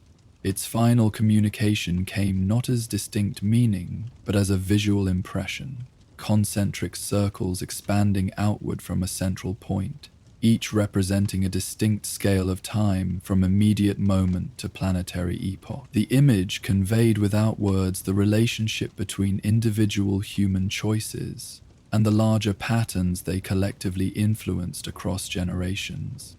With this presence reabsorbed into the background field, Paul's awareness returned to the vision streams flowing around his position atop the dune. Jessica's presence remained, though more diffuse than before, a witnessing consciousness rather than active participant. The spice essence continued its work, maintaining his expanded perception while gradually shifting its quality as the night progressed. Now Paul found himself able to move more intentionally among the probability streams, focusing his attention on specific questions that had emerged from the council deliberations and subsequent developments. He examined potential approaches to integrating discoveries from the ancient dwelling into Fremen water discipline, without disrupting the social cohesion this practice maintained. He explored various structures for the proposed Integration Council, observing how different compositions influenced its effectiveness and evolution. Most significantly, he traced the delicate interplay between Fremen autonomy and inevitable engagement with external powers. The Harkonnens remained immediate threats, their brutality unchanged despite diminishing control over the deep desert. The Emperor's interests lurked behind apparent disengagement, his calculations constantly adjusting as power balances shifted. Various great houses watched developments on Arrakis with combinations of opportunism, caution, and strategic assessment. Within this complex political landscape, Paul discerned possible pathways that neither isolated the Fremen in futile resistance nor exposed them to exploitation through premature alliance. These paths required precise timing, accurate assessment of motivations, and careful modulation of how Fremen capabilities were revealed to outside observers. Most critically, they depended on maintaining internal cohesion while gradually expanding connections beyond traditionally closed boundaries. As he explored these possibilities, a new element entered his visionary landscape, shimmering patches of awareness that appeared within multiple probability streams simultaneously, creating points of resonance across otherwise divergent futures. Focusing on these resonance points revealed a pattern Paul had not previously discerned. Certain developments occurred with high probability, regardless of which primary future manifested, suggesting foundations upon which multiple possible outcomes could be built. These included the continued discovery of ancient water sources, gradual expansion of hidden plantings beyond currently maintained levels, increasing sophistication in Fremen technological adaptation, and progressive integration of ecological knowledge into traditional practices. That these elements appeared consistently across diverse future streams suggested their fundamental alignment with Arrakis's deeper patterns, developments that worked with rather than against the planet's inherent tendencies. This insight offered practical guidance for immediate implementation of the Council's vision. By focusing initial efforts on these high-resonance activities, they could establish momentum that would serve multiple potential futures, while maintaining flexibility to adapt as circumstances evolved. Rather than committing prematurely to a single rigid plan, they could cultivate these foundational elements while remaining responsive to emerging opportunities and challenges. As Paul contemplated this approach, his awareness registered a subtle shift in his physical surroundings.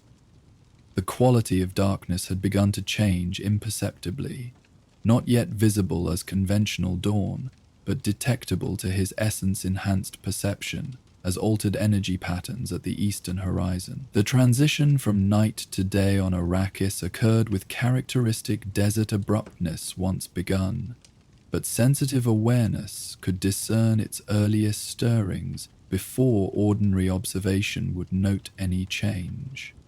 This approaching transition served as natural counterpoint to his visionary exploration, a reminder that insight must eventually translate into action within the concrete reality of daily existence.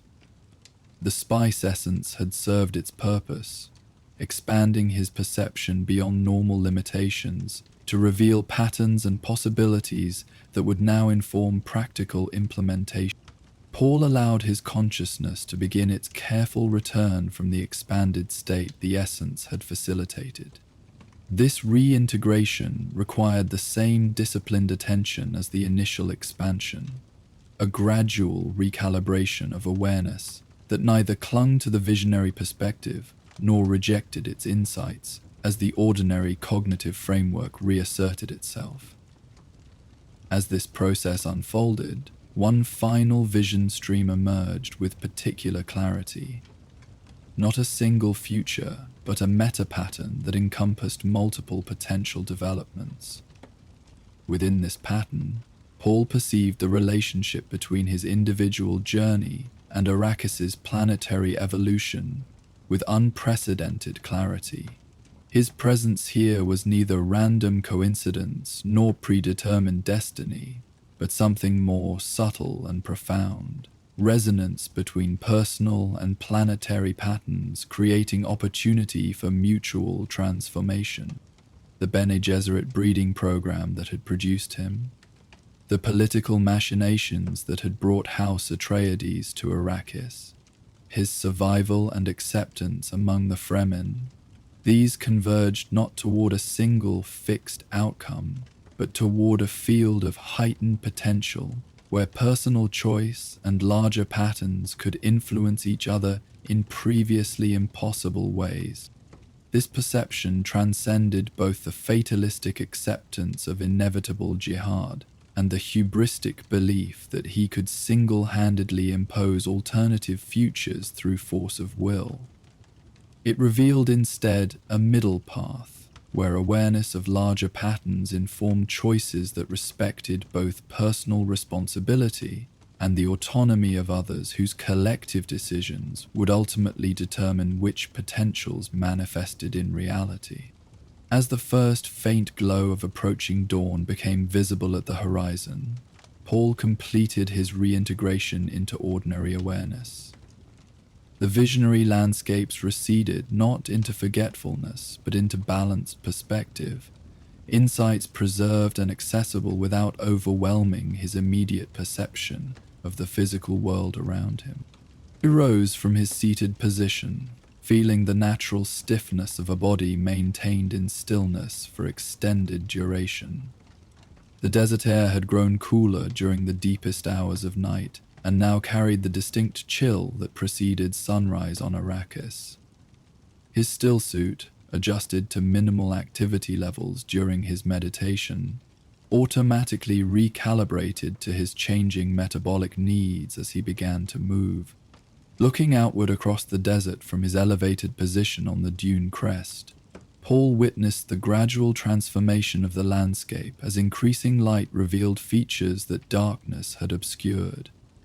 What had appeared as uniform shadow during the night now showed itself as intricate terrain, variations in dune formation, scattered rock outcroppings, areas where different sand consistencies created subtle color variations.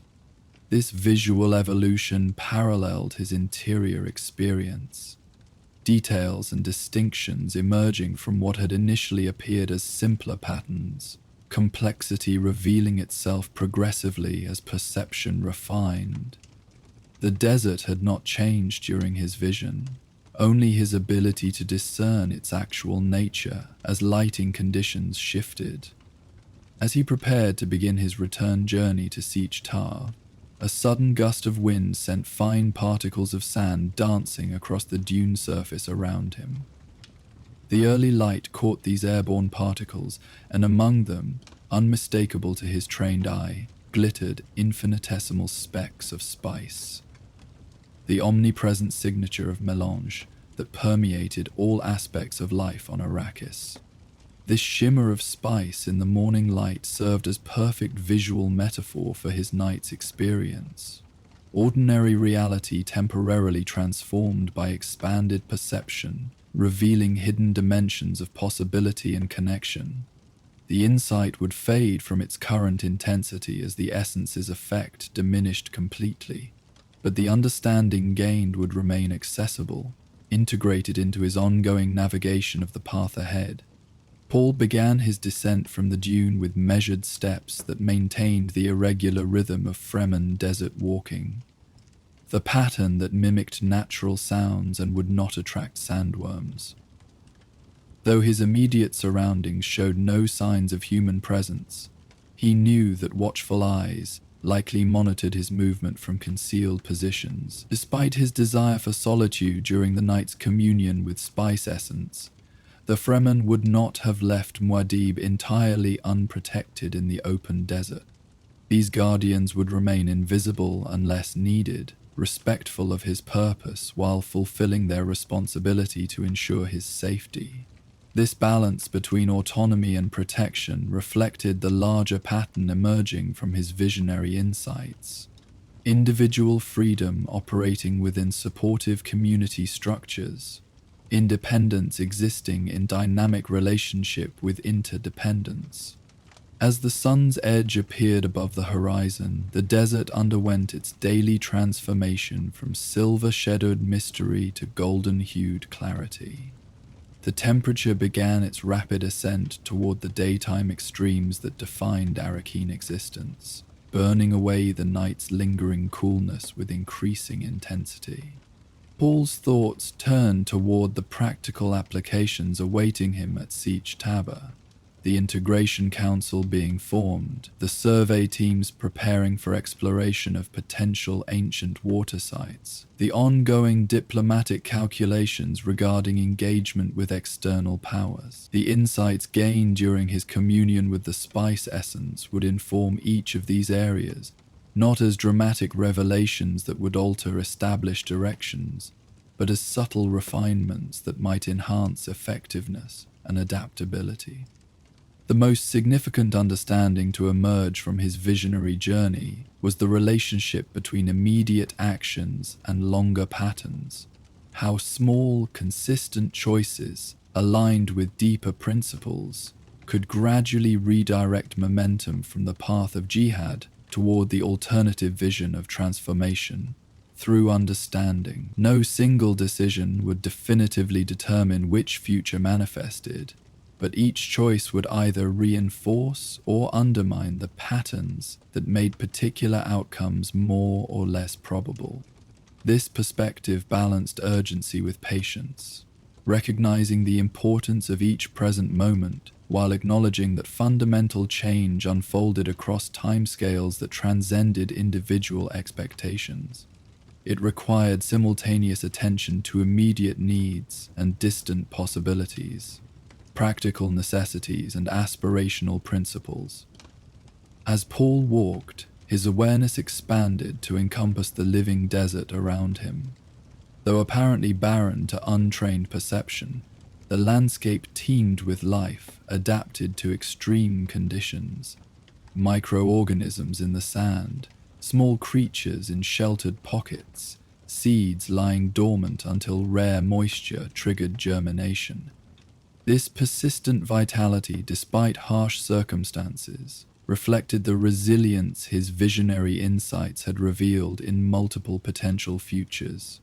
The capacity for life to find expression through adaptation rather than conquest. The rising sun cast his shadow ahead of him as he walked westward towards Sietch Tabra, a silhouette that stretched far across the sand before him. This simple physical phenomenon resonated with his understanding of how present choices extended their influence into future possibilities.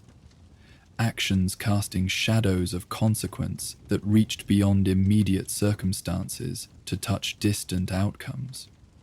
By the time the sun had fully cleared the horizon, Paul had covered significant distance across the desert.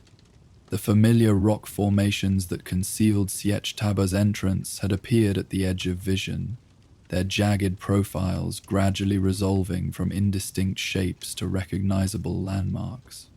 Soon he would rejoin the community whose future had been the central concern of his night's visionary exploration.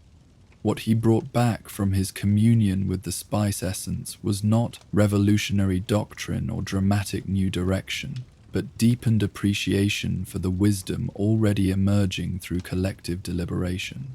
The council beneath the stars had intuited principles his vision had now confirmed, the possibility of transformation through understanding rather than conquest, the integration of traditional values with new knowledge, the balance between immediate needs and longer purpose.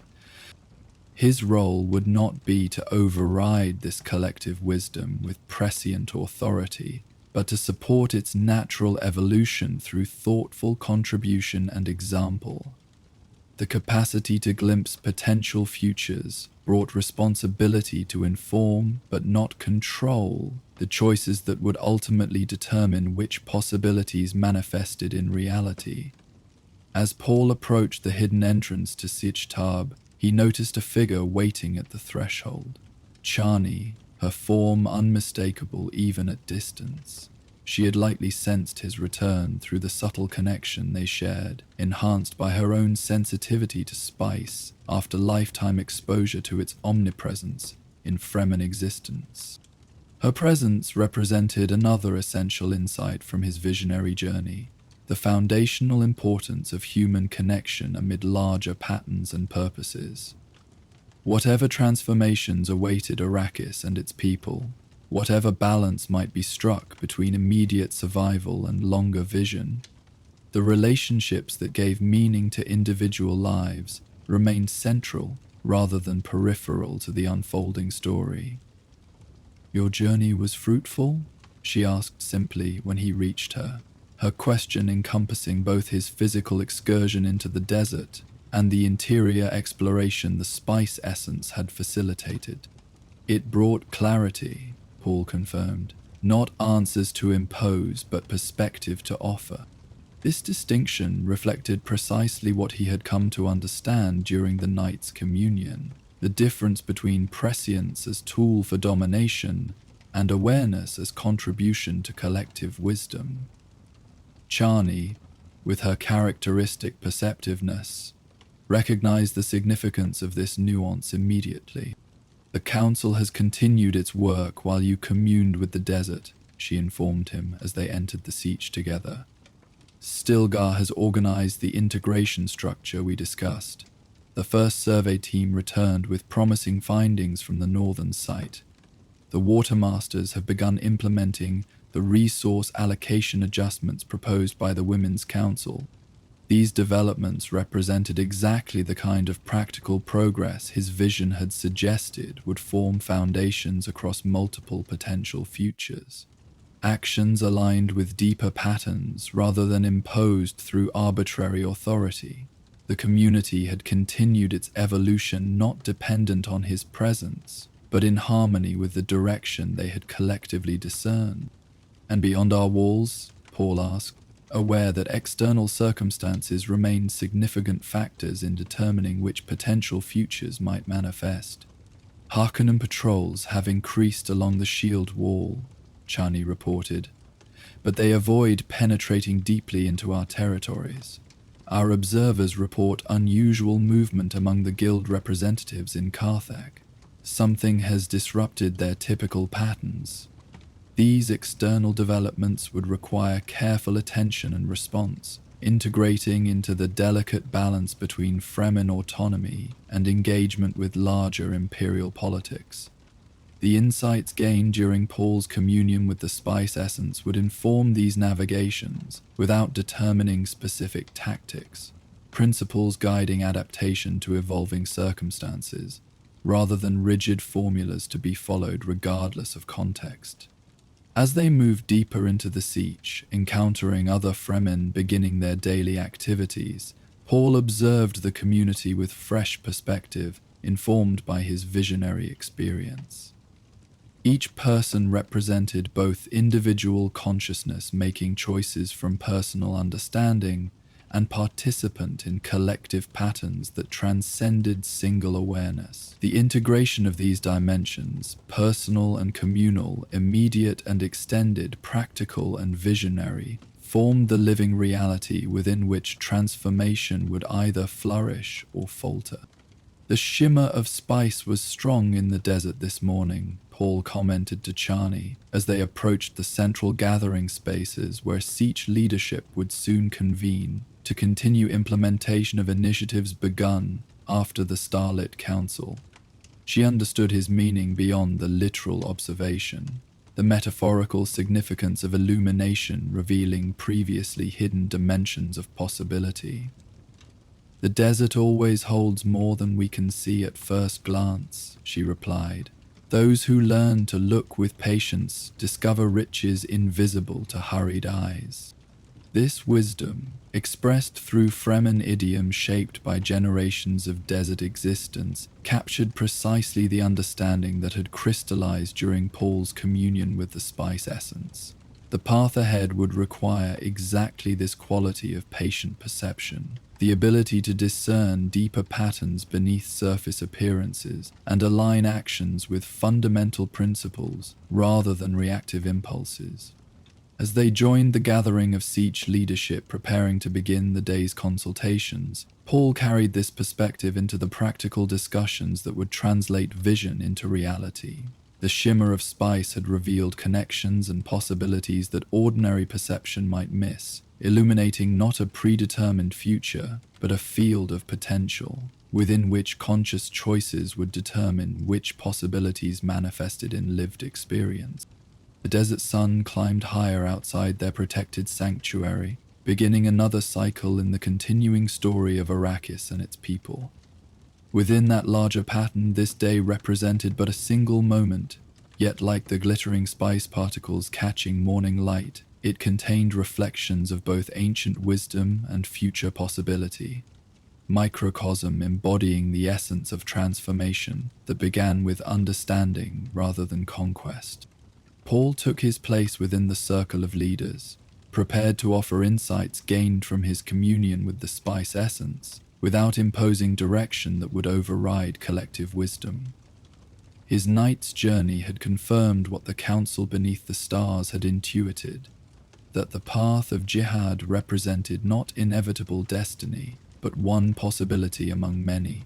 and that alternatives existed for those with patience to nurture their gradual emergence. As discussions began, focusing on practical implementations of principles established during previous deliberations, Paul felt a profound alignment between immediate concerns and longer vision.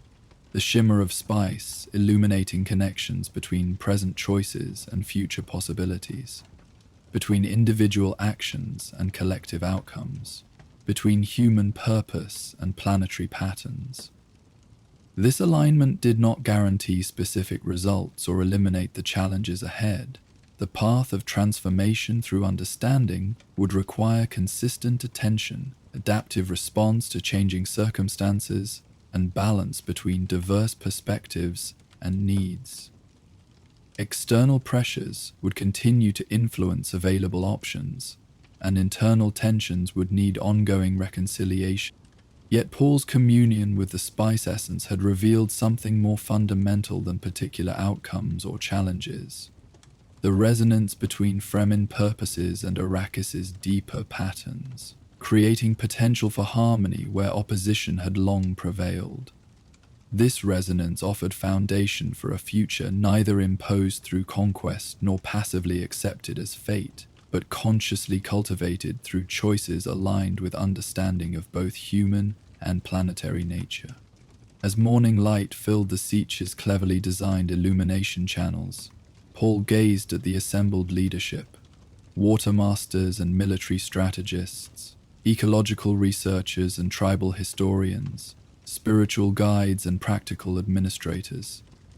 Each brought essential perspective to their collective enterprise, none sufficient alone but together forming the diversity necessary for sustainable transformation. The shimmer of spice had revealed not a single predetermined path, but a field of possibility within which this diverse wisdom could find expression through choices made with awareness of their potential consequences. The journey ahead would unfold not through dramatic leaps, but through consistent steps in chosen direction, each small action contributing to patterns that would ultimately determine which future emerged from the many possibilities shimmering within the present moment. As our journey across Arrakis concludes, you will now hear fire crackling sounds and ambient noise to help you fall asleep. These sounds will play continuously with no ad interruptions. Good night, and may the deep peace of the desert embrace you as you drift into dreams.